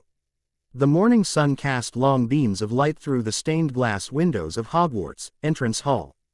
Dust motes drifting lazily in their wake. The corridors were quiet, with most of the students still on summer holiday. This left the castle's echoing silence to be broken only by the soft hum of ever-burning torches and the distant drifting of a passing ghost. Amelia Bones stood at the base of the spiral staircase leading to the headmaster's office, her heart pounding as she stared up at the gargoyle statue that guarded the entrance. She had flued Albus once again and requested a chance to speak with him. He had of course accepted, but stated that due to issues with the wards around the castle, she would need to apparate outside the grounds and make her way inside by foot. Amelia had used the walk to temper her questions and frustrations. After all, it had only been a few hours since the catastrophic attacks that had left the Death Eaters decimated, the Dark Lord dead, and the Minister of Magic assassinated. A single, unknown attacker had plunged the entire country into chaos overnight. She was still wearing her aura robes, the deep navy fabric slightly rumpled from lack of sleep. Dark circles surrounded her eyes, and she held a small case under her arm. Her files, notes, everything she had on last night's events. Even the autopsy done on you-know-who's corpse, which, like Abraxas Malfoy, indicated his neck had been snapped using a single hand. The news had sent those in the know spiraling for answers. The ministry as a whole was in disarray, and no one seemed to have any concrete answers except for the fact that Walden McNair had entered the ministry, attacked the minister, and disappeared to an unknown fate. Even then Amelia had her suspicions. With a muttered password, "Sweet licorice," the stone gargoyle sprang aside, revealing the moving spiral staircase. Amelia ascended swiftly and, upon reaching the oak door at the top, knocked firmly. The door swung inward, revealing Albus Dumbledore seated at his grand desk. Fawkes dozed on his perch while several silver instruments twirled and chimed softly on the side tables. The headmaster's eyes, typically warm, were now cool and contemplative as he regarded Amelia. She took note that his eyes seemed just as tired as hers. He had information, or at least spent the night waiting for it. "Amelia," he greeted, folding his hands atop the desk. "I trust you managed to reach the castle without difficulty." He gestured politely to a seat, his voice calm but subdued. Amelia stepped closer, closing the door behind her. She noted the smell of lemon drops and old parchment, a scent she now associated with Dumbledore's quiet wisdom. Yet this morning, the warmth of that wisdom in Amelia's memory was tempered by uncertainty. She placed her files on the desk before taking a seat. "Headmaster," she said briskly, "I've come for answers. The ministry is, well, you can imagine. Harold Mincham is dead, assassinated and maimed in his office by a Death Eater. Half a dozen prominent families, Malfoy, Avery, and more, have had their estates torn apart and their people slaughtered. We've analyzed the magical signatures at multiple crime scenes. The conclusion is, there is no signature. No established wandwork, No dark mark casting afterward. Just pure, raw power and brutal efficiency. Dumbledore inclined his head, saying nothing yet. His blue eyes flickered with understanding. Amelia pressed on, her tone sharpening. You told me this morning via flow that the Order of the Phoenix was not involved and that you had suspicions regarding the attacker. The Ministry is desperate. Crouch is leading the investigation. But the Wizengamot will convene this afternoon and everyone is clamoring for an explanation. The Daily Prophet will tear us apart if we don't have something concrete by tomorrow morning's edition. I need to know what you suspect. Dumbledore sighed softly, removing his half-moon spectacles to polish them with a corner of his robe. I do not know the identity of the attacker with absolute certainty, he began. However, I have encountered individuals across my lifetime whose power transcends what we consider normal wizarding limits. This attacker, whoever he is, operates on a level of raw magical and physical prowess I have seldom seen. Faster than they I can follow, stronger than a regiment of wizards combined, and able to bypass wards as though they were spun sugar. Amelia's knuckles tightened on the armrests of her chair. That's not an answer, Albus. That's a riddle. She didn't know when she had grown so confident as to confront the headmaster like this and demand answers from him. She had only just graduated from the school she now sat in a few years prior. It was interesting how quickly time passed. The headmaster's gaze was sympathetic but firm. Amelia, I wish I could give you a neat name and motive. What I can say is that this individual is clearly not aligned with Voldemort. Indeed, he or she has effectively ended the Dark Lord's threat. Reports from Aurors at the scene indicate Tom's own corpse was delivered to the Ministry's atrium. But you must also consider that such decisive intervention rarely comes without motive. They say they have solved our problem. That in itself suggests intent. Strategy. Amelia nodded slowly, recalling the events several hours earlier when the cloaked figure appeared in the atrium. So you think this is some sort of vigilante? Someone powerful enough to bend the fate of the entire country overnight? That is precisely what I fear, Dumbledore replied gravely. A single actor with such immense capabilities poses a danger. Even if they claim to support the greater good. I am trying to ascertain their nature and organs. I have certain contacts and leads. Nothing substantial enough to present to the Ministry yet. If I reveal half-truths now, it might only worsen matters. For now, I beg your patience. Amelia's jaw tightened. Patience. The Ministry was a hornet's nest of fear and speculation. Patience was in short supply. If you uncover anything, she said, voice low and measured, I expect you to share it with me. The DMLE needs something to maintain stability. Minister Minchum's assassination has rattled the foundations of trust. Quote. Dumbledore nodded solemnly. I give you my word, Amelia. I will not keep vital information from you or the DMLE. We are on the same side. The junior Auror studied the headmaster for a moment, searching his face for any hint of deception. Finding none, she exhaled. Very well, she said, rising from her chair and gathering her files. I'll return to the Mini. Stry and continue to help Edgar calm the storm. But mark my words, if this vigilante reappears, the DMLE will WNT action, not riddles. I understand, said Dumbledore with a weary smile. Do be careful, Amelia. These are uncharted waters. She nodded, turned, and left the office.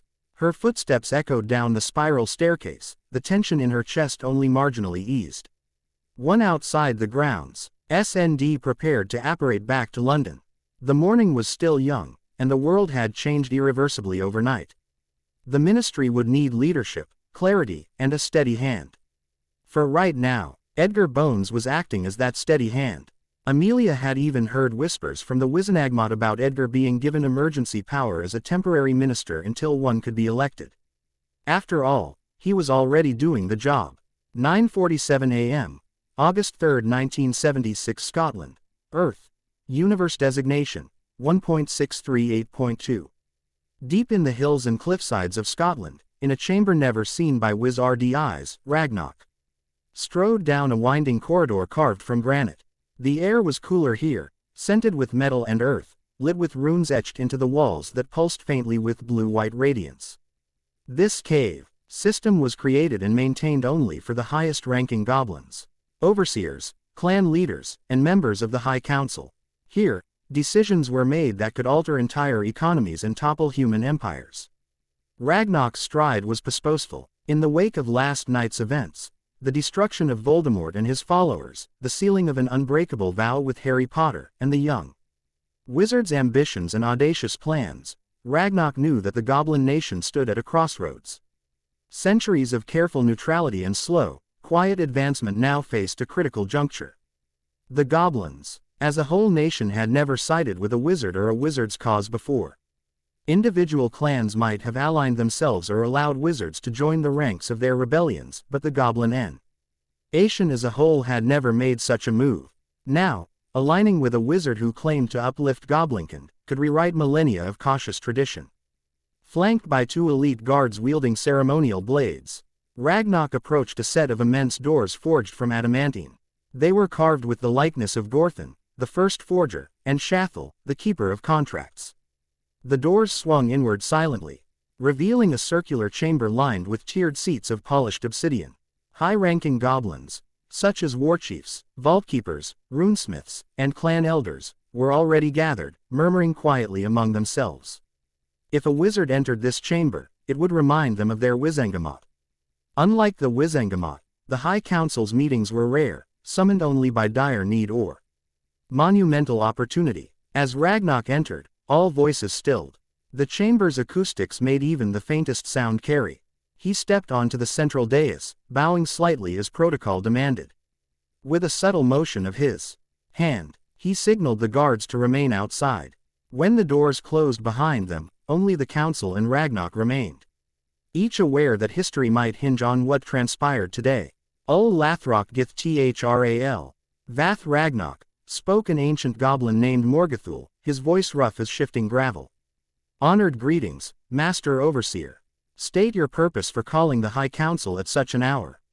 Ragnar inclined his head. Thrag nor Gron Uthrath, Morgathul. I come bearing news that may shape the fate of Goblinkind, he began in Grimnash, his voice reverberating through the hall. Last night, a wizard named Herrick James Potter entered into a binding alliance with me. He swore on his life and magic to uphold the autonomy and future of our people, forging a vow in blood and by the sacred chalice. He also destroyed the abominations that tethered Voldemort's soul, paving the way for the Dark Lord's ultimate demise. A murmur spread through the council. Some leaned forward, their eyes narrowed in suspicion or curiosity.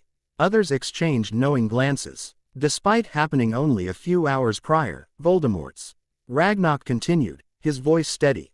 This wizard claims lordship over 4 ancient houses: Potter, Black, Gryffindor, Peverell. He intends to use his influence to reform wizarding laws, extend rights to Goblinkind, and foster cooperation rather than domination. A low hiss of skepticism rippled across the chamber. The clan elders, hunched and wise, shook their heads, their beards of braided wire rattling softly. A younger warchief barked, "What garant have we that these are not hollow promises? Wizards have spoken pretty words before, and we have bled for them." A clan mother known as Threvnik, her voice resonant and calm, leaned forward. Even if this is true, why break centuries of careful neutrality now? We have rebuilt our numbers, grown wealthy, and learned patience. Aligning ourselves openly with a wizard, no matter how powerful, could spark a backlash. Ragnar nodded. A fair concern, Threvnik. But consider the times we live in. The Ministry of Magic trembles. The humans are reeling from the sudden decapitation of their corrupt leadership and terrorist threats. In times of upheaval, societies are reshaped. If we involve ourselves now, on our terms, we can ensure that Goblinkind emerges not as servants or subjugated peoples but as acknowledged equals. He allowed his words a moment to settle in. The High Council represented many factions and philosophies within Goblinkind. Some longed for open conflict to seize what they believed was rightfully theirs. Others favored quiet growth, remaining in the shadows. And some dreamed of a future where goblins stood beside wizards as partners, not pawns. I request a formal hearing with the High Council, Ragnar said. Voice clear and steady, not only to inform, but to give Herrick James Potter an audience, if the council permits.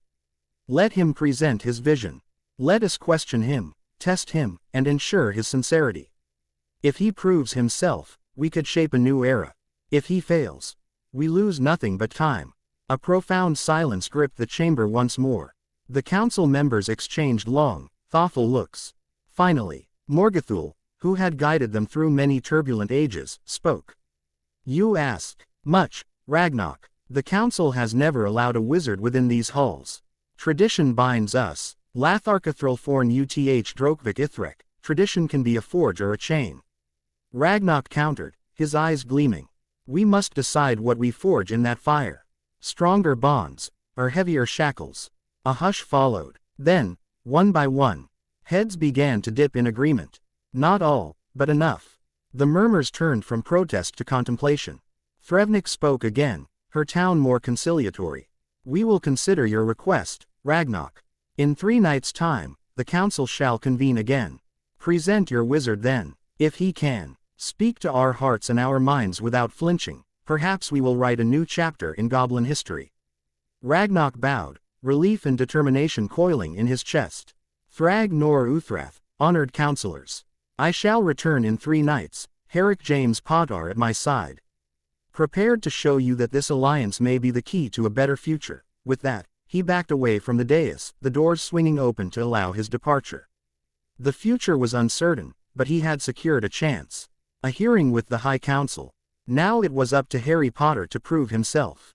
And it was up to Goblinkin to decide whether to seize destiny or let it slip away into the dark tunnels of the past. Updated. The 6th of March 2025. MOTUS Facire. Motus Facire. 2:15 p.m. August 3, 1976. Wizengamot Chambers, Ministry of Magic. Earth. Universe Designation. 1.638.2. The Wizengamot Chamber was brimming with unease. Rows of witches and wizards in deep plum robes had gathered in a hush. The ancient hall, lined with tall marble pillars and bearing centuries-old insignias of noble houses, now served as a battlefield of ideas and fears. Overhead, enchanted torches sputtered as if uncertain whether to blaze or extinguish. Albus Dumbledore, now rested, stood at the center podium, the Chief Warlock's seat elevated above the surrounding tiered benches. His eyes, usually twinkling, were grave beneath his half-moon spectacles.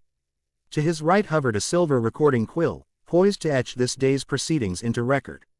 Annihilated. Yet, we find ourselves adrift, a ship without a captain in a storm of uncertainty. A ripple of murmurs ran through the room, took note of the fact that over 3/4 of those who had been aligned to the dark side of the Wizengamot were gone. Many of these witches and wizards had weathered past crises, but none so sudden and absolute. Now, with the enemy vanquished by an unknown hand, the question of governance was paramount. Albus noted that Fleemont Potter was sitting near Augustus Longbottom and Edgar Bones. Arcturus Black III, the Lord of House Black, was sitting in the gray aisle. Albus wasn't surprised. Bartemius Crouch Sr. rose from his seat near the front, his posture rigid and voice sharp. Order must be restored, he declared. With Minister Mincham gone, we must appoint a steady hand to guide the ministry. Someone who can reassure the public, direct the oars, and prepare for the inevitable investigations that must follow this crisis. Across the aisle, Abraham Bletchley spoke in a low, carrying tone. True, but who among us can command both respect and trust in these tumultuous times? His monocle gleamed in the torchlight as he surveyed his peers. Albus Dumbledore was out of the question. He had been offered the position 3 times in the 3 decades since he defeated Grindelwald in battle. Each time he refused. Bletchley continued, we need a leader known for integrity and impartiality. Someone who has proven their merit against the dark arts and shown no personal ambition for power. Fleemont Potter spoke, his voice echoing through the chamber. I agree that we must choose carefully. The wizarding world is frightened and reeling from the events that transpired last night. I propose we concede Edgar Bones for the position of interim minister. A stunned silence followed his words. Edgar Bones, a seasoned Auror, had been instrumental in bringing critical intelligence to the DMLE. He was not a Wizengamot regular nor a political powerhouse, but his reputation for fairness, bravery, and measured judgment had grown exponentially in recent months. Even more so in the past 12 hours. He had overseen investigations, negotiated tense standoffs, and always maintained a calm, even hand.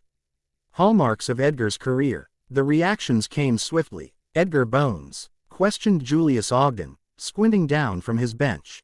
He's an Auror, not a politician. Precisely, interjected Theodosia Shacklebolt, her silver hair tied in a severe knot. We need someone untainted by political machinations. Someone who will focus on safety, stability, and truth rather than legacy or ambition. Barty Crouch Sr. folded his arms. Edgar Bones served admirably during the dark times, aiding in exposing Veral Death Eater cells and working closely with the DMLE to enforce law and order. He is respected by Aurors, hit wizards, and even some members of the Department of Mysteries. Few have cleaner hands or a steadier moral compass. A murmur of agreement spread. Many in the Wizengamot recalled Edgar's presence at the crime scenes hours after Voldemort's defeat, meticulously collecting evidence, speaking quietly to fellow Aurors, and offering comfort to Ministry staff in shock. He had shown leadership without title, calm under unimaginable stress. Dumbledore inclined his head, his beard shifting slightly as he regarded the assembly. Edgar Bones is known to me as a man of principle. He is not allied to old prejudices, and he has never sought power for his own sake.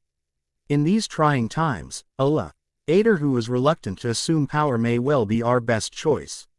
No one laughed at the subtle humor laced in Albus' words. It was too tense a moment for that. Instead, a sense of relief rippled through the chamber. A neutral figure, competent, trusted by law enforcement, might be exactly what Britain needed. Madame Marchbanks leaned forward, her voice resonant despite her age. Bletchley nodded. Yes, let us put it to a vote.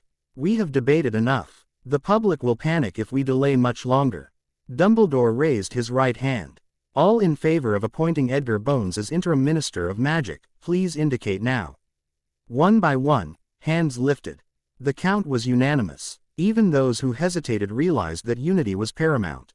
After all, a divided Wizengamot would only feed the fires of uncertainty. Dumbledore lowered his hands. Very well. By unanimous vote, Edgar Bones is hereby appointed interim Minister of Magic. The scribe's quill scratched furiously at the parchment, recording every syllable for posterity. This appointment shall stand until such time as the Wizengamot deems it appropriate to hold full elections, or until conditions have stabilized sufficiently. The decision hung in the air like a healing spell cast over old wounds. It was not a permanent solution, but it was a start. The wizarding world would wake tomorrow to find a caretaker at the helm. Someone more interested in justice and safety than playing political chess. In the ensuing moments, the Wizengamot laid out Edgar's initial tasks. He would appear to the public that very evening, explaining to the public that Voldemort was gone and that stability measures were in place. He would coordinate with the DMLE to safeguard remaining key infrastructure and track down any scattered Death Eater remnants. Edgar would also meet with department heads and reassure allied countries of Britain's stability. As the session drew to a close, a subtle calm took hold. Though the future remained uncertain, who was the mysterious attacker that slew the Dark Lord, and what might they want? The wizarding world now had a focal point in Edgar Bones. Fleemont Potter took note that the torches burned steadier overhead, as if approving over this unexpected but welcome choice. Harry had been right. Edgar was a good choice as an interim minister. As Fleemont joined those on the way out, there was a sense that order could be restored. 5:22 p.m. August 3, 1976. Gringotts Bank, London, Earth. Universe designation, 1.638.2. Goblins at the entrance eyed him warily, though no trace of fear showed on their sharp, angular features. They knew who he was now, or at least had some inkling of his importance to the Goblin nation. The shift in their posture, the way their weapons were held just a fraction more respectfully, did not escape his notice. Beyond the grand, marble-floored foyer, Harry approached the towering desk manned by an older Goblin official. Zoc, if he recalled correctly. Zoc recognized him instantly and jerked his head toward the corridor that led to the private offices. Harry bowed in gratitude. It still astounded him how quickly a reputation could be earned in the wizarding world. In Goblinkind as well. After all, he and Rose hadn't been in this universe for a day. In that time, he had neutralized Voldemort's Horcruxes, killed the Dark Lord, assassinated the Minister of Magic, and had forged a blood-bound alliance with Ragnarok. Now, With the ministry in flux and Edgar Bones set as interim minister, it was time to cement his relationship with the goblins. He suspected today's meeting would be significant. Herrick James Potter, Ragnock greeted, his accent rumbling through Harry's name. Welcome back. We have matters of great importance to discuss. Harry stepped closer, crossing his arms. I assumed as much. The world has not stood still since we last spoke. Ragnock's grin revealed pointed teeth. Indeed, the High Council has considered my request. They will hear you out in 3 days. Time, on the 6th of August, in the High Council chambers in Scotland. Harry's eyebrows rose slightly. He knew this was significant. The High Council of Goblinkand rarely met with an wizard, let alone offered them audience. That's soon. Are there any protocols I should be aware of? Torvik cleared his throat. You will be required to speak in Grimnash. Make promises. Possibly offer a gift. The council values strength tempered with honor and practicality. They will wish to see evidence you understand our crafts, our customs, and that you are not another wizard seeking only profit. Harry nodded. I can manage that. I've studied much in my time away. What else? Ragnock leaned back in his chair, tapping a wick wooden desk. There is another matter. Your aggressive actions last night left a legal vacuum. The lords you killed, all Death Eaters, possessed lineages tied to ancient and noble houses. By right of conquest and the old magic woven into blood and property. You may claim lordship of these houses if you so choose. Harry stiffened. This was unexpected. The Malfoys, Averys, and others he had dispatched were all entrenched in old pureblood traditions. Wait, you mean I can just take their lordships? Torvik shrugged, as though this were a mundane matter of account ledgers. Wizards have many laws and customs. One of them holds that if a rightful lord of a house dies without heirs, or if all direct heirs are nullified by bloodline oath breaking, the magic tied to that house reverts to its conqueror. Typically, this is done through formal duels or arranged successions. You have done something more abrupt, yet the old magic is not particular about such details. The former gladiator ran a hand through his hair, considering the implications. He already held Potter, Black, Peverell, and Gryffindor titles. Adding more lordships would grant him greater influence in the Wizengamot, but also more responsibility, and more scrutiny. If he claimed the Avery seat, the Rosier seat, or even a more obscure line he'd never heard of, he would inherit not only their fortunes but their outstanding obligations, including dark artifacts locked in old vaults. Did he want that sort of baggage? Still, it could be useful. Harry's entire strategy depended on reshaping Wizarding Britain. Having more votes in the Wizengamot would help push through reforms. But would the public accept the sudden rise of a new power who had conveniently removed the old guard? The timing was delicate, yet, the idea of these houses' wealth and artifacts falling into unscrupulous hands again was woes. Which houses are we speaking of? Harry asked. Torvik pulled a scroll from his desk and unrolled it. The parchment, infused with goblin magic, glowed softly. Avery, Mulciber, Knott, Travers, and Roll. All of these lords were killed last night and had no living heirs recognized by Gringotts or the Ministry. There are minor cadet branches, but they have been disqualified by old oaths or lack of recognized lineage. Given your bloodline tests and your direct role in there, he paused, searching for a polite phrase. Removal, you are eligible to claim them. Harry glanced at the list, recognizing names that caused a twist of disgust in his stomach. Each house had funded atrocities, sided with Voldemort, and oppressed anyone they considered lesser. Perhaps now he could turn their legacy to something better. Ragnock studied Harry carefully. Do not take this lightly. Each house will bring entanglements. Old contracts, cursed vaults, alliances with foreign wizarding enclaves. If you claim them, you gain more power but also more risk. Nodding slowly, Harry sighed. I understand. Before I claim them, I want to review their ledgers. I need to know what I'm getting into. Torvik flashed Harry a toothy grin. As your account manager, I anticipated this. The goblin removed several small files from under. Harry frowned. The Avery holdings were extensive but stained by blood and theft. The goblin forged blades, he said quietly. I could return those to the High Council as a gesture of goodwill, yes. Ragnock inclined his head. Yes, that would please them. Few wizards return such treasures voluntarily. Harry nodded. The High Council meeting drew near, and offering the blades could strengthen his hand. Any outstanding debts or contracts? Torvik nodded grimly. Several marriage contracts due to mature in the next decade, all heavily laden with old pureblood customs. With the line extinguished, you can either annul them or enforce the dissolution fee. Also, a pending agreement with Multiverse line to invest in illegal potion ingredients. Annul the marriage contracts, Harry said immediately. He wanted no part in that mess. The potion agreement, end it. I want no part of smuggling or dark trade. Torvik's quill scratched over parchment, noting Harry's instructions. Ragnok pushed a second ledger forward. It bore the crest of a regal falcon clutching a wand. Knott's symbol. House Knott, Ragnok said. Old money. Very old. A manor in Kent, a villa in the south of France. The vaults contain over 300,000 galleons. They possess several heirlooms, some rumored to be tied to Salazar Slytherin's lesser-known acolytes. Harry's eyebrows rose. Heirlooms tied to Slytherin's followers. Torvik grunted. Dark relics, likely cursed tomes, enchanted masks. Wands crafted from dubious materials. We'll need curse breakers to confirm. Harry sighed. Hire them. Catalog everything. Destroy or neutralize any irredeemably dark artifacts.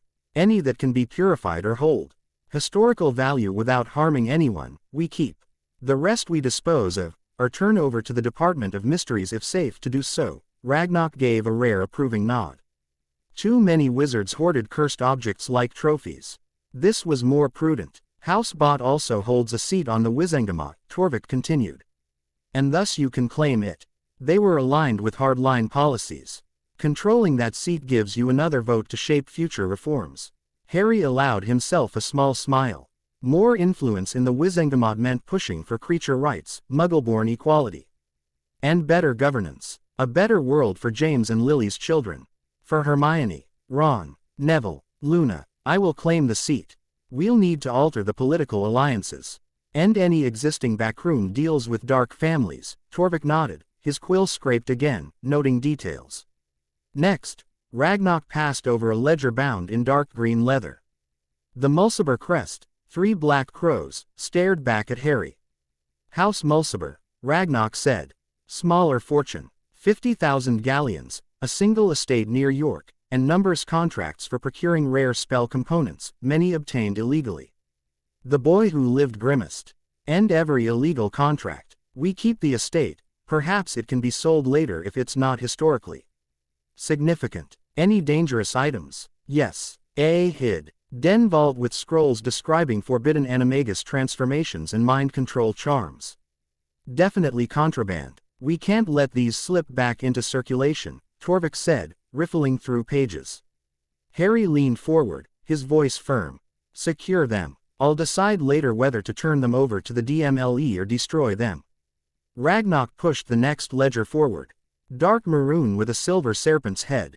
Travers. House Travers is wealthier. 200,000 galleons, extensive investments in potions factories across Europe, and half a dozen properties. However, they are also known for connections to mercenary curse breakers. Some vaults may be trapped. Harry snorted softly. Trust Death Eaters to make their vaults death traps. Hire the best curse breakers you trust. Secure the vaults. Any significant heirlooms or alliances? Torvik nodded. They hold several old treaties with foreign wizard enclaves. Hungary, Bulgaria, and some non-aligned Eastern European sects.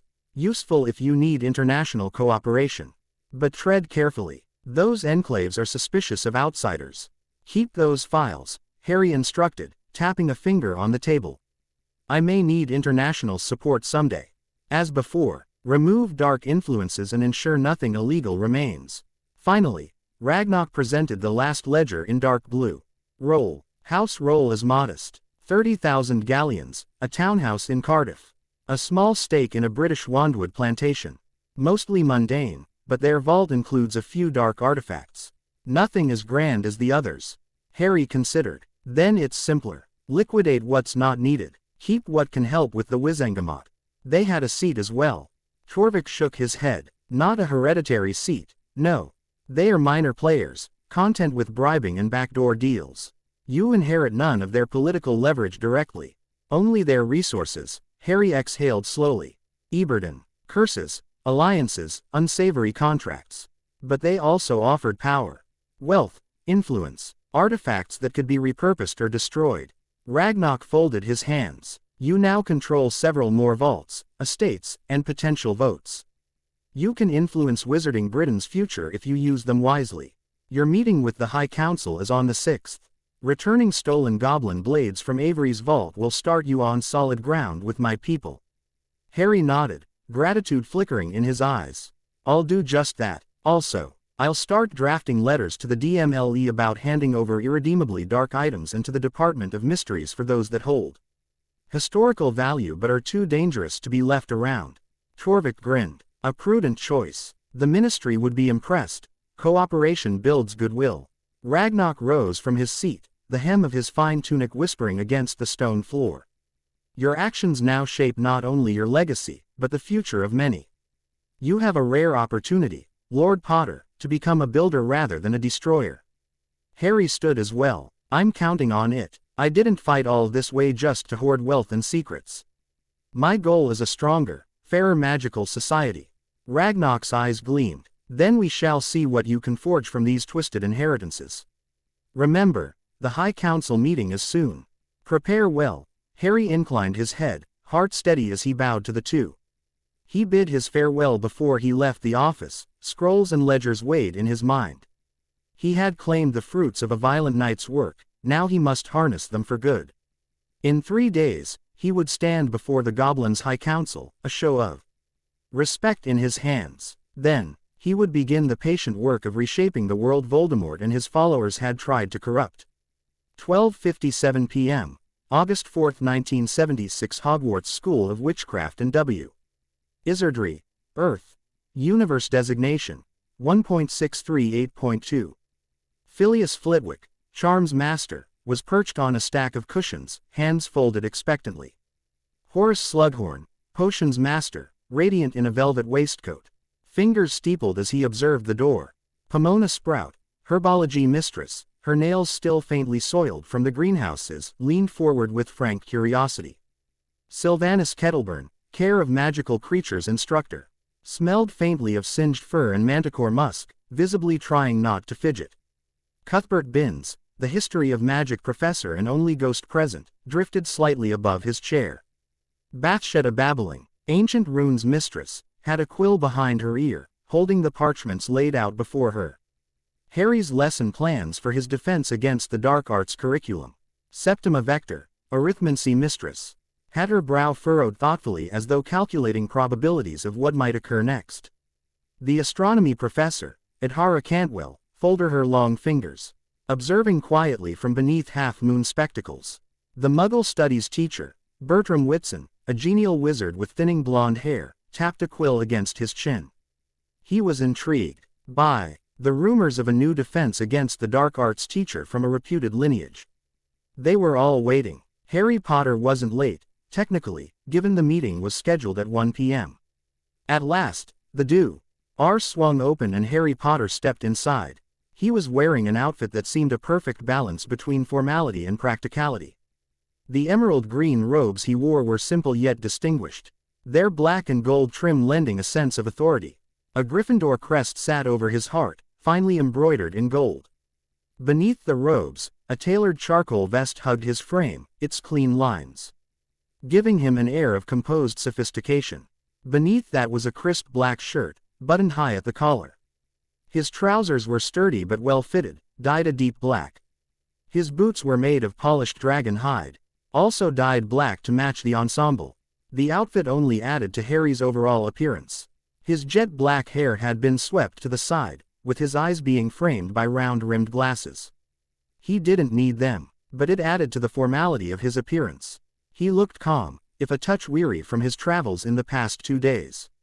He offered a polite nod to the assembled faculty. Thank you all for gathering. Dumbledore began quietly. The murmurs died down as every eye turned to Harry.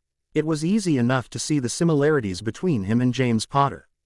After all of these teachers had either taught James or seen him in the last 5 years. Dumbledore continued, as you know, Professor Potter will be joining us to teach defense against the dark arts this year. Slughorn wasted no time. My dear boy, he said, voice thick and jovial though laced with curiosity. The staff can't help but be intrigued. We've heard whispers. You're connected to Fleemont and Euphemia Potter, and young James. Are you not? His mustache twitched with interest.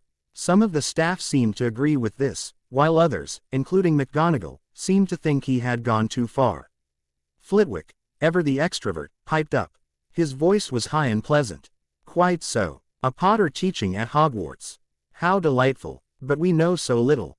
The Potters are a respected family, yet we haven't seen you at any of the usual gatherings or Wizengamot functions. His eyes shone with scholarly interest. Pomona Sprout smiled kindly. I'm sure we don't mean to pry too much, dear. It's just you appeared rather suddenly. Are you newly returned from abroad? Her tone was motherly, softening the bluntness of the inquiry. Kettleburn cleared his throat. We welcome any expert who can help our students learn to protect themselves. But yes, it's unusual for someone so closely tied to a well-known family to appear on staff without fanfare. A pause, then a more hesitant query. Were you perhaps studying creatures on another continent? Babbling and Vector exchanged curious glances. They were not social butterflies like Slughorn, but they valued knowledge. Babbling tilted her head. Professor Potter, rumor places you as a relative of the Potters. Fleemont and Euphemia have always been private individuals. If you belong to their household, how is it we haven't heard of you until yesterday? Binns drifted forward slightly, dust motes dancing in his spectral form, though he made no comment. History had taught him that patience was key. Adhara Cantwell, astronomy professor, spoke with a quiet voice. We live in changing times. We would understand if secrecy was necessary for safety. Still, we hope to know the background of our newest colleague. Whitson, the Muggle Studies professor, smiled disarmingly. We mean no offense, only that everyone craves reassurance. Knowing who we entrust our students to would set minds at ease. Harry clasped his hands behind his back and offered a careful and patient smile. He had expected curiosity. After all, he had come seemingly out of nowhere with a famous family name and a teaching post. I appreciate your interest, he said, voice calm and even. I am, indeed, connected to Fleemont and Euphemia. In fact, I am the younger brother of your student, James Potter.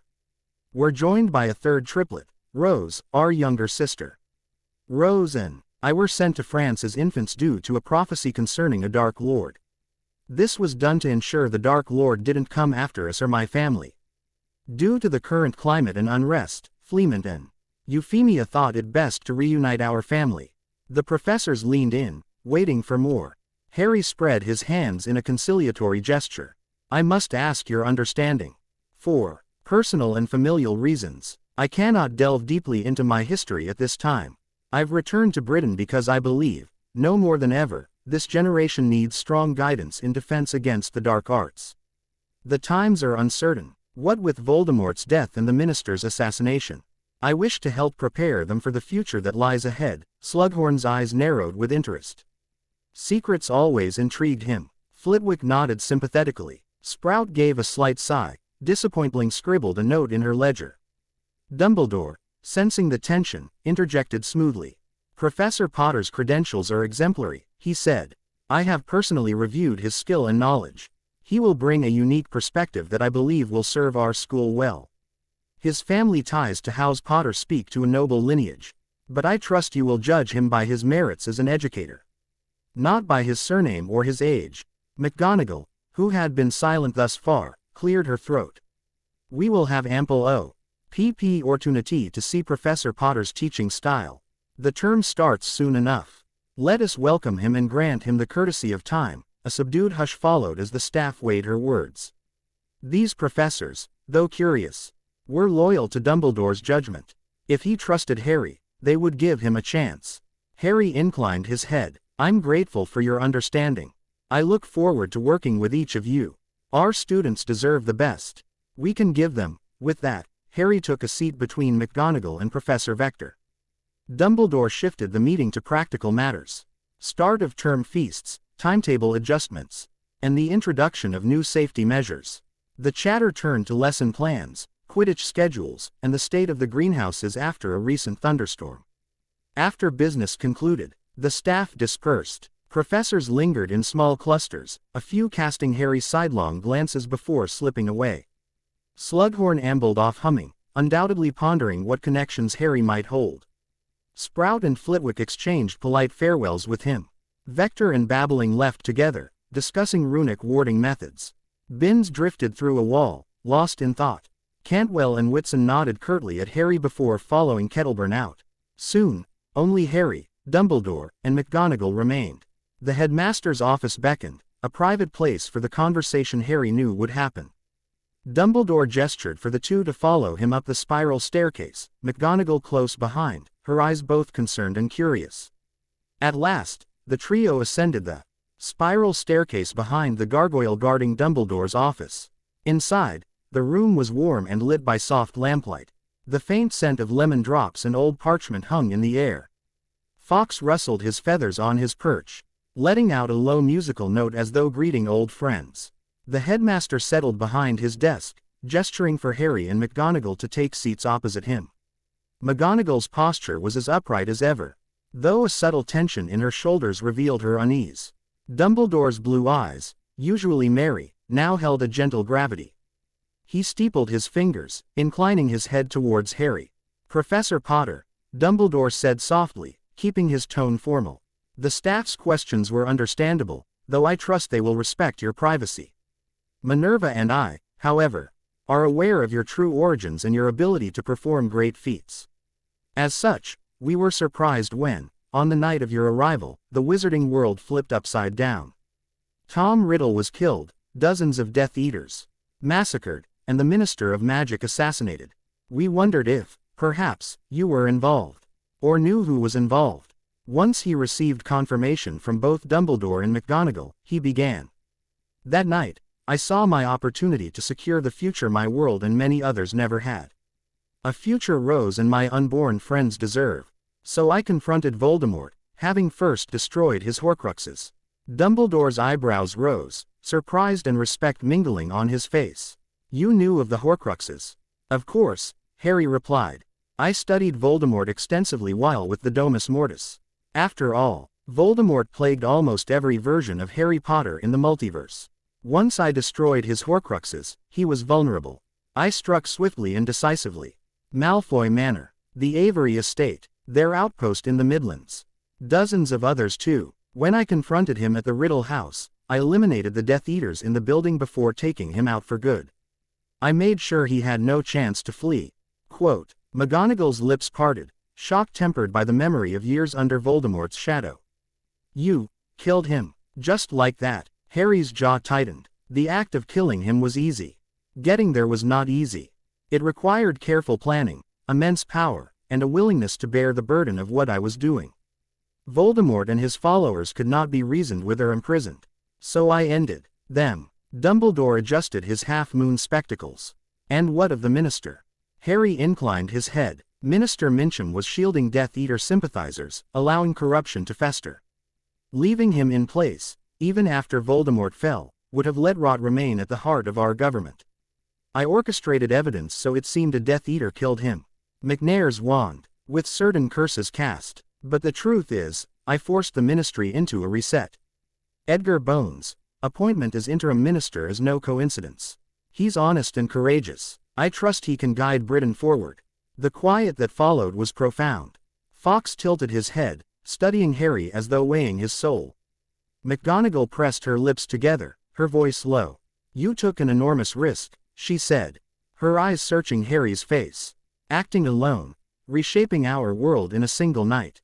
The consequences." Dumbledore leaned back, his expression deeply thoughtful.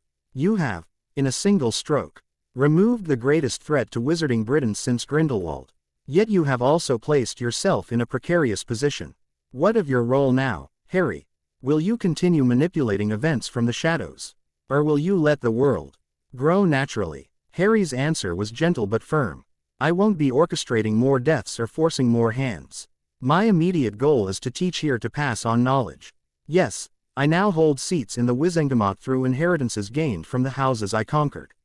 I'll use that influence to promote fairness and equality, but not through violence. I've done what had to be done to end the immediate crisis."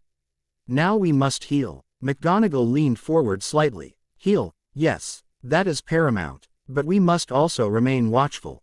Moving Voldemort does not remove all darkness from the world. She paused, her voice softening. I know Fleamont and Euphemia. I also know James. They are good people. I pray you carry their values forward, and that you don't let the weight of your actions disappoint them. Harry smiled faintly, an expression tinged with sadness. I won't forget their example. Nor will I forget why I came here. 2. Ensure no child grows up under the shadow of a monster like Voldemort. Dumbledore nodded slowly. Trust is not given lightly, Harry. But you have mine, for now. You have changed the landscape of our world. I hope that as you teach our students, teaching them true defense instead of paranoia, they will inherit a brighter future. Still, I must warn you. The Wizengamot and the public may soon ask questions. You must be prepared to face scrutiny. I understand, he looked between them. I don't intend to hide forever. When the time is right, I'll be more transparent. But for now, I ask you to keep my involvement secret. Let the world believe what it must. Focus on the future, on stability, on rebuilding trust. McGonagall exhaled softly, and though worry lingered in her eyes, she found a small smile. Very well, Professor Potter. If Dumbledore trusts you, so shall I. But I will not hesitate to challenge you if I believe you stray from the path of decency. Harry nodded respectfully. I would expect nothing less from you. Dumbledore stood, moving around the desk to stand beside Harry. He placed a gentle hand on the new professor's shoulder, as though bestowing a silent blessing. We've seen too much war. Too much fear. Let us guide these children and ourselves into kinder times. Fox trilled quietly, the lamp-lit office embracing them in a moment of rare accord. Omake number 1. He Wizengamot had just unanimously agreed to appoint Edganister. The heavy silence of political tension had eased, replaced by cautious relief. As the robed figures filed out of the chamber, Fleamont Potter lingered behind with Edgar Bones, who was still adjusting to the idea of being minister. Edgar, Fleamont said quietly, a reassuring hand on the new minister's shoulder, you'll do just fine.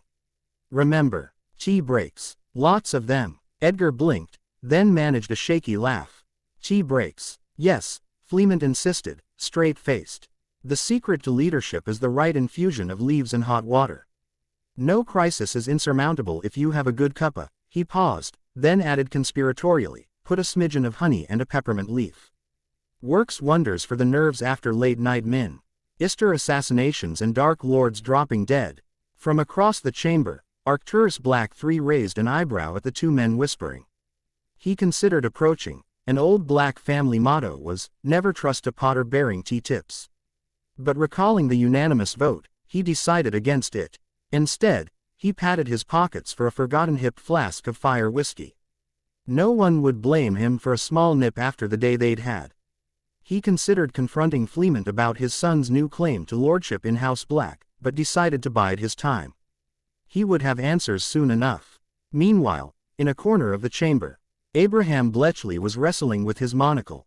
Having seen Edgar Bones appointed so swiftly, he was convinced the monocle had fogged at a critical moment. He missed a historical footnote, surely. He rubbed it vigorously with the edge of his robe and muttered something about ordering a new, enchanted lens from Ilox Optics. Madame Marchbanks, having overheard him, leaned over. Bletchley, dear, perhaps a clarity charm next time. Bletchley sniffed. I'll consider it, Madame Marchbanks. I'll consider it. At that moment, the silver recording quill still hovered near the podium. Having dutifully captured every word spoken, freed from serious obligations, it paused uncertainly. Without orders to stop, it decided to note the chamber's hushed aftermath. Its nib skittered over parchment. Writing. Note. Post-vote atmosphere, subdued relief. Fleamont Potter recommends tea. Arcturus Black checks hip flask. Abraham Bletchley insults monocle. Conclusion. Wizarding Britain is strange. Satisfied. The quill set itself gently down on the table and went perfectly still. Omake number 2. In Ragnarok's office, after Harry had left, Torvik and Ragnarok lingered over the ledgers. Torvik tapped the Avery ledger with a claw. He wants to return the goblin-forged blades, he mused. I must say, that's a first. Ragnarok harumphed. Wizards usually hoard them, claim them as Spoils. This one's different. Torvik nodded solemnly, then grinned. Do you think if I drop a subtle hint, he might return a few other stolen artifacts he doesn't know about yet? Ragnok shot him a flat look. Torvik. The account manager raised his hands. Kidding. Well, maybe only half kidding. Worth a shot. Ragnok rolled his eyes, making a mental note to keep Torvik from pressuring their new ally too much. Still, a goblin could dream, and dream they would have goblin-forged treasures restored to their rightful place, and a wizard who actually tried to do what was right instead of hoarding power. Omake number 3. After the meeting, as Harry, Dumbledore, and McGonagall departed, the remaining professors dispersed in small, curious groups. Slughorn, humming to himself, pondered what Delacock. Why to serve at his first Slug Club gathering. He made a note to find out Harry's favorite dessert. A well-placed treacle tart could unearth the secrets of any man, or so Slughorn firmly believed. Sprue. She returned to her greenhouses and whispered to a venomous tentacula, a potter teaching defense, as though the plant had an opinion on educational staffing choices. New term. Bins, drifting through a wall, murmured to himself. Another potter. Might be worth mentioning in my first lecture. If I remember. Vector and Babbling walked off, their voices echoing down the corridor. I still think run. IC wards integrated with arithmancy grids could revolutionize classroom safety, yes, but how do we account for the students who can't handle a basic shrinking charm? You have a point. Far above them, in the astronomy tower, Professor Cantwell peered through a telescope at the early evening sky. She wondered if the stars had foreseen this chaos. Probably. Stars always knew something, but they never wrote memos. Updated. The 6th of March 2025. Ul Lathrop Gith. UL Lathrop Gith. 10:19 a.m. August 6, 1976. Diagon Alley, London, Earth. Universe designation 1.638.2. A crisp summer breeze followed Harry, Rose, Fleement, Euphemia, James, and Sirius as they apparated into Diagon Alley. Rose held on to Harry, James to Fleement, and Sirius to Euphemia. The three weren't recognized as adults in the magical world, and thus weren't yet allowed to apparate, especially without a license. The morning crowd had yet to reach its midday bustle, leaving the cobblestone streets relatively calm. Harry had decided it would be best in the morning to unveil the established Vitae vaults. 3 consolidated vaults that now represented the combined wealth of houses Potter, Black, Peverell, and Gryffindor. In the days following his meeting with the other professors and his talk with Albus and Minerva, Harry had decided to spend some much-needed time with his family. He spoke often with Fleement and Euphemia, discussing his plans for the Wizengamot and the ministry as a whole. He had cast several transfiguration and concealment charms on Rose's Nimbus 2002, ensuring it looked like a broom from this time. She had then spent the next 2 days using it to annihilate James and Sirius in their mock Quidditch matches held in the backyard. Cyrus ran a hand through his dark hair, scanning the shops and alleys with curious eyes. Rose adjusted her green robes, straightening a silver clasp at her shoulder. James bounced slightly on his heels, energetic as always, while Fleement and Euphemia Potter follow. Ed behind with a dignified grace befitting the heads of House Potter. Harry, dressed in green robes similar to Rose's, led them inside Gringotts, nodding to the goblins at the door. They recognized him at once, offering a curt bow. Harry returned it with a respectful incline of his head. Inside, the vast marble hall stretched along polished floors, carved pillars, and 100 goblins perched at their counting desks. I've arranged a private viewing of the Vitae vaults, Harry said softly to the others. I want all of you to see what we've consolidated. House Potter, House Black, House Peverell, House Gryffindor, and a number of other houses I claimed after my 10 hours of hunting. Resources combined into a new set of holdings. This should give us unparalleled leverage in the Wizengamot and beyond. Fleement nodded slowly, meeting Euphemia's gaze. He had been considering the new structure of titles and responsibilities for days. Now, yes, it's time, he said, voice steady. I wanted to talk about the future of House Potter and our roles within it. Harry, you've taken on so many responsibilities in such short time, lordships and alliances, that we need to ensure our immediate family is prepared to share the load.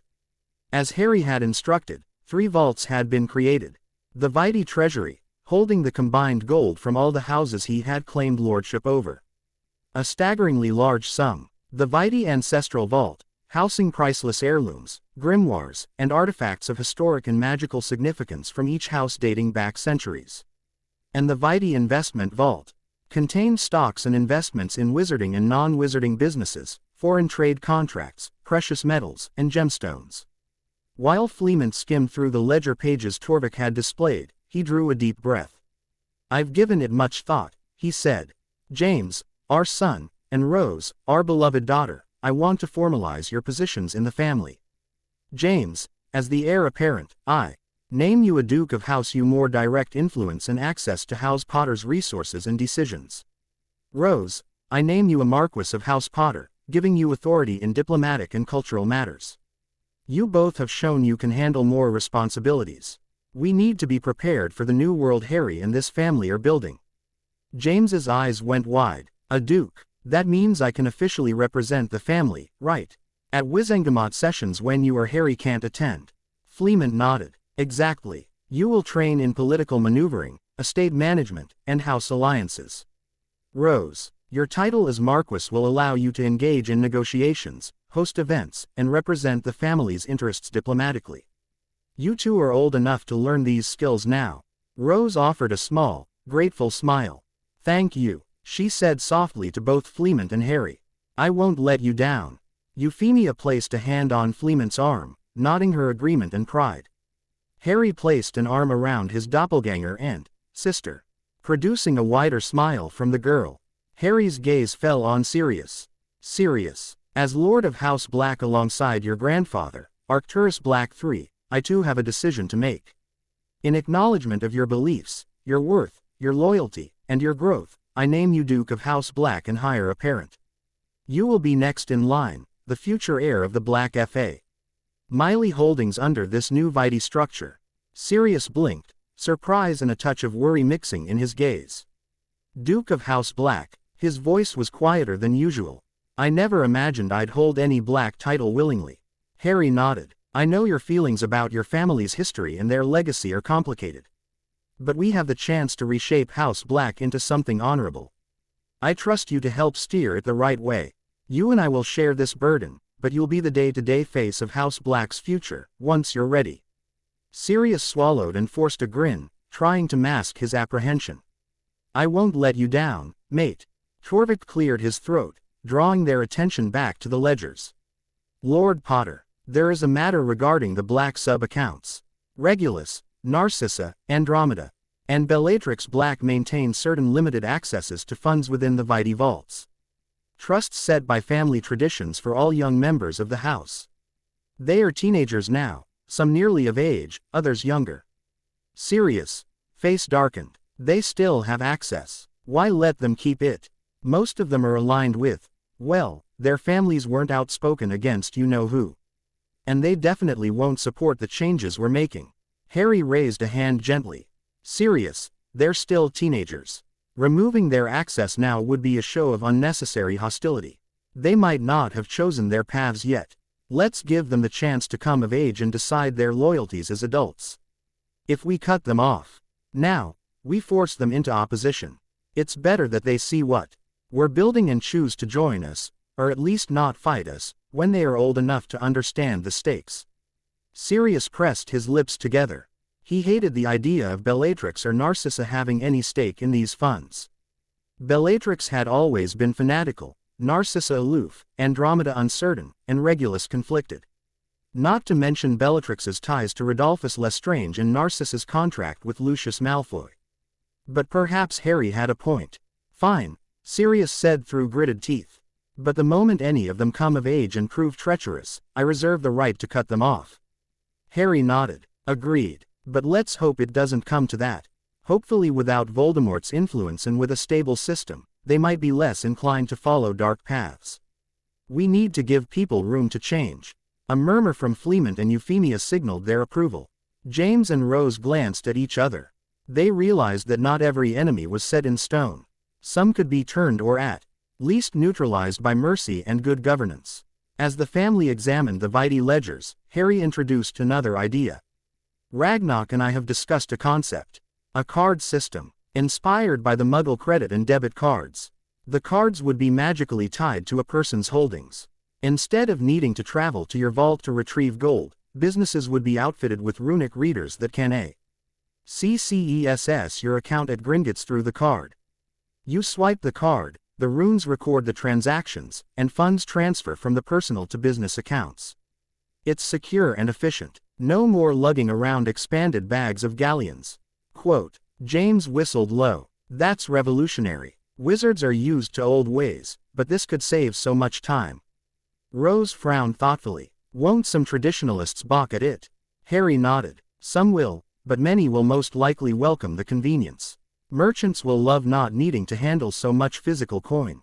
It'll also reduce robbery risk. If the card is stolen, the runes can be depowered remotely and a new card can be issued to the rightful owner. If Ragnar and his goblins implement it carefully, it could enhance Gringotts' power and make commerce smoother. Sirius smirked. And here I thought today was only about vaults and titles. You're upending the entire financial system, Harry. Harry shrugged lightly, a grin touching his lips. I remember how it works in the Muggle world. Muggles manage just fine without hauling sacks of cash everywhere. If it can work there, we can adapt it here with magic. He turned to Torvik. Please inform Ragnar that I'd like to move forward with trials of this card system in a few select businesses. We can start small. Build trust in the method. Torvik nodded, intrigued. This is unprecedented, but Ragnar inclined his ear when you first mentioned it. He values innovation if it strengthens Gringotts' position. I will relay your request. With that, the family made their way out of the private office, returning to the main hall of Gringotts. As they stepped back into the bustle, Harry felt a presence gnawing at the corner of his attention. He glanced around and spotted a bald lady standing BG near a pillar, cloaked in simple robes. Her eyes met Harry's for a fraction of a second. Something about her felt ancient, wise, and utterly alien. He tried to focus on her features. Was she smiling? The moment he blinked, she was gone, disappearing as if she had never stood there. Harry frowned. You couldn't apparate in and out of Gringotts. Not unless you were as powerful as Harry, who could smash through the wards with ease. This only piqued his curiosity. Who was she? His enhanced senses gained from the Domus Mortis told him that she was no ordinary witch. But given she was no immediate threat, he filed it away to consider later. Before he could dwell on it, a loud voice drew his attention. We can't accept it. We never asked for it. Harry turned to see Arthur and Molly Weasley, both younger than he had ever seen them, standing before a goblin account manager. Molly was visibly pregnant, being only a few weeks away from giving birth to Percy Weasley. Their two youngest sons were with them. Charlie, who was 2, had his arms around his mother's neck as he clung to her. Bill, roughly 6, tugged lightly at his father's sleeves. The account manager flipped through a ledger, unimpressed by their protests. I'm sorry, Mr. Weasley, but the 50,000 galleons were deposited anonymously and lawfully into your vault. It is yours to do with as you please. We cannot return it to the unnamed donor. Arthur looked distraught, running a hand through his thinning red hair. We never wanted such a sum. Molly shook her head emphatically. We have enough to get by. Someone is playing a prank or trying to put us in debt of gratitude we never asked for. Harry realized that this was the donation he had quietly arranged from the Gryffindor vaults. The Weasleys would become a crucial family in the future he envisioned. Steadfast, kind, open-minded. This gift was meant to ensure they never faced poverty or were forced into desperate measures. He had expected resistarity, but he felt it was still the right thing to do. He moved closer, ensuring his voice wouldn't carry far. Mr. and Mrs. Weasley, Harry said softly, inclining his head. I couldn't help but overhear. Is something wrong? Arthur turned, startled. Molly looked a bit embarrassed. Someone deposited 50,000 galleons into our account. We don't know who, and we can't return it. We don't feel right keeping it. Harry offered her gentle smile. Perhaps it's a gift. The world is changing and maybe someone wanted to ensure a good family like yours had a stable foundation. You could use it for your children's educations, or invest it in something that helps you become less stressed financially. There's no law against refusing to spend it, but consider that it might have been given in good faith. Molly's eyes welled slightly. But why us? We're no one special. Shaking his head, Harry's smile widened. You matter more than you know, Mrs. Weasley. The kindness you give to others, the integrity you pass to your children. It deserves support. If you truly can't stand it, donate some of it to a worthy cause. But keep enough to ensure your family's comfort. Consider it a seed for the future. Arthur exchanged a glance with Molly, who bit her lip. Bill looked curious, as children often do when adults discuss mysteries. Charlie mumbled something incoherent into his mother's hair. Finally, Arthur sighed. We'll think about it. It still feels strange, but maybe we can do some good with it. Harry nodded. That's all anyone can ask. Take your time making your choice. The two thanked him quietly and led their children away. Still murmuring about what to do, Harry watched them go, glad to see they would consider the gift rather than reject it outright. Fleamont and Euphemia joined Harry, having waited a respectful distance away. James and Rose stood by Sirius, who was scanning the hall for the mysterious bald lady Harry had mentioned. She was nowhere to be seen. I have to depart for the north soon, Harry said to his family. There's an important meeting I need to attend. I'm sorry I can't elaborate more right now, but know that everything I do is to secure our future. And not just ours, everyone's. Euphemia touched his arm gently. We trust you, Harry. You've proven that you have the family's best interests at heart.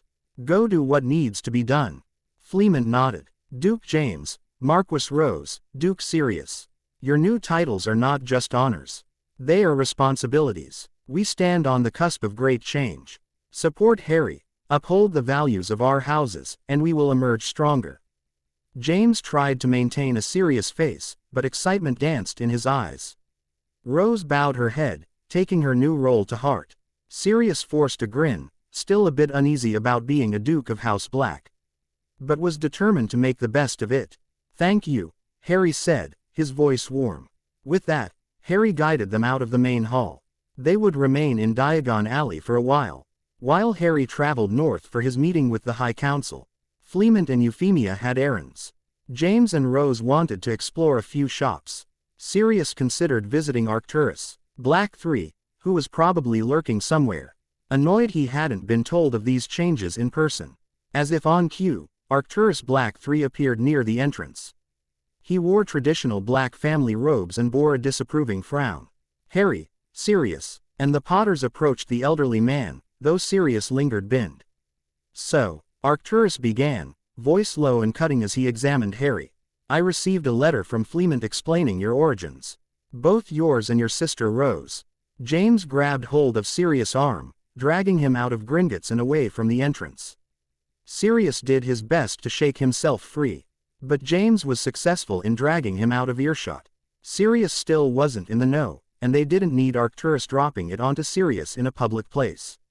Harry decided to throw a few concealment charms around their general area as Arcturus continued. Another universe. Immense powers. Slaying Voldemort using impossible abilities. While I am not angered by your claim to lordship or by Sirius, promotion to Duke, I am annoyed that you did not inform me face to face. I am family too, am I not? Harry met Arcturus' gaze calmly. You are, and I apologize for the oversight. Everything has been happening quickly. I planned to speak with you, but events forced my hand. Now that you know, I hope you understand that I do what I need to ensure stability. I have a plan for House Black that I hope will redeem its name. Sirius will help lead it. Arcturus' expression softened slightly. I can tolerate your methods as long as the outcome is worthy. I will remain on the sidelines for now, observing how you manage these titles and alliances. Do not mistake my patience for indifference. I'll be watching carefully. Harry nodded. Understood. Your wisdom may be needed if we face unexpected challenges. Arcturus inclined his head and drifted away down to the main alley to speak with Sirius privately, probably to lecture him about the duties of a duke and the gravity of carrying the Black legacy forward. With that settled, Harry stepped outside, bidding farewell to his family for now. He would depart for Scotland soon, to meet the High Council deep beneath the earth. As his F.A. Miley separated to go about their business, Harry made his way out of the alley and into London. With the turn of his heel and a crack of black smoke, he left for the High Council. 11:02 a.m., August 6, 1976 Scotland. Earth. Universe designation. 1.638.2. Harry stood in front of a mirror he had conjured for himself in the chamber he now stood. Ragnarok was deeper in the cave system, speaking with the High Council to ensure they were prepared. Harry, meanwhile, examined his attire. He had chosen robes of dark green velvet trimmed in silver and charcoal. This meeting was going to be different than the ones he had had thus far. This was the High Council of the Goblin Nation. They were not bankers or tradesmen. These were ancient overseers, guardians of old pacts, and arbiters of alliances more enduring than castles. His heart thumped steadily. He had staked a lot on forging a true bond with Goblinkind, hoping to reshape Wizarding Britain's future. But he knew their wariness. Wizards had lied, cheated, and stolen from goblins for centuries. To gain their trust, he would have to give more than words or gold. He would have to reveal secrets that weighed heavily on him. The Domus Mortis, his extraterrestrial augmentations, the truth of his origins. He would no doubt HVE to undergo a trial that would test his sincerity and resolve. After a moment, the doors leading further into the caves opened inward. 2 goblin guards stepped forward. They wore boiled leather armor reinforced with bronze plates, and their eyes held no warmth. Only measured caution. Herrick James Potter, one guard asked in Grimnash. Harry nodded, stepping forward. I come at the High Council's summons. The guards exchanged a look, then motioned for Harry to follow. It was clear they had never seen a human visitor in these caves. The 3 descended into the earth, the passage narrowing until only torchlit corridors of limestone and granite remained. They went deeper and deeper, footsteps echoing in silent halls. Eventually, the passages widened into cavernous spaces connected by carved stone bridges over underground streams. After nearly an hour of walking, they reached a broad cavern lit by greenish torches. Ragnarok waited there, dressed in ceremonial armor etched with runic symbols, flanked by Torvik and 2 other goblins Harry didn't recognize. Ragnarok inclined his head slightly. Herrick James Potter, Ragnarok said, voice low but clear in Grimnash. You have come as requested. The High Council awaits. They have heard your requests for alliance but demand proof of your sincerity. Are you prepared? Harry exhaled slightly. I am. I bring gifts, truth, and whatever trial they deem necessary. Ragnarok nodded. Good. Follow me. They passed through into a vast cavern. Stalactites hung from above like teeth, and a ring of massive pillars formed a rough circle at the center. At the top of each pillar sat a goblin counselor, 21 in total, clad in armor of dark metals and bearing symbols of old clans. Each pillar rose about 10 feet above the cavern floor, forming a raised amphitheater. The floor itself was covered in runes that shimmered under the torchlight. It reminded Harry of the Wizengamot chambers. Morgathul, the eldest counselor of the High Council, sat on the central pillar. He wore black iron armor, with runes of silver across his chest. His eyes were deep-set and suspicious. To his left was Threvnik, a female goblin with a staff capped by a rough emerald, her eyes keen and predatory. Herrick James Potter, Morgathul's voice echoed in the cavern, captured and amplified by subtle acoustic charms. You seek alliance with Goblinkind. Wizards have promised us much before in hopes of our help. Many have lied. We cannot trust words alone. We demand more. Harry stepped into the center of the ring, carefully placing the cloth-wrapped goblin-forged blades on a low stone altar that lay at the center. He also reached into a pouch on his belt, carefully removing the object he had retrieved while in Hogwarts 2 days prior. The goblins all watched as Harry removed the sword of Gryffindor itself before placing it on the altar next to the blades. I return these stolen artifacts freely. 2 goblin-made blades stolen in the 14th century. And the sword of Gryffindor, a goblin-made sword taken from your kind by Godric Gryffindor's son. I return it to you now as a show of goodwill. A murmur ran through the council. One counselor, Grathel, spat to the side. A start, but not enough. Artifacts can be replaced. Trust cannot be bought so easily. Harry inclined his head. I offer more than objects. I offer my own blood, my secrets, and my future bound to yours. Threvnik narrowed her eyes. Secrets, Wizard, what secrets could you hold that would matter to us? Harry took a deep breath. This was the moment. I am not just a Potter of this world. I come from another universe. Another life. In that life, I was Harry Potter, son of James and Lily Potter. The boy who lived. I fought Voldemort and witnessed his return in my 4th year at Hogwarts. But before my 6th year at Hogwarts, I was taken by a multiversal entity known as the Domus Mortis. An oppressive coalition made up of an endless number of Harry Potters. They destroyed my universe and forced me to fight for them. When I refused, they broke me in ways I had never thought possible. I was augmented, granted powers beyond normal wizarding limits. Immense strength, superhuman endurance and durability, the ability to fly, and extreme adaptability. After what felt like years, I escaped that hellish place and arrived here. It was then that I decided to shape a better future. Silence fell over them like a heavy blanket. The goblins stared at him, some disbelieving, some intrigued. Morgathul raised a hand for continued silence. You claim powers from beyond our world. But these words are cheap. Show us truth or we shall dismiss this as a deceiver's tale. Harry nodded. He expected this. With mastered ease, Harry lifted off of the ground.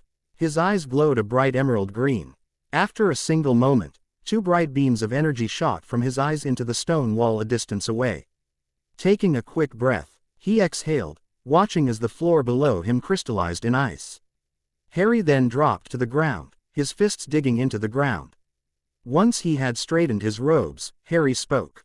I killed Voldemort and his Death Eaters with my own hands. Without magic, he said quietly. Without these powers, I could never have eradicated them so completely and swiftly. I do not boast, I state fact. I have changed the course of this universe's history. A ripple of astonishment moved through the council. Threvnik tapped her staff. If what you say is true, you are more dangerous than any wizard we have met. Why should we trust a being with such power? Harry looked up at them, his eyes earnest. Because I choose not to rule through fear. I want to forge a world where goblins, humans, and other magical creatures can cooperate. Where I use my influence to grant you equal standing in trade, property rights, and craftsmanship. I do not seek to conquer. I seek partners who can help me ensure the stability and fairness I never saw in other worlds. I plan to change the world the right way, hiding my origins and powers as part of that future. Morgathul's gaze hardened. You ask for much. You want us to help. Conceal your past from outsiders. No mention of the Domus Mortis or your true origins. You want our curse breakers, runesmiths, agriculturists, engineers, specialists to aid in your plans. In return, you say you will fight for our rights, return our treasures, and stand with us in war if needed. Grathel snorted. Words, words. We can ink a treaty, but we have seen treaties broken. We need absolute assurance. If you betray us, quote. Ragnarok stepped forward, producing a scroll bound in iron. The council has demanded a blood accord, more binding than any wizard oath. Should either side break the terms, a dire fate awaits. For you, Herrick James Potter, if you betray this accord, all who bear the name Potter shall perish, and we shall seize every asset you own. For us, if the Goblin Nation betrays these terms, each member of this High Council will forfeit their head. Do you accept such stakes? Harry's stomach twisted slightly, but he raised his chin. I accept. The price of betrayal on both sides is clear and brutal. That means we must not fail.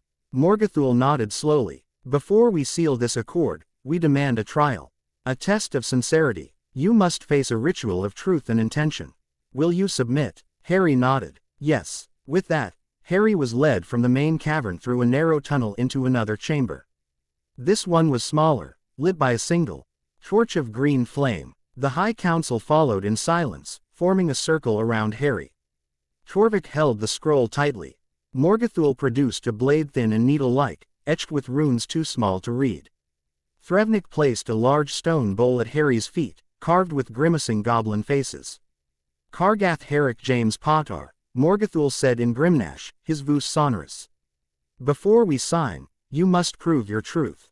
In this ritual, you will offer your blood and your secrets. If you lie or hold back, the runes will devour your soul. If you are honest, you shall pass unscathed. Harry nodded once more, his heart pounding. I understand. Threvnik raised her staff, and a web of runic lines shimmered on the cavern floor. Tell us why you truly seek this alliance. Speak your origins in detail.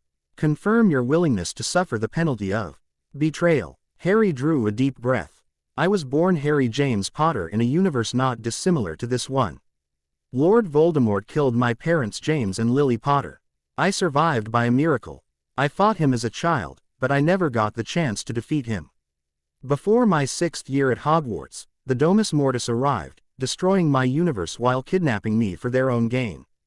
They made me a gladiator, forced to decide the fate of universes across the multiverse. There, I lost limbs, lost my will to live. Eventually, I gained powers from a lean species through DNA augmentation and escaped when I was strong enough to challenge them. I found myself here, in a new universe with my doppelganger Rose, where Voldemort still lived. I used my powers to destroy him and his followers. Now I hold multiple lordships by right of conquest, allowing me to steer wizarding law. He pressed his thumb against the rune-lined bowl, and Morgothul picked it with the needle-like blade. A drop of Harry's blood fell into the bowl, the runes glowing crimson. I seek an alliance because I know goblins have been wrong for centuries, Harry continued. I want a stable, just society. I cannot achieve this alone. You have crafts, knowledge, and the perspective I need. In return, I give you more rights, to return stolen treasures, and stand with you if threats arise. I will defend you in the Wizengamot, share wealth and influence, and defend you from your enemies. In exchange, you help me maintain my cover story, provide specialists I may need, and help me strengthen my holdings and enforce reforms. Threvnik watched him closely. And what if we fail you? What if the Goblin Nation betrays these terms? Harry's expression hardened. Then your High Council's heads are forfeit. If I betray you, every Potter dies and my assets become yours. The penalty is balanced to ensure neither side dare lie or betray the other.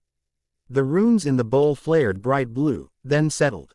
Morgothul examined the bowl's contents, a swirl of blood and glowing runes, and nodded.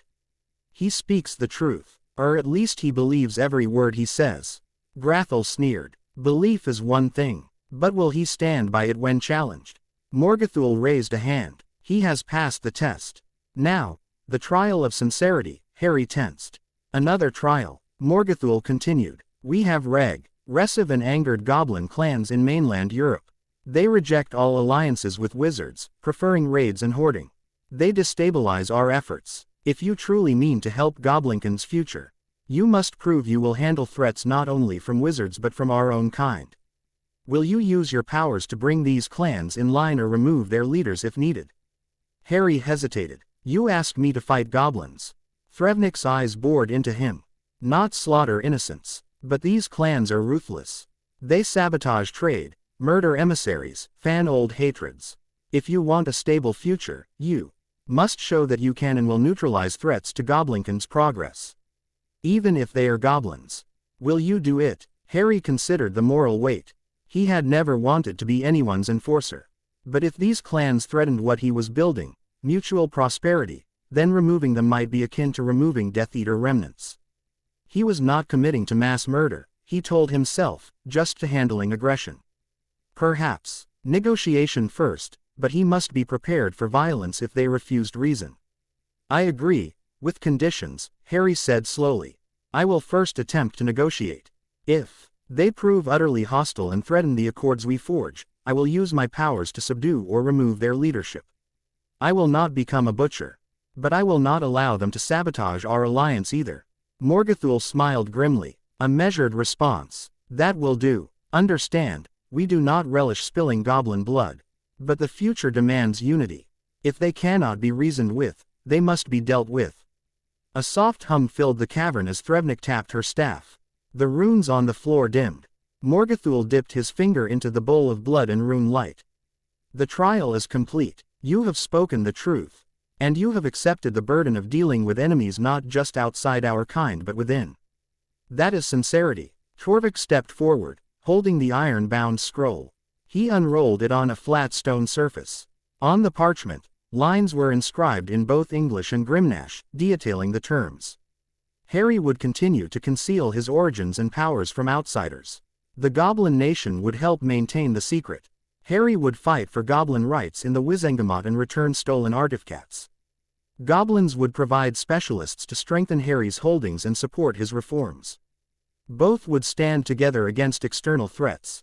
Harry would handle regressive goblin clans in Europe if they threatened the Alliance's future. If Harry betrayed these terms, all pot. RS would die and his assets would be seized by Goblinkind. If Goblinkind betrayed these terms, every member of the High Council would lose their head. The penalties were stark and cruel, ensuring no party dared deceive the other. Morgathul took the thin blade again and nicked Harry's thumb. Harry let 3 drops of blood fall onto the parchment's seal. The runes flared emerald. Each counselor did likewise, adding a drop of their blood. The runes absorbed the blood, weaving magic binding them. Harry then signed his name. Herrick James Potter in the Grimnish script and Harry James Potter in English. Morgathul and the counselors added their sigils. A cold wind seemed to blow through the cavern, though no wind could exist so far underground. The runes on the pillars shimmered, acknowledging the accord. Harry felt a weight settle on his shoulders. "It is done," Morgathul said quietly. "So we stand together now," Harry said. "I will not fail you. May our alliance usher in an era of cooperation." Threvnik studied him. "We shall see. Wizard, you have great power and unusual origins. Use them wisely. We will guide you in managing your assets and influence. In return, ensure you do not shy from your promises, including dealing with those who challenge the new order we seek." Grathel growled softly. "I remain cautious, but the trial does not lie. You are sincere. I will accept this for now." Ragnarok placed a hand on Harry's arm. Discreet pride in his eyes. He had facilitated this meeting. Had put his reputation on the line. Harry's success also redeemed Ragnarok's faith in him. With the signing complete, the High Council rose from their pillars. Morgathul gave a final command, and the goblins began dispersing. Threvnik lingered to hand Harry a small runic token, a carved piece of obsidian, and etched with a miniature version of their alliance sigil. "This token will grant you passage and credibility among goblin specialists. Show it to curse breakers, runesmiths, and the like. They will know you come with our authority." Harry bowed slightly. "I am grateful. I will put their skills to good use, ensuring our mutual prosperity." Morgathul approached one last time. "Remember, Herrick James Potter, we hold your line and fortune in the balance, as you hold our heads. This forces honesty. Build upon that honesty with actual good deeds, and in time, trust may follow." Harry's voice was steady. "I understand. I will not let it come to betrayal. I want a stable, just future.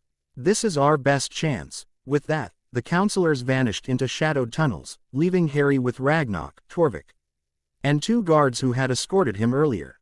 Torvik carefully stored the signed accord in a rune-locked chest.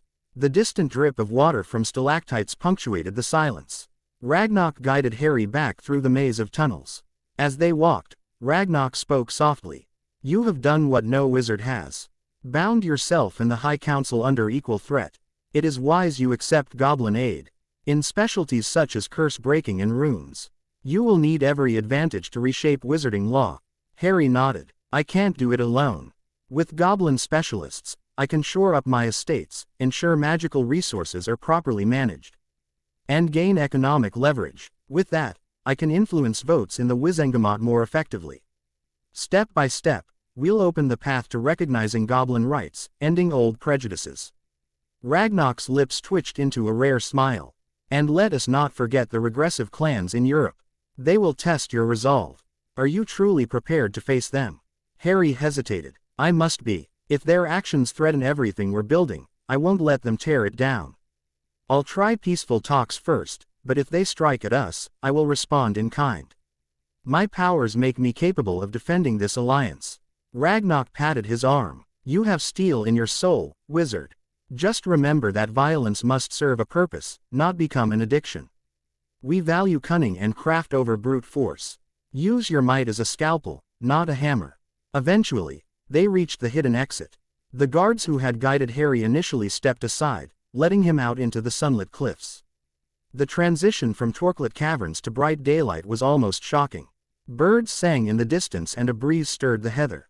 Harry took a long, cleansing breath, allowing the sunlight to fuel his power. He drank it all in. Thinking about the complex alliance that he had formed that stood GNOK and Torvik did not follow him outside. They had their own tasks underground. Harry stood alone by the runic boulder. He tapped the runes as instructed, sealing the passage once more. The hillside seemed ordinary again, just another Scottish knoll, hiding a labyrinth of halls, forges, and council chambers beneath its roots. He considered apparating straight to Potter Manor, but decided first to linger. The price of this alliance weighed on his body. If he betrayed them, all the Potters would die. That include James, Euphemia, Fleemont, and Rose. He would never let that happen. If goblins betrayed him, the High Council would lose their heads. Equal terror, forcing sincerity. Yet fear alone would not sustain an alliance. He had shown them truth. His powers, his origins, and his willingness to do what was necessary. Now he would follow through with tangible benefits. He needed to help pass laws that recognized goblin property rights, ensure fair terms for trade, and return stolen heirlooms. Harry needed to integrate goblin artisans and experts into his estates, strengthening his economic base and political leverage. And he needed to handle the regressive goblin clans in Europe, ensuring internal peace with Goblinkind. With a crack, Harry apparated to the edge of Potter Manor's wards, immediately flying up to the balcony of his bedroom. Once inside his room he dropped the small runic token Threvnik had given him onto his desk. Harry then took a moment to write a letter to Edgar Bones. The letter was short and simple, indicating Harry's new position as a Lord of House Potter, due to a technicality with the goblins, and that he would be there to support Edgar in the Wizengamot and as a minister. He was vague, of course, indicating forthcoming stability, resources, and the fact that certain reforms would find unexpected support in Wizengamot sessions. He wrote another letter to Ragnarok, requesting a list of recommended goblin specialists he could employ, curse breakers to secure and rearrange his vaults, runesmiths to enhance wards, agriculturists to improve the manor's grounds for sustainable potions ingredients, and engineers to develop infrastructure that might impress even the stiffest members of wizard aristocracy. If he showed results, profits, stability, and efficiency, he could sway more votes in the Wizengamot. Once he had folded his letters and sent them out his windows like the ministry memo planes, he turned back to his bedroom. Harry needed to refine his defense curriculum, draft his proposals for subtle legislative changes, and plan a careful approach to those regressive goblin claims abroad. It was going to be a long day. Updated. The 6th of March 2025. Antiqua Magia. 12:04 p.m. August 10, 1976. Hogwarts School of Witchcraft and Wizardry. Earth. Universe designation. 1.638.2. Harry stood on the precipice of the Forbidden Forest, his eyes tracing the crumbled outlines of Hogwarts, once impenetrable wards. The air was still, yet it carried the weight of something broken. An absence where the castle's protective embrace should have been. He closed his eyes, focusing on the remnants of magical energy that clung faintly to the air, like the ghost of a melody.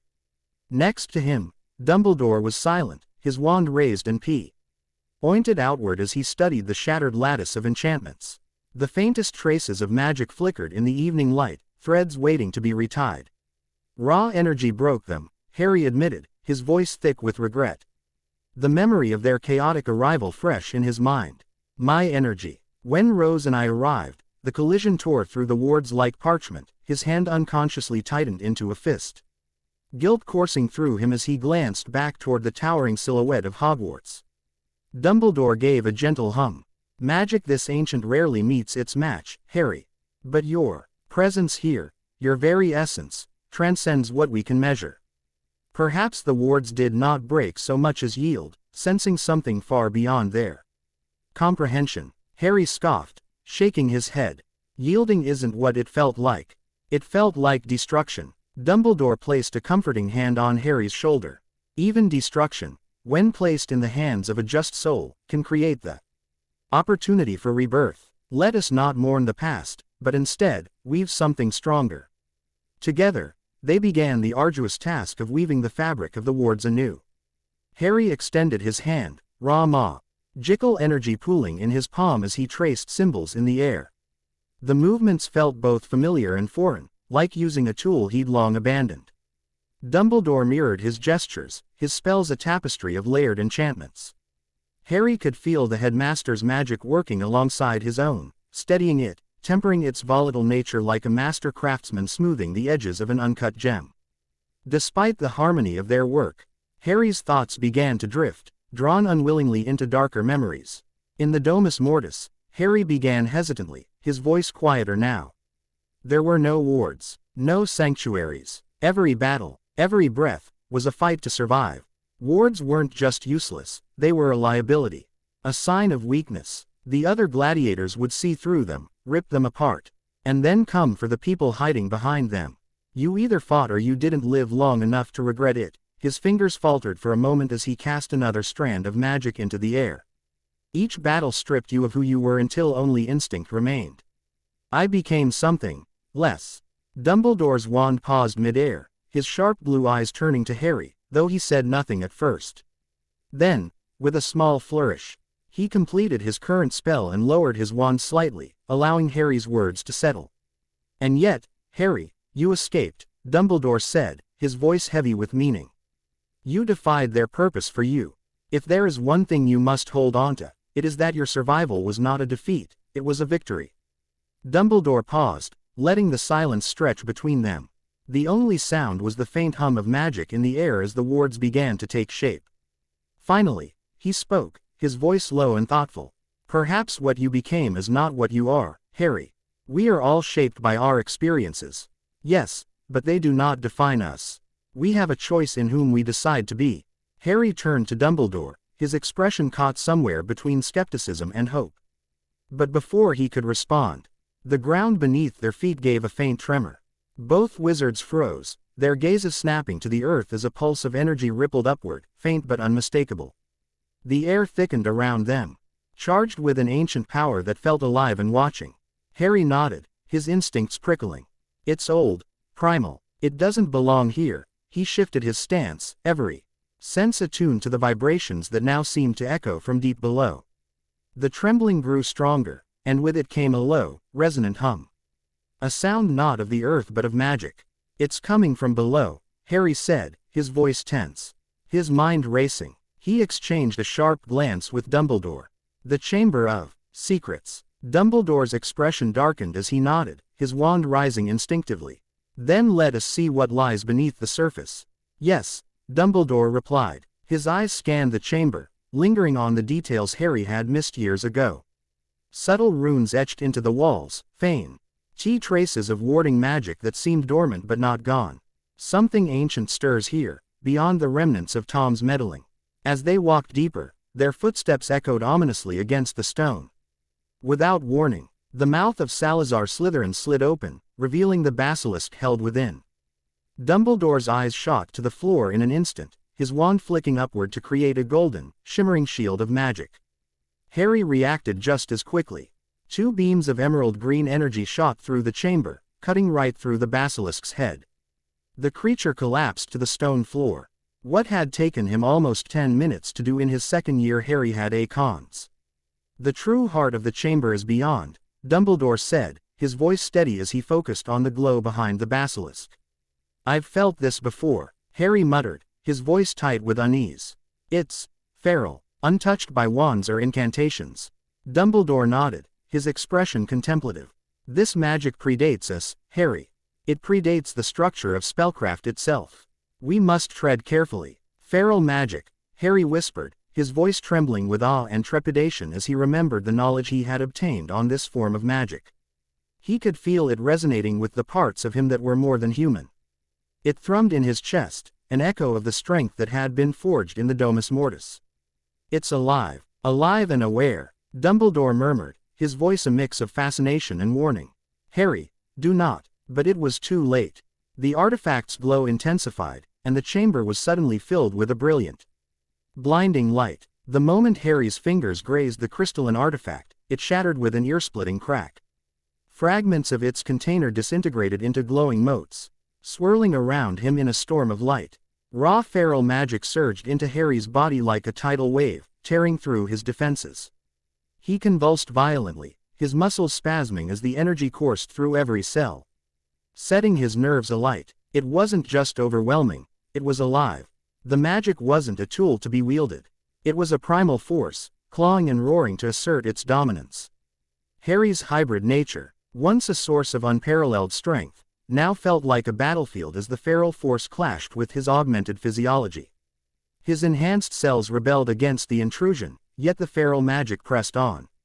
Unrelenting, reshaping him from within. The room was no longer just a chamber, instead becoming a vortex of chaos. Harry's body levitated above the ground, golden veins of energy streaking across his skin like lightning. His screams echoed off of the walls, each one carrying the weight of his struggle to contain the magic tearing through him. "Harry, let it go," Dumbledore shouted, his voice sharp but edged with worry. He traced stabilizing runes into the air, their shapes glowing briefly before shattering under the sheer pressure radiating from Harry. The light around Harry intensified, a pulsating gold that burned hotter with each passing second. His eyes blazed with radiant energy, their emerald hue tinged with crimson. A deep, guttural sound escaped him, part roar, part cry of anguish. As his body erupted with destructive power, tendrils of uncontrolled magic lashed out from him, carving deep gouges into the chamber walls and splitting stone columns like brittle wood. The ancient magic embedded in the Chamber of Secrets fought back, its serpentine engravings glowing with protective runes in a desperate attempt to contain the onslaught. But even Hogwarts' enchantments began to crack under the strain. Dust and debris rained down from above, and the ground beneath them trembled, threatening to collapse. Dumbledore stepped forward, his wand ablur as he wove a spell with precision. His voice carried a deep incantation, ancient and powerful, each word resonating with the authority of a master. A circle of blue light formed around him, its tendrils reaching out to envelop Harry. "Harry, hear me," Dumbledore's voice boomed, amplified by the magic in his spell. "You must fight it, or it will destroy you." Harry's body twisted midair, the feral energy roaring back in defiance. His screams fractured into silence as his breath caught, the magic tightening around him like a vice. The chamber walls bent inward, warped by the gravitational pull of the unleashed force. With a final, resolute flick of his wand, Dumbledore unleashed a stunning spell. A silver arc of magic, intricately woven with layers of binding enchantments. The spell struck Harry directly in the chest, forcing the feral magic to recoil. Harry's body spasmed one last time before going limp. The golden light around him dimmed, retracting into his form, and he fell to the ground in a heap. The chamber fell silent, the air thick with the residue of spent magic. Dumbledore approached cautiously, his keen eyes scanning Harry's unconscious form. The boy's body was still, save for faint, shallow breaths. Around them, the chamber bore the scars of the battle. Columns reduced to rubble, walls etched with deep, smoking fissures, and the air still vibrating with residual power. Dumbledore knelt beside Harry, placing a steady hand on his shoulder. "Rest. Now, Harry," he murmured, his voice laced with concern. Harry found himself standing in a dark, infinite void. The sea stretched endlessly in every direction, an oppressive silence pressing against his senses. Around him, faint echoes of whispers rippled through the emptiness, growing louder with each passing moment. They weren't foreign, they were his own voice, layered in a chaotic symphony of fear, anger, and guilt. The void shifted, the blackness swirling into thick clouds.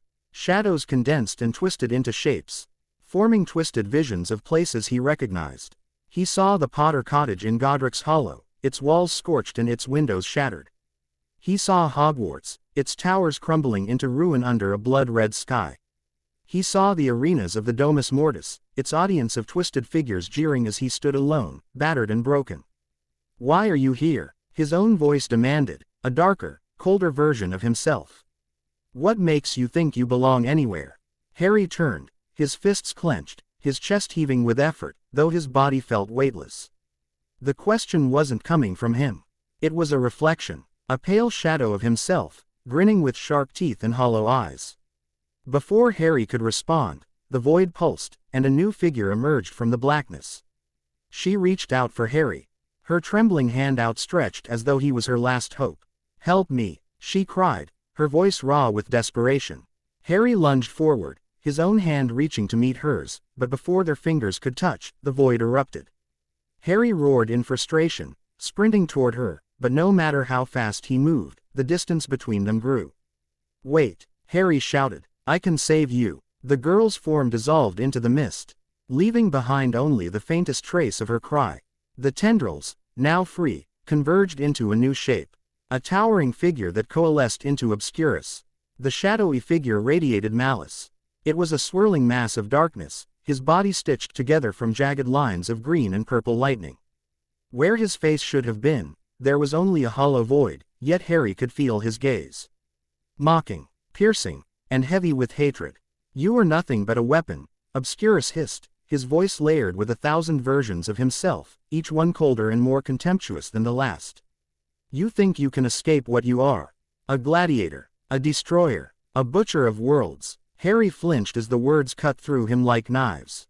Obscurus raised an arm, and the darkness around them shifted again. Scenes from the Domus Mortis materialized like jagged fragments of glass, each one forcing Harry to relive a piece of his darkest moments. He saw himself in an arena in Sector 5, standing over the broken body of a female variant of himself. Blood coated his hands, her wide, lifeless eyes staring up at him. He saw another memory, his hands clenched at his side as one of the universes he had visited was unceremoniously scorched to nothing. Screams filled the air, silenced in an instant by his command. He saw Rose, kneeling in chains, her face streaked with tears as she whispered, "Why didn't you save me?" "Stop," Harry shouted, clutching his head as the images assaulted him. "That wasn't me. I didn't want any of this." "But you did it anyway," Obscurus sneered, his voice vibrating with power. "You exist to destroy, and that is all you will ever be. You cannot change. You are nothing." Harry fell to his knees, the weight of his guilt crushing him. His breath came in ragged gasps. And for the Shadow's words. How could he deny them when the proof was right before his eyes? Rose's voice, trembling but determined. Dumbledore's calm wisdom. Fleamont and Euphemia's unwavering love. Even Sirius's roguish laugh cut through the darkness. "Harry," Rose's voice echoed, clear and resolute. "You're stronger than this. We didn't escape them just to fall apart now. You have a choice." Dumbledore's voice added, steady and reassuring. "You can forge your own path. Do not let the darkness decide for you." Harry lifted his head, his eyes blazing with a golden light. The void trembled as his will solidified. He rose to his feet, staring down Obscurus, whose form flickered under his defiance. "I am not your pawn," Harry growled, his voice steady and unyielding. "I am not their weapon. I am more than what they made me."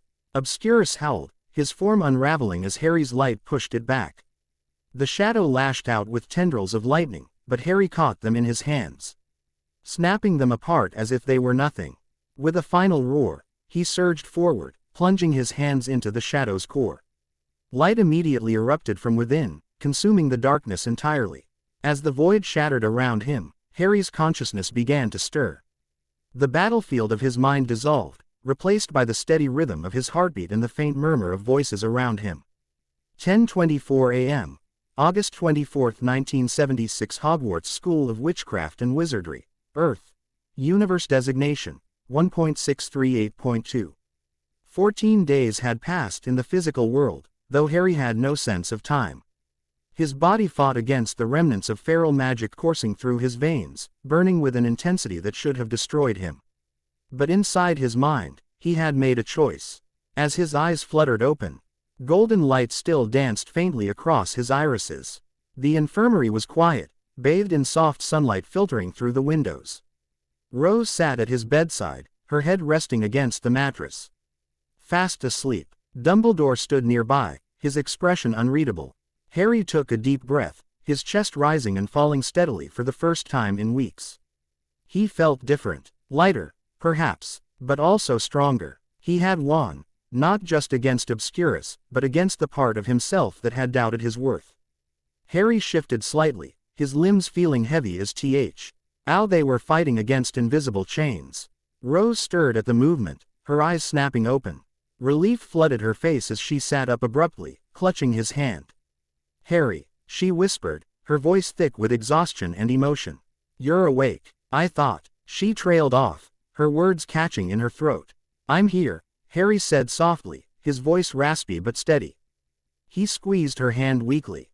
I'm not going anywhere. Before she could reply, Dumbledore approached, his movements slow and deliberate. He peered down at Harry, his sharp gaze taking in every detail. For a moment, neither of them spoke.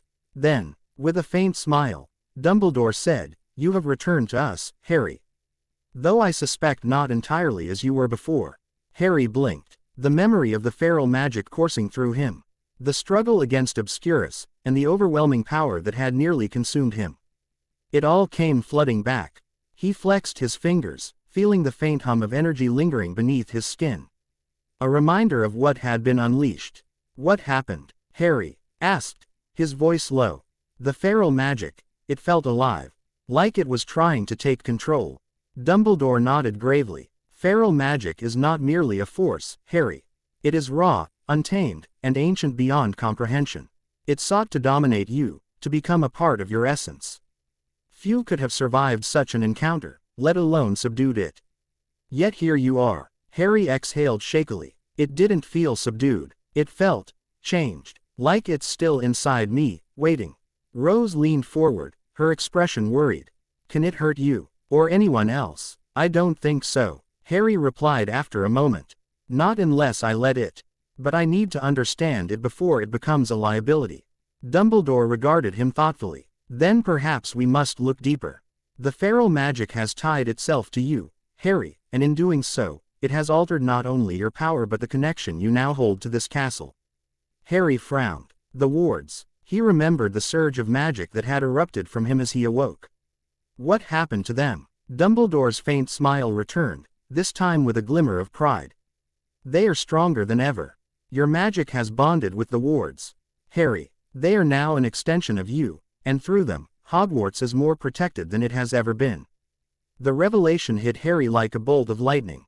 He wasn't just tied to the wards. He was the wards. He could feel them now, faint but present, like a second heartbeat. Every wall, every corridor, every enchanted barrier.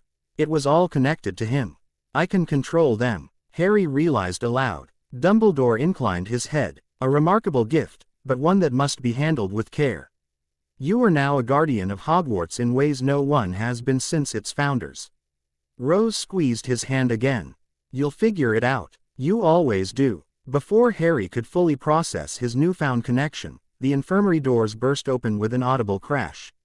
Orion and Walburga Black strode in, their faces contorted with fury.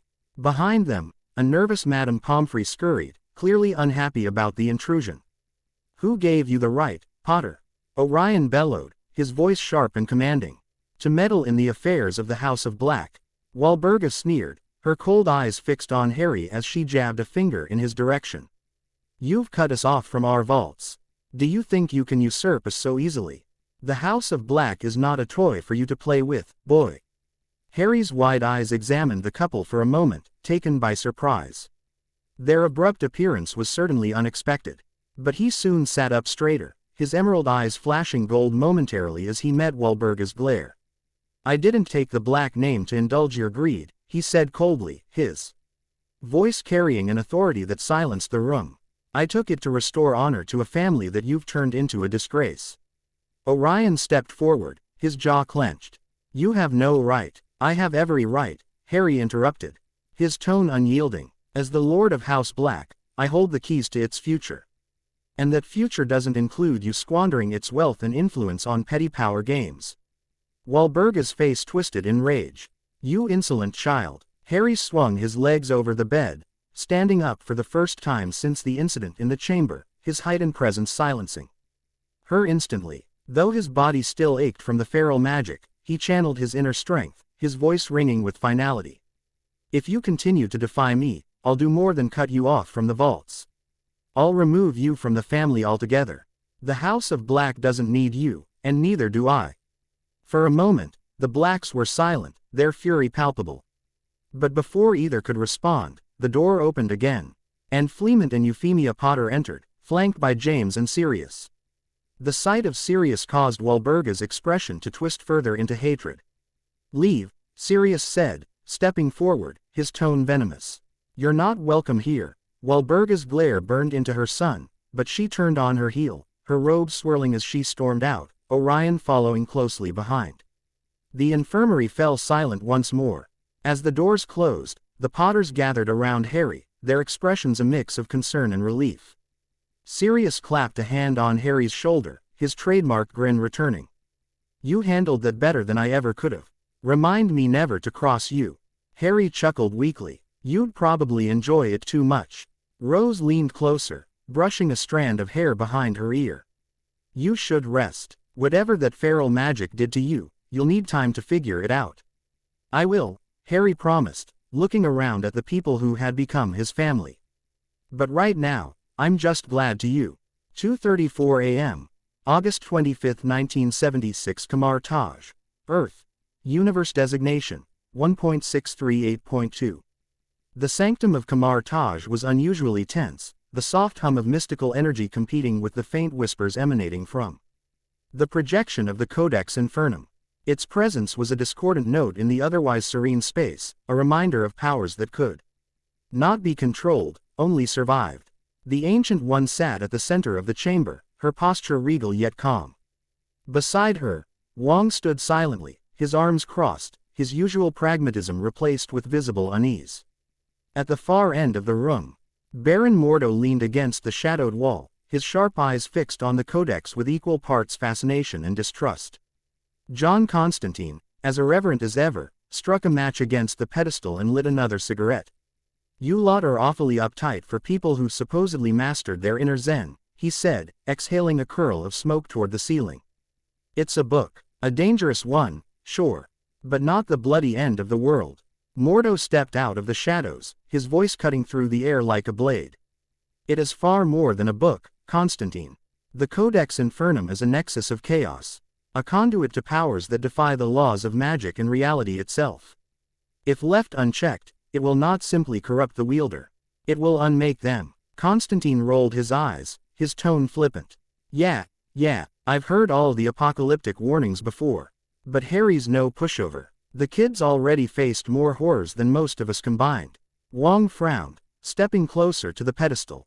"And yet that is precisely the concern," he said, his voice calm but firm. "Harry Potter has survived because of his strength, yes, but also because of his humanity. The Codex will not attack his body or his magic. It will attack his soul." The Ancient One finally spoke, her tone carrying the weight of centuries of wisdom. "Constantine, you have delivered a weapon of great power into the hands of a young man already burdened by unimaginable forces.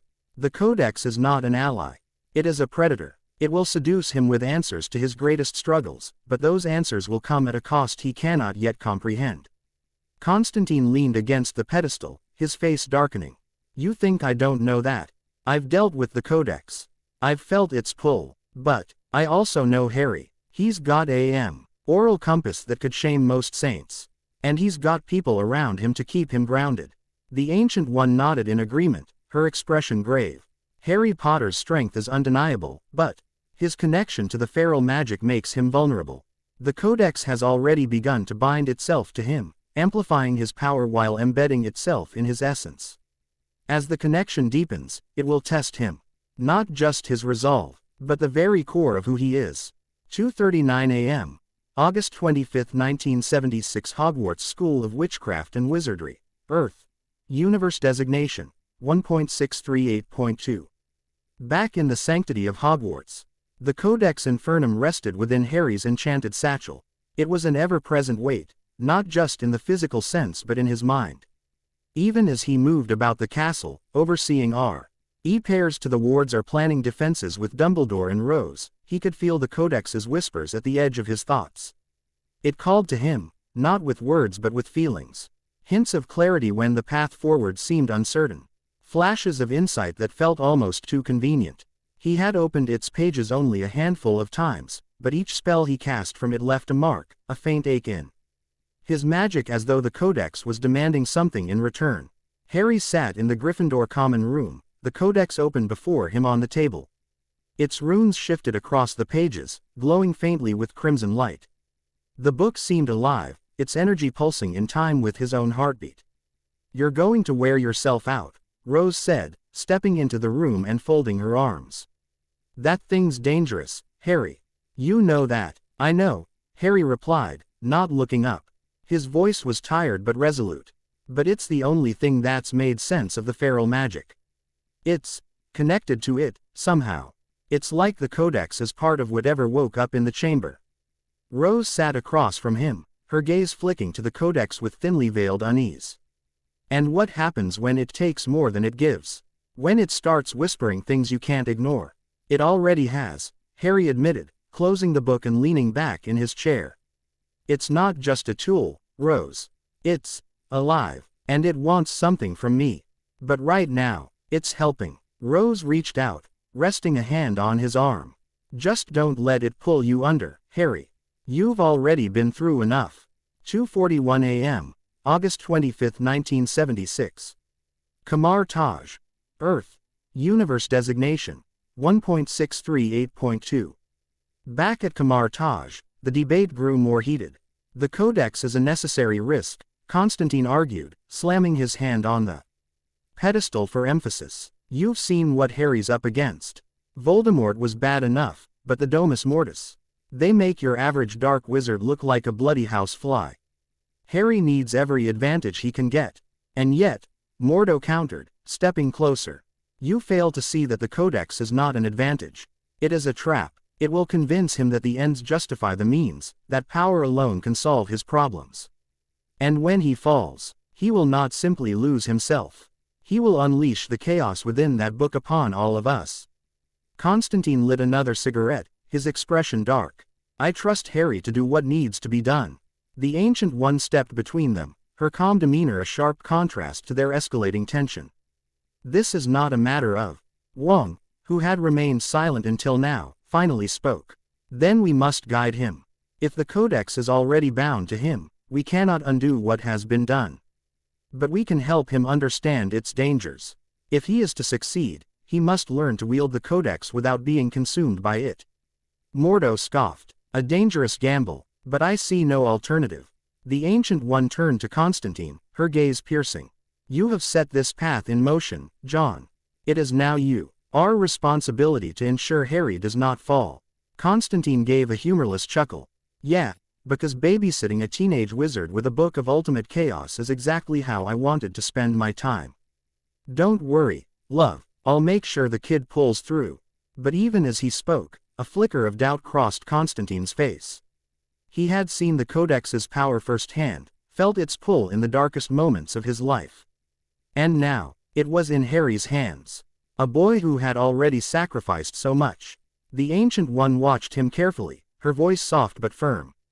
Pray that you are right, Constantine. For if you are wrong, the codex will not simply destroy Harry. It will destroy us all. The whispers from the codex grew louder, its aura flaring briefly before settling into a dark, foreboding silence. In the quiet of Kamar Taj, the stakes had never felt higher.